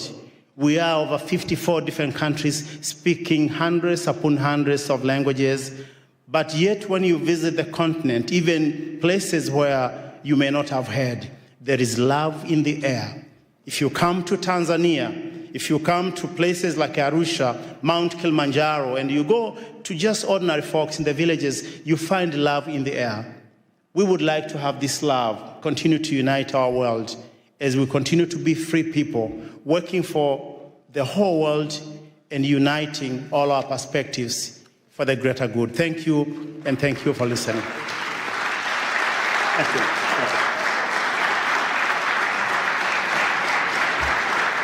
Thank you very much, Your Excellency. Thank you for bringing up the Yacobial case as well, that has allegedly committed the grave crimes against children in Tanzania.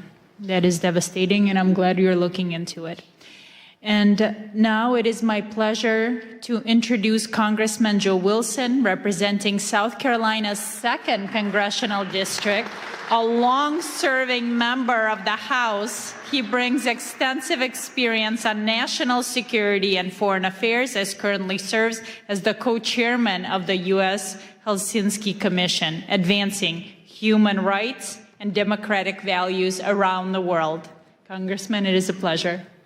Thank you. And ladies and gentlemen, and champions, as I look out to see so many champions of religious freedom, I just want to thank you for your success. And indeed, Pastor Dr. Mark Burns has just done such a great job organizing. He also has another identification. He is a friend of somebody named Donald Trump. Aside from that, and so, but the bottom line truly is that I'm grateful to be here, and we're from the same state, South Carolina, and he's from the upstate now. That's where the money is. That's where they make BMWs. But I'm from the lower part of the state, and actually I was born in the holy city of Charleston, South Carolina. And with that in mind, the reason it's called the Holy City is because of the number of churches. And the people living together and serving together. And so we have virtually a church on every corner. And so it's really exciting because most of the churches are from denominations or from people who had to, were expelled or flee from other countries. And so from that, what an example indeed South Carolina, the United States is. And that is, and for example, I grew up in the First Scots Presbyterian Church. And I want you to visit Charleston, the only church in North America with the seal of the Church of Scotland on the front in stained glass. And so the reason the Scots, my ancestors, came is because they were expelled from the villages in Scotland because the landowners realized that they could make more money growing sheep than having people to support. And so they actually expelled the population. And I'm very grateful that my ancestors came to South Carolina. Additionally, also my family is French Huguenot. They too were expelled from France and came to the United States. And I'm really grateful the only functioning French Huguenot church in North America is in Charleston. So please come by and visit. Beautiful church. And the significance of that is our country benefited, again, from having people come to our country to realize freedom and liberty. As I tell you about French Huguenots, I was working with patriotic organization. Somebody that Pastor Burns really appreciates is the Swamp Fox, Francis Marion of the American Revolution. He was a Huguenot. And so I was working to help raise money for a statue here in Washington. And I kept telling people, hey, this is exciting now. We'll finally have a statue to a Huguenot in Washington. After a couple of years, somebody said, Joe, you're wrong. There are statues to a Huguenot in Washington. I said, well, who? George Washington. So hey, who would ever imagine putting all this together, that our country indeed has benefited from religious freedom? And then flash forward, I'm really grateful that in Charleston, South Carolina, at the time of the American Revolution, the largest Jewish population in the New World was in Charleston, South Carolina. That was real news to people from New York City.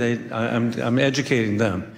And also the first provincial constitution to recognize Judaism as a religion was the provincial constitution of South Carolina. The first Jewish American elected official was in the Provincial Assembly of South Carolina. And the first Jewish American killed in the Revolution was in Charleston, South Carolina. So that's the environment I grew up in. And then flash forward, I've really had such a great opportunity to work with so many different communities, and in particular, I've been working with the Hindu community.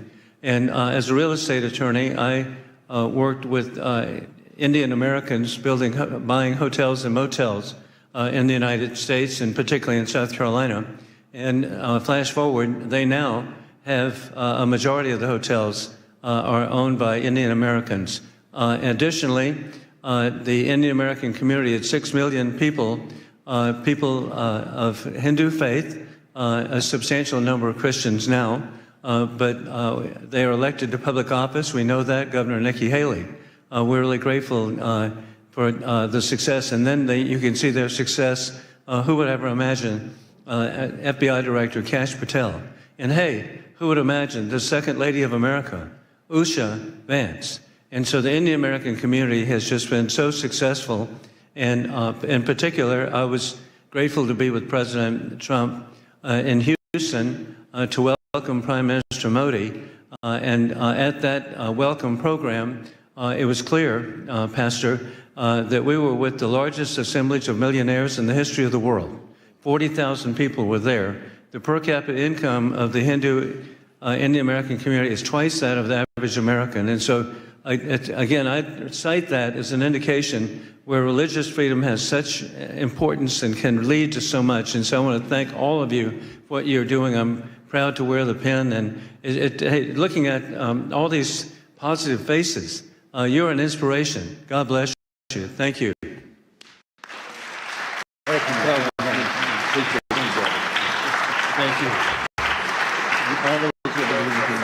Thank you so much. Thank you very much, Congressman, for stopping by. Thank you for your time. And now let's continue. I'm pleased to introduce Ms. Vicki Reese, the founder of Joy of Mom, a global movement reaching millions of families. She brings the conversation to the heart of the family unit with her topic, Spiritual Diplomacy Begins at Home. She explores how motherhood and compassion are the first steps on the path to peace.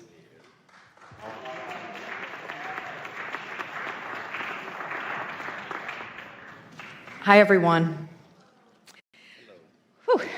First of all, thank you, Pastor Mark, and everyone else who's gathered here today. It's incredible to be standing in this room with leaders from so many faiths, cultures, and communities. You are entrusted with the care and soul and protection of our conscience. We are here together as human beings, bound by shared responsibility to protect life, dignity, and the future. And for me, that responsibility begins with motherhood. I would try not to cry. I won't go down on my personal thing. Thanks. Long before a child ever encounters policy, ideology, or power, they encounter a mother or someone who mothers them, someone who teaches them how to calm themselves when they're overwhelmed, how to repair after harm, how to live with honesty and integrity, how to know right from wrong, and how to care for another human being. Mothers are the first spiritual diplomats.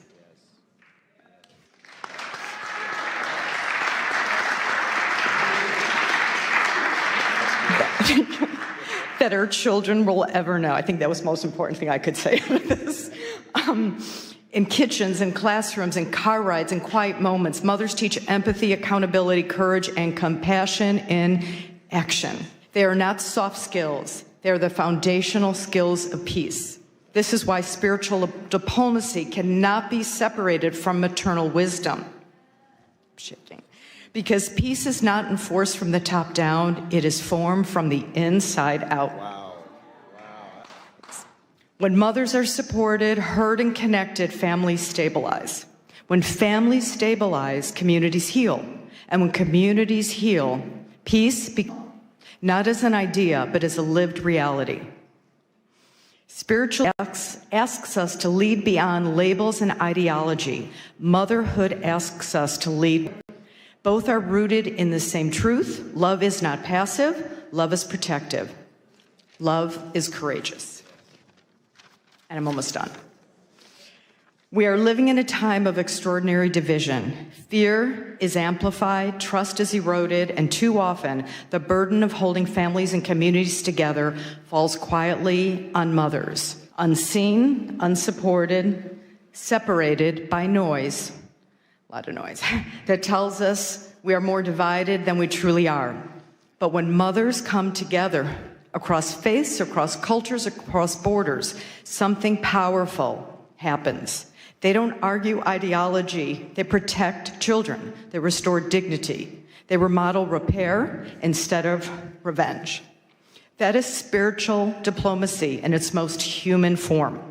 This is not about erasing difference. It's about honoring honesty first. It's about choosing wisdom over outrage, compassion over condemnation, responsibility over indifference. Spiritual diplomacy is not soft. And as we know, motherhood is not weak. And conscience is not optional. These are the strongest forces we have. So my hope, my prayer, is that we leave this gathering committed to elevating maternal wisdom as part of the global peace dialogue, committed to seeing mothers not as a support system, but as a foundation, committed to standing for what is right, even when it is difficult, committed to remembering that every child everywhere deserves to grow up in a world shaped by care, courage, and conscience. May history say that when the world needed healers, we showed up. May it say that when peace felt fragile, we chose to protect it. And may it say that love, lived boldly and practiced daily, became the bridge that carried us forward. And may mothers stand with you and with one another as partners in this work, bringing conscience,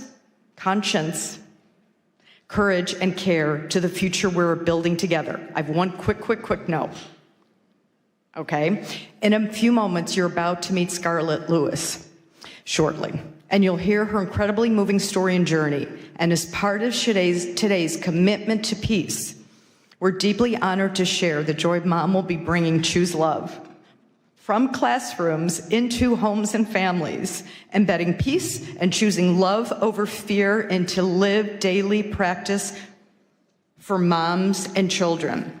And we're also going to be part of your beautiful ecosystem and help bring this message home everywhere in the world.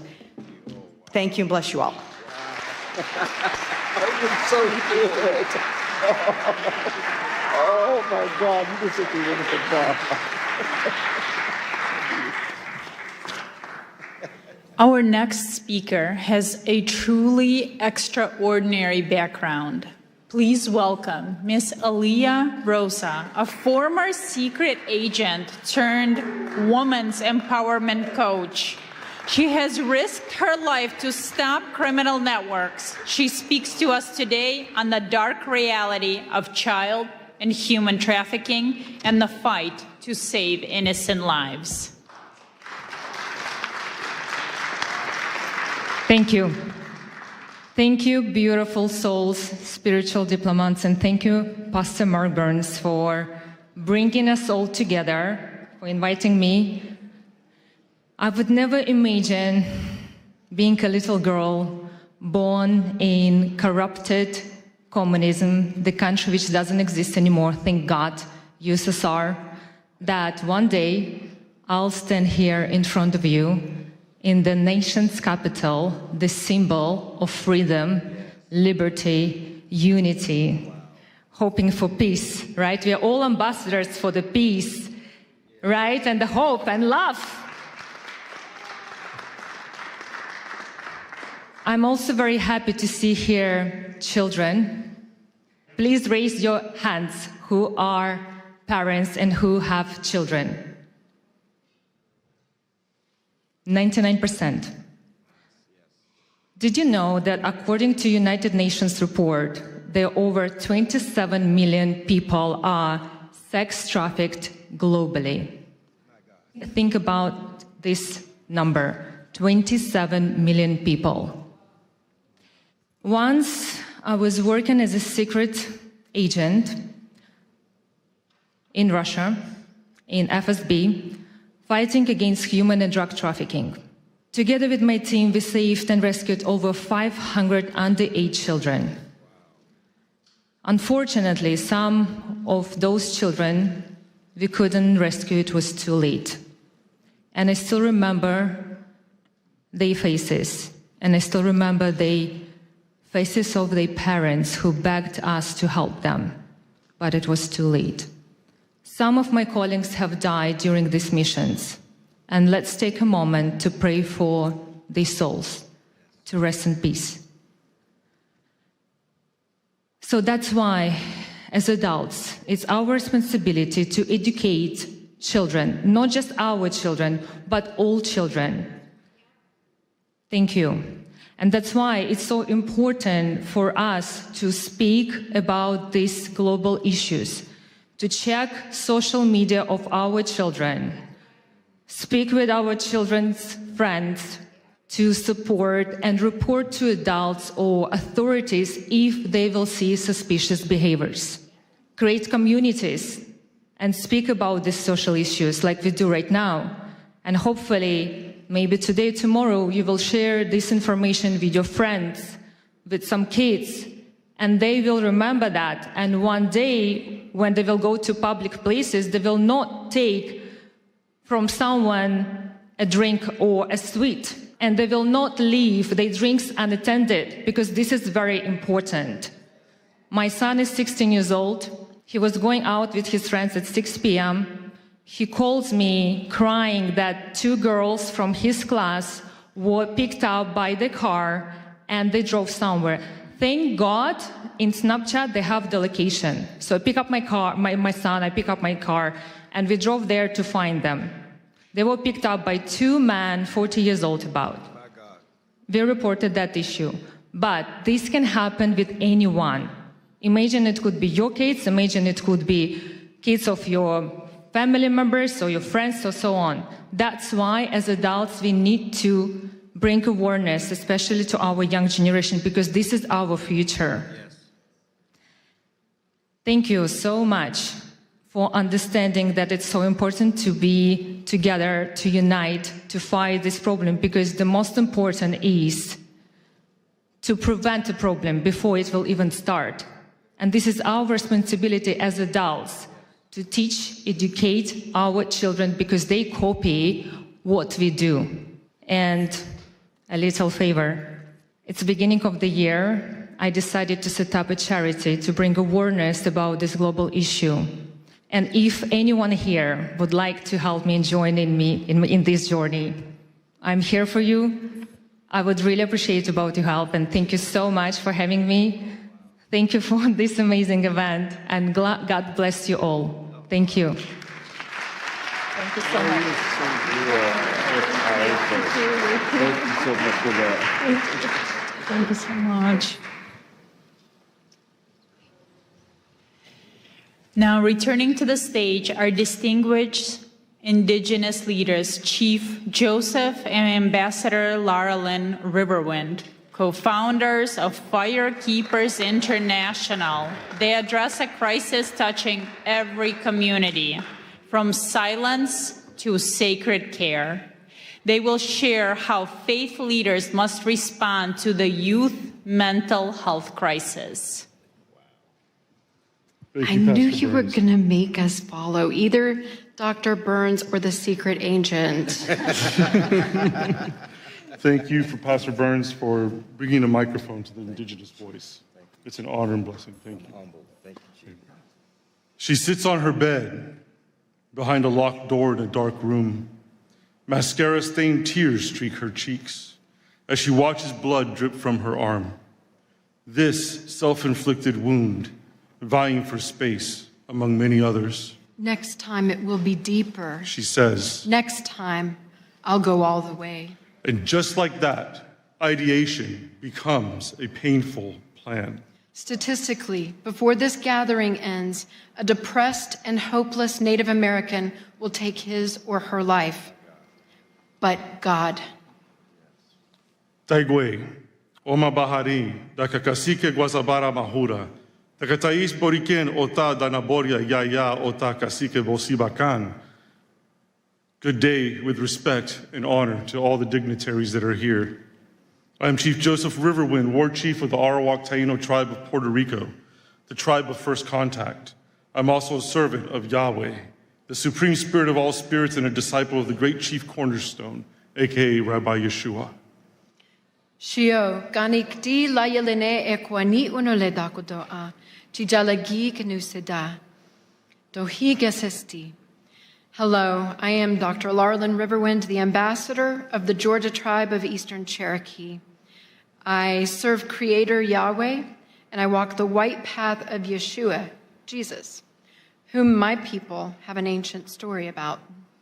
For generations, Native people have lived with intergenerational trauma.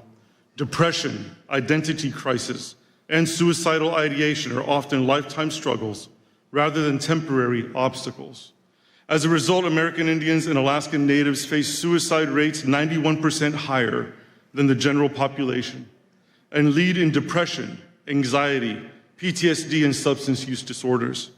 We can name the contributors of forced assimilation, racism, socioeconomic disparity, cultural incongruence, generational trauma. These matter. And in our tradition, we make our decisions based on 7 generations ahead. And these issues are not exclusive to the indigenous population of America. I have seen them abroad in the indigenous population of the Republic of the Marshall Islands, where I lived during my youth. But personal reasons often boil down to relationship problems, violence, and lack of access to care. Yet each of us must make and take the responsibility for our own mental health. Healing is not accidental. It takes time, faith, hard inner work, wise counsel, humor, and miracles.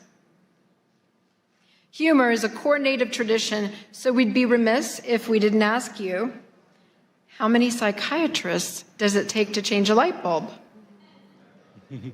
1, but the light bulb has to want to change. And speaking of change, did you know that Native Americans will be the first ones in heaven? We have reservations. There you are. Jeremiah 29:11 declares, "For I know the plans I have for you," says Yahweh, "plans to prosper you and not to harm you, plans to give you hope and a future." We must help people envision a future worth living for. Often the first step across that bridge is moving from silence to speaking up, because evil flourishes in silence. It is often through sacred care that people find the courage to speak. Sacred care takes many forms. At Firekeepers International, our Good Medicine program provides sacred care through ancestral teachings passed down by our elders through art, music, storytelling, dance, counsel, honor, and ceremony that brings holistic healing to the soul. Yet our culture should strive for much needed refinements to, 1, celebrate heroic whistleblowers, Normalize ongoing counseling, honor mental health professionals, and develop emotionally intelligent leadership. For many, there is no dramatic crossroads between victim and victor. Victimhood is often a default survival mode. But this world, though filled with pain, is also filled with love. A soul's journey from victim to victor is forged through forgiveness, healthy boundaries, and discernment. It is our sacred duty as faith leaders to teach and model healthy, holy, enforced boundaries. Without them, encroachment is normalized, victimhood is enabled, abusers protected, and spiritual necrosis left unchecked. Across Turtle Island, what we call the land here, indigenous wisdom teaches a foundational truth. Life is sacred. It is a gift from the Creator. Important question. So where does spiritual diplomacy end and sacred heroism begin? When there are mobs of serial murderers currently slaughtering Christians, Jews, Druze, Alawites, Kurds, Yazidis, Persians, Syrians, Hindus, Nigerians, Masalit, Hutus, Tutsis, and moderate Muslims, we must speak up. As faith leaders, we must break our cultural taboos surrounding violence, sexual, physical, emotional, and spiritual abuse. Silence is compliance. Silence is condoning. Silence is abetting. We cannot teach tolerance of violence or endorse violence as resistance. We must model the sacred care of speaking up and breaking the silence, and we will now. This great nation protects freedom of religion, our right to serve any God or none. But liberty demands responsibility. If a religion commands the taking of an innocent life, it is a death cult, not a religion. And its constitution, come on now. It is a death cult, not a religion, if it says, take innocent life. Got a few of you. And its constitutional protections then are null. Speech defining holy versus profane is protected, but breaching physical boundaries to commit violence is not. As indigenous spiritual authorities from these ancient lands of Turtle Island, we want to make a clear declaration. Radical Islam, death cults, anti-Semitism, and enslaving ideologies disregarding the sacredness of life and liberty are not welcome on Turtle Island. We must become divine interruptions on someone else's path to destruction. And let me just say this. It's a big deal to have somebody with spiritual authority of indigenous people to say what is and is not welcome in their land. Meditate on it. As we leave today, return with me to that dark room and that bleeding girl. She was not unseen. Her faith leader knew. He knew intervention was needed. He knew there were options. Now the only question left is this. What is he going to do about it?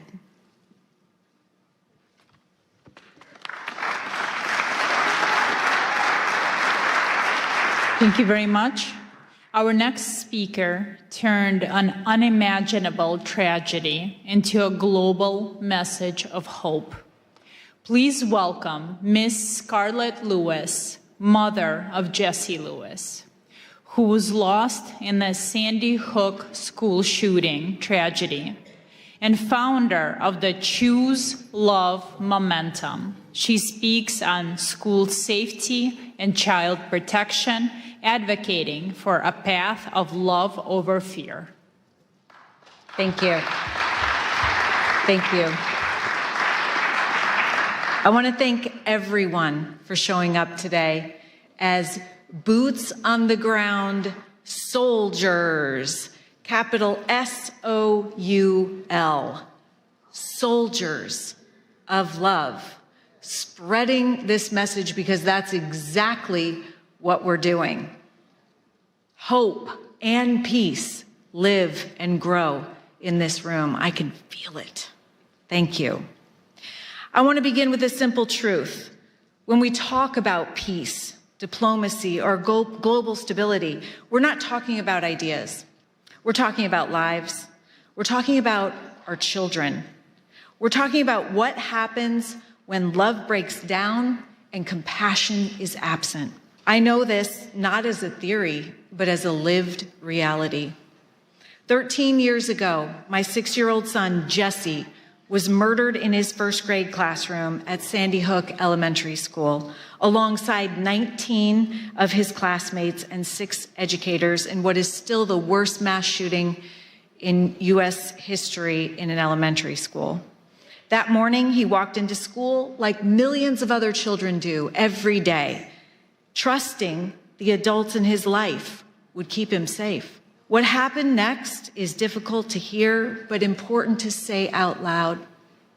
A former student returned to the school he once attended with the intention to cause maximum harm, driven by years of neglect, abuse, unaddressed pain, bullying, and revenge.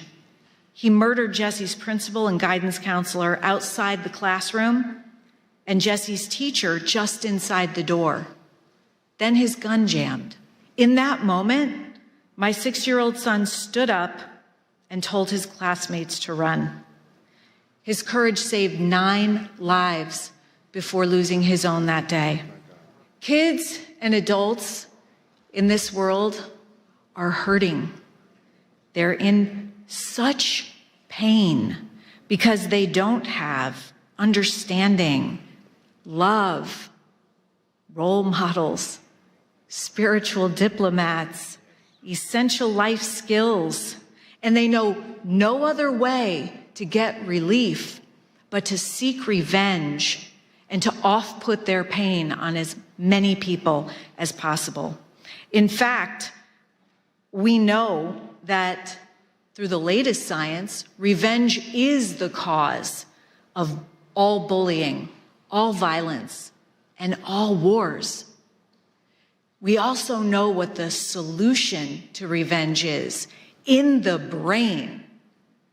What stops the pain and the hurt is forgiveness. And we know we can teach forgiveness as a skill. In fact, we're doing that. The fact is that 100% of school shootings are preventable, as is the vast amount of suffering that our children are experiencing today. God is love. And when we bring love into our schools, we address the root cause of the pain and suffering that lead to what the Department of Homeland Security says the pathway to violence is: attack end. This is where we have been focusing our attention. After the fact, too late, focusing on the problem, always a step behind, learning from mistakes.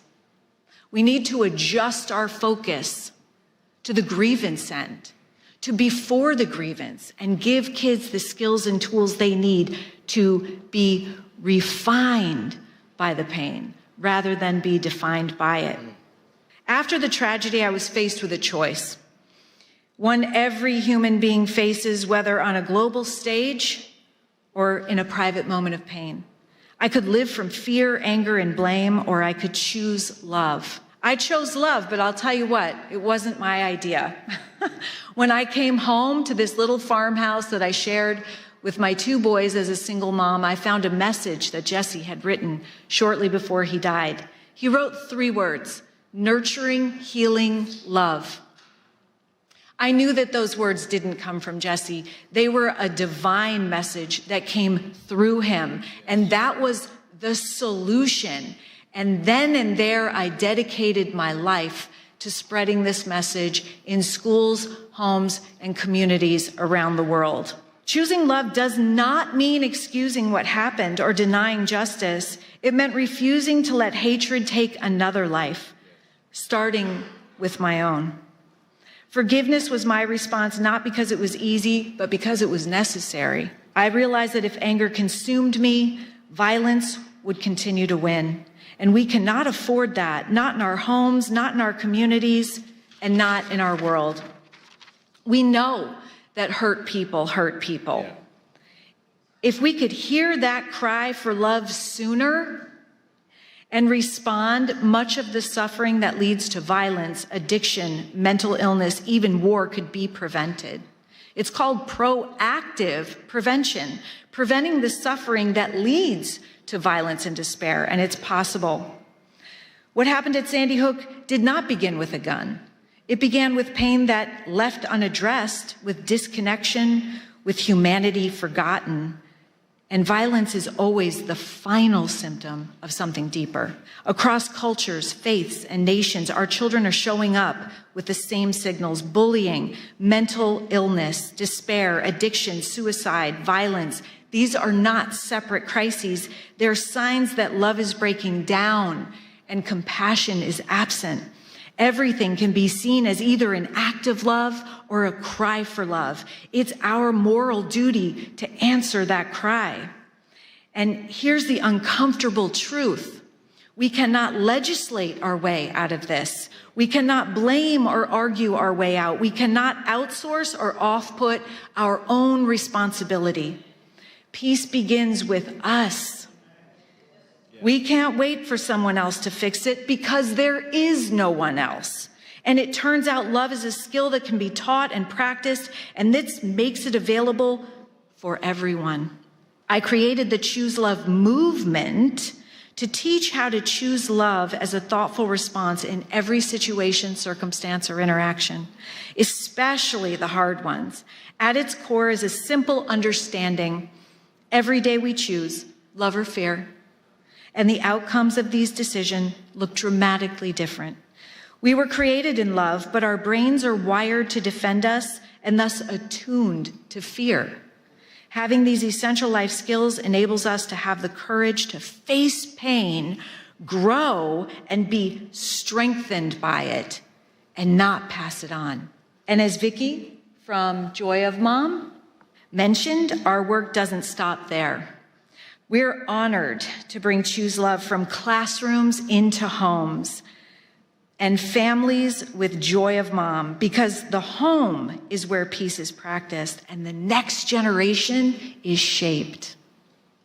We can't always choose what happens to us, what someone else says or does, but we can always choose our response. When we choose love, even in the face of hatred, we reclaim our true, authentic power as humans, our self-control and our humanity, because the opposite of love is not hate, it's fear. When we understand this, we can look upon hate as suffering and with compassion. This is the work of spiritual diplomacy. It's choosing to see people not as enemies, but as human beings. It's responding to fear with courage, the same courage Jesse showed that lives inside every single one of us. It's replacing judgment with compassion and hearing the cries for loving action all around us. It's understanding that every thoughtful response rooted in love creates safety, locally and globally. Our children are learning how to respond to conflict by watching how we do it. They need leaders, spiritual diplomats, who understand that peace is not passive. It is active, it is courageous, and it is a choice. Spiritual diplomats must exist because the world is aching for moral clarity. When humanity disconnects, our children suffer. And every act of love, no matter how small, restores hope and reduces fear. The courage to spread nurturing, healing love is why we're here today. This is why spiritual diplomacy matters, to teach our children to be spiritual diplomats. And this is why the work you're doing and we're doing together is so urgently needed today. Thank you for choosing love. This is Jesse's favorite tale. Thank you so much. Oh my Wow, that was so beautiful. Yeah, we see it. You're so great. Seriously. Thanks for giving us courage. And now we are honored to receive a special address from His Excellency Caleb Mutfeng, the Executive Governor of Plateau State, Nigeria. Through his video address, he speaks to us today on promoting peace and liberty amidst global challenges, sharing a governance vision anchored in justice, mercy, and the sanctity of human life. Distinguished faith leaders, policymakers, members of the United States Congress, diplomats, and esteemed guests from all around the world, I bring you warm greetings on behalf of the good people and government of Plateau State, Nigeria. I'm deeply honored by the gracious invitation extended to me to participate in this important International Interfaith Conference with the theme, United in Liberty, the Rise of Spiritual Diplomats. It is with all sense of responsibility that I regret my inability to be physically present at this time due to exigencies and demands of the office. However, I am ably represented by my advisor on development partnerships and strategic linkages, as well as diaspora engagements, Mr. Manji Wilson, who would deliver a presentation on my behalf. I want to specially commend Pastor Dr. Mark Burns and the conference conveners for creating such a global platform that recognizes the vital role of faith, conscience, and moral leadership in diplomacy and peace building. At a time when divisions, that is religious, ethnic, and political, are being exploited across the world, this gathering affirms that liberty of belief and mutual respect remain foundational to human dignity and sustainable peace. For those of you that may not be familiar with Plateau State is Nigeria's 12th largest state, centrally located in the Middle Belt, with an area of about 26,899 square kilometers and a population of roughly 5 million people.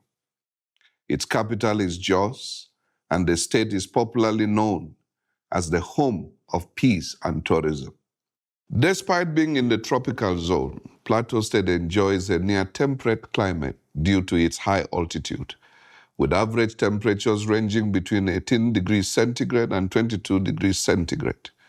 The coldest period occurs during the Harmattan season, which lasts between December and February, while the hottest months are March and April. Additionally, Plateau State serves as a major watershed and source of several important rivers in northern Nigeria. Now back to the reason we're here.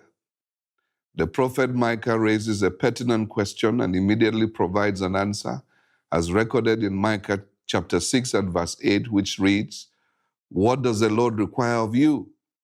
To act justly, to love mercy, and to walk humbly with your God." This timeless call speaks not only to people of faith, but to all who hold positions of responsibility. It captures the essence of spiritual diplomacy, justice in policy, mercy in leadership, and humility in power. Plateau State is often described as a microcosm of Nigeria because it is home to diverse ethnicities and faith traditions that have coexisted for generations. Under the administration I am leading since coming on board in May 2023, we have made deliberate efforts to rebuild trust, strengthen interfaith dialogue, and restore the social contract between government and citizens. We're investing in inclusive governance, youth empowerment, agricultural transformation, infrastructure renewal, digital and economic reforms aimed at restoring livelihoods and hope for our people. However, it will be incomplete and indeed dishonest not to acknowledge the grave challenges we continue to face, especially with regards to the persistent attacks by violent extremists and criminal elements that have led to the loss of lives, the displacement of tens of thousands, and the destruction of communities. Christians and moderate Muslims alike have been targeted, and internally displaced persons, including women, children, and the elderly, continue to bear the heaviest burden. These are not merely security issues, they are moral issues that test our collective commitment to freedom of belief and the sanctity of human life. Yet we refuse to surrender to despair. Our response has been anchored on justice, compassion, reconciliation, and development. We believe that peace is not sustained by force alone, but by improved socio-economic opportunities, equity, and dignity. This for us is reflected in the books of Matthew 5, verse 9, "Blessed are the peacemakers," and Romans 12:18, "If it is possible, live at peace with everyone." It is therefore my earnest appeal that this conference catalyzes meaningful partnerships with governments, faith institutions, development agencies, and the diaspora to as well support our modest efforts in humanitarian relief for displaced communities, strengthen peace-building initiatives, investments in education and livelihoods, enhance healthcare provisions, rebuilding and resettlement of affected communities, and amplify global advocacy for religious freedom. Plateau State stands ready to engage as a partner for peace, development, and interfaith cooperation. It is my earnest belief that together as spiritual diplomats, united in liberty, we can transform shared values into shared action and prosperity for our people. As I conclude, let me mention that Plateau State is open for engagements as well as explore areas of cooperation and interests. As a government, we are dedicated to creating an enabling environment for all our partners. As Chief Executive of the state, let me assure you of all the political will and support as you consider a partnership with us towards making a difference for humanity. By God's grace, I intend to be in Washington the first week of February and attend the Presidential National Prayer Breakfast. I will be delighted to meet with some of you that will be in DC at that time towards deepening our relationships and partnerships. My advisor, Manji Wilson, who is on ground, will coordinate on this and make meeting arrangements. Thank you for your attention, and may our collective efforts advance peace, justice, and human dignity across nations. God bless you all. God bless Plateau State. God bless Nigeria. God bless the United States of America. Thank you.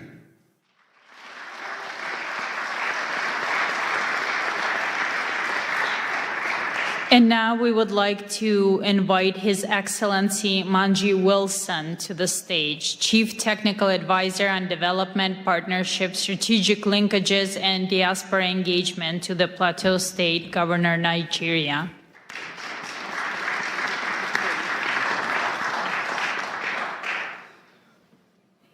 Good evening, everyone. I know it's been a long day, and we are all loaded with all the information we've received from various speakers, so I wouldn't take much of your time, considering also that His Excellency has also delivered a speech.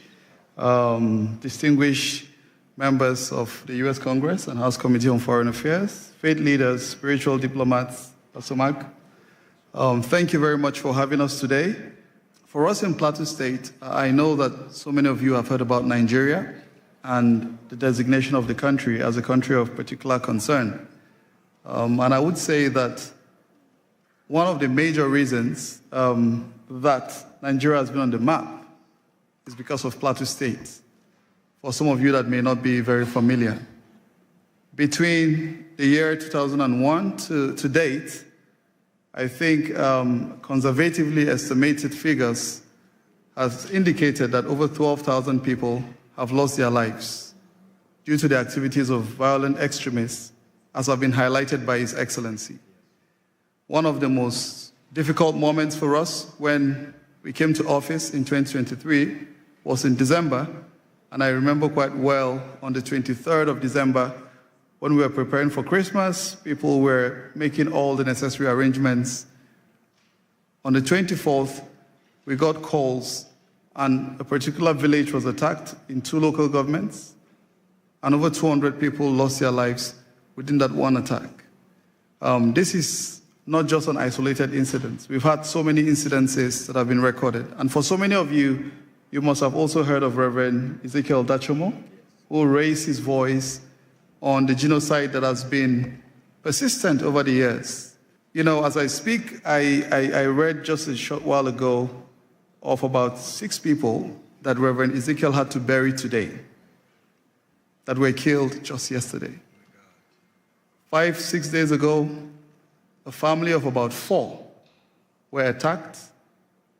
The father was killed, the mother was killed, the son was killed, and the only surviving person of that family is a 4-month-old baby.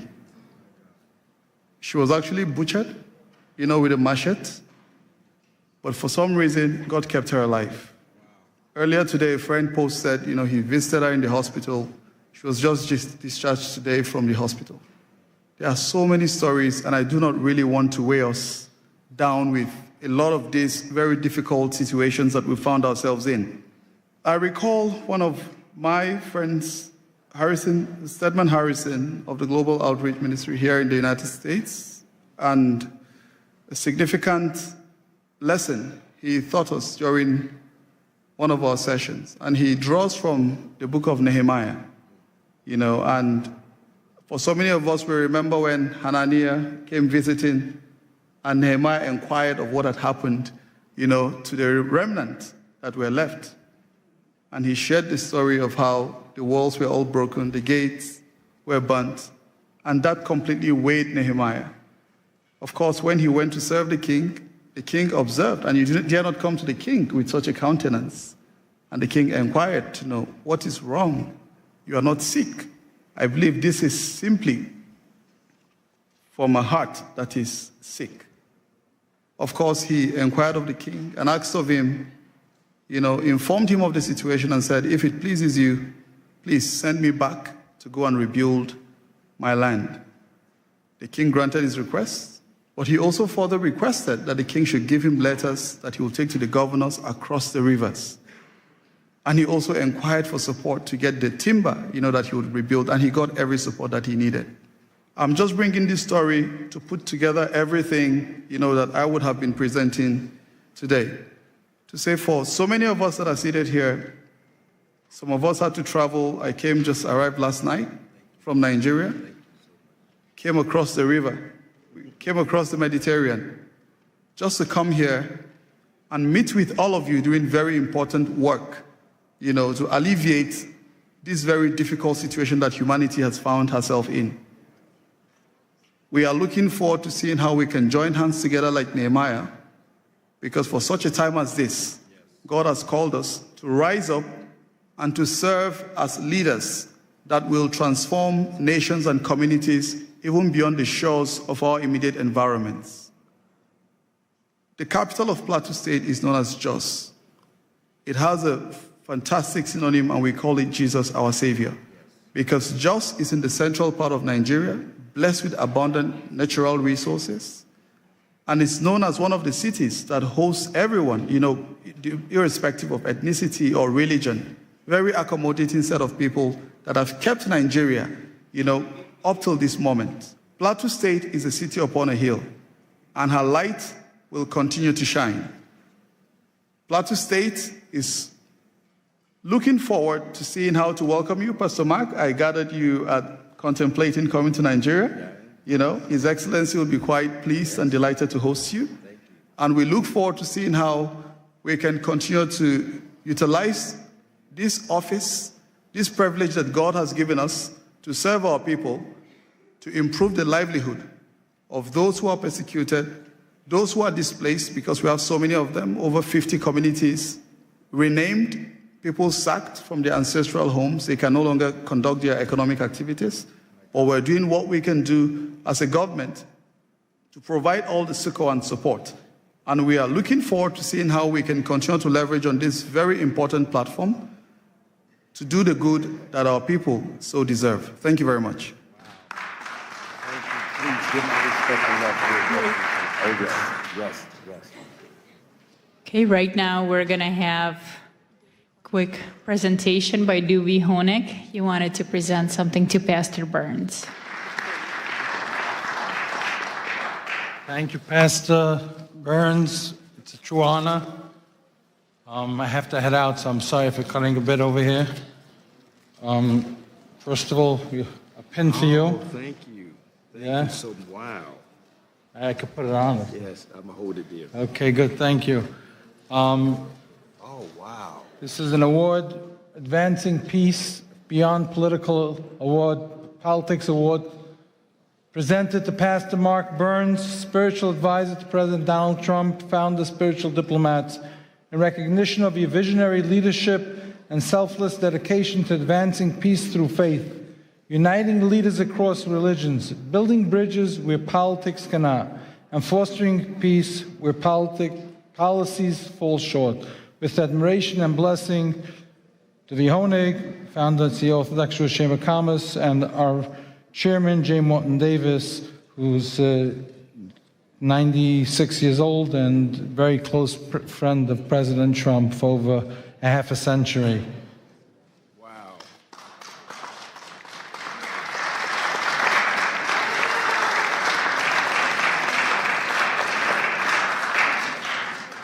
What an honor, what an honor. Thank you. What an honor.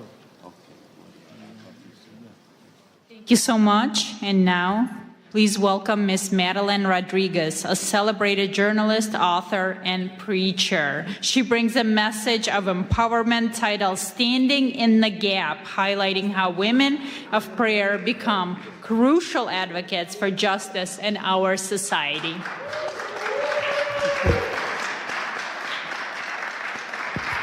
Thank you so much. I want to start off by saying my sincere thanks to Pastor Mark Burns for bringing together faith leaders from around the world for this important conference. Let's give him a hand. Through his leadership, he has created a space where faith and civic responsibility meet in service of justice and human dignity. Thank you for the opportunity to speak in this historic place where laws are debated, policies are shaped, and the future of millions is influenced. Honorable leaders, distinguished guests, and faith representatives, today I will talk about standing in the gap, how women of prayer become advocates for justice, and how prayer moves from the secret place into courageous action. I am the founder of Women with Purpose, a global movement of women who gather daily across nations and time zones through Zoom to pray. These women come from every background, culture, and life experience, yet they are united by one conviction, that prayer must move us to action and faith must compel us to pursue justice. For our God is a God of both mercy and righteousness. Prayer is so important that it moves heaven, transforms lives, and brings freedom, hope, and healing to the body, soul, spirit, and mind. Prayer is not just words. It is power. It is life flowing from heaven to earth. When we pray, what happens? What was lifeless begins to breathe again. What was broken starts to be restored. What was chained is set free. What was dark is filled with light. And what seemed impossible becomes possible. The word of God says in Psalm 34:4, I prayed to the Lord, and he answered me. He freed me from all of my fears. I also serve as chairwoman of the Faith Advisory Board for the United Nations Association of El Salvador. In this role, alongside the president of the organization, we are committed to cultivating and sustaining a prayer-rooted presence at the UN, at the United Nations. One that invites the global Christian community to engage through intercession and God's word. This work is grounded in the belief that when faith communities approach global engagement prayerfully and with integrity, they help foster peace, uphold human dignity, and strengthen cooperation among nations. Prayer doesn't just change our circumstances, it changes us as well. It makes us more compassionate, loving, and full of grace towards all people. To stand in the gap means to step into the space where others are vulnerable, unheard, or forgotten. It is the choice to intercede, to advocate, and to act when silence would be easier. One of the clearest biblical examples is Queen Esther. Esther was a woman of faith, positioned within power, yet initially hidden. When a decree threatened the extermination of her people, she faced a choice: remain silent and preserve her own safety, or risk her life to speak. However, Esther chose prayer, fasting, and courageous advocacy. She stood in the gap, approached authority with wisdom and humility, and ultimately saved her people from destruction. Esther's story reminds us that access without courage changes nothing, and prayer without action is incomplete. Her faith did not remove her fear. It gave her the strength to act. Throughout history, women of prayer have done the same. Women have prayed in kitchens and in sanctuaries, in upper rooms, in quiet corners, in homes of worship, and hidden places, often unseen and unnamed. Yet their prayers have shaped history, protected God's people, and challenged injustice. Prayer has long been the place where God forms courage in the hearts of women and men.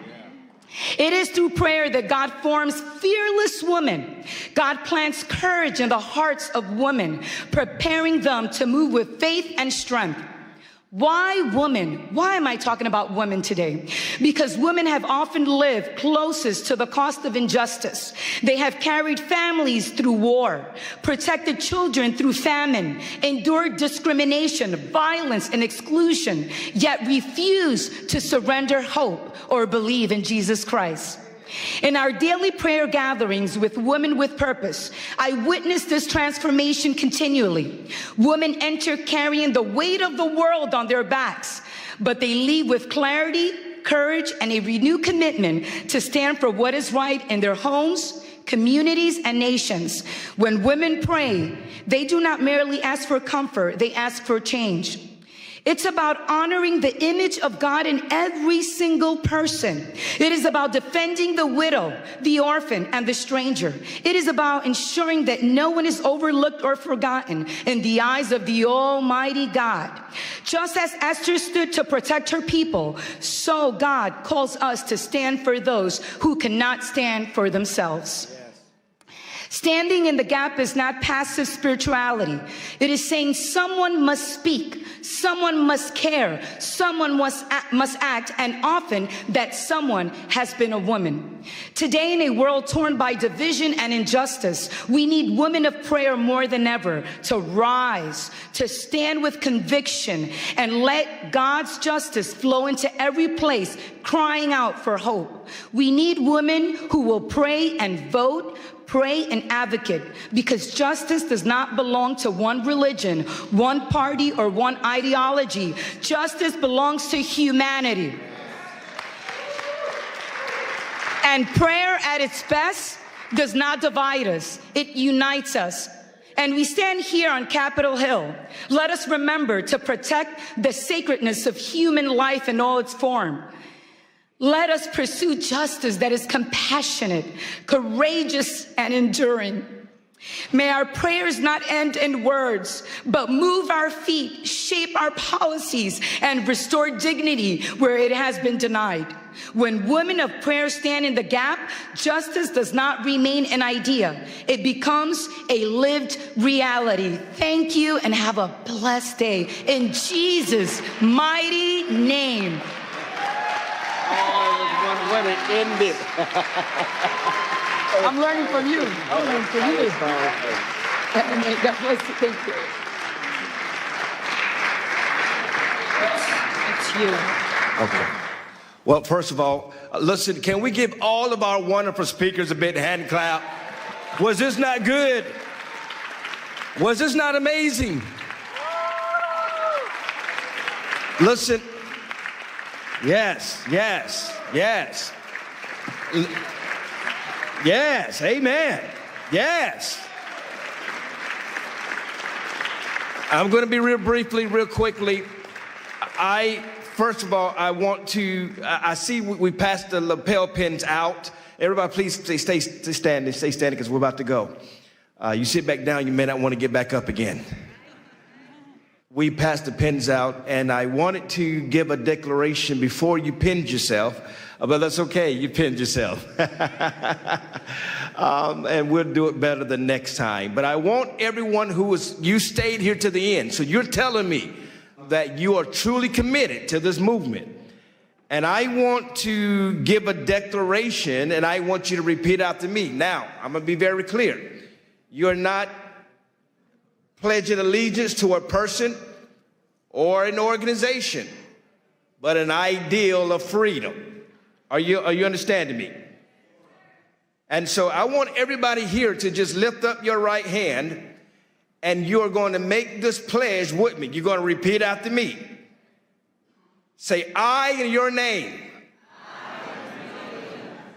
Today I stand by choice and by conscience to declare my commitment to becoming a spiritual diplomat. I do not pledge allegiance to a person, a title, a political party, or an institute.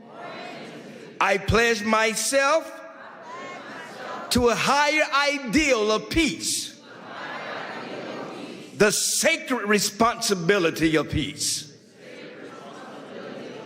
I commit to carrying peace before all conflicts, wisdom before reaction, and truth before pride. I choose honor, the dignity of every human life, regardless of faith, culture, color, nationality, or background. I will be a bridge where others build walls. A voice of calm where anger seeks control. A servant of reconciliation where division has taken root. I accept the responsibility to listen before I speak, to seek understanding before judgment, and to act with courage guided by compassion. I commit to protecting the vulnerable, advocating for justice, standing firm against hatred in all forms. I recognize that peace is not passive. It requires discipline, humility, and strength. I will pursue peace in my own words, my actions, and my influence, in public and in private. In public and in private. In public and in private. In moments of ease and in moments of challenge. Today I declare that I am accountable to my conscience, my Creator, and future generations. I choose the path of peace. I declare and accept the calling of a spiritual diplomat. So let it be said, so let it be spoken, so let it be committed.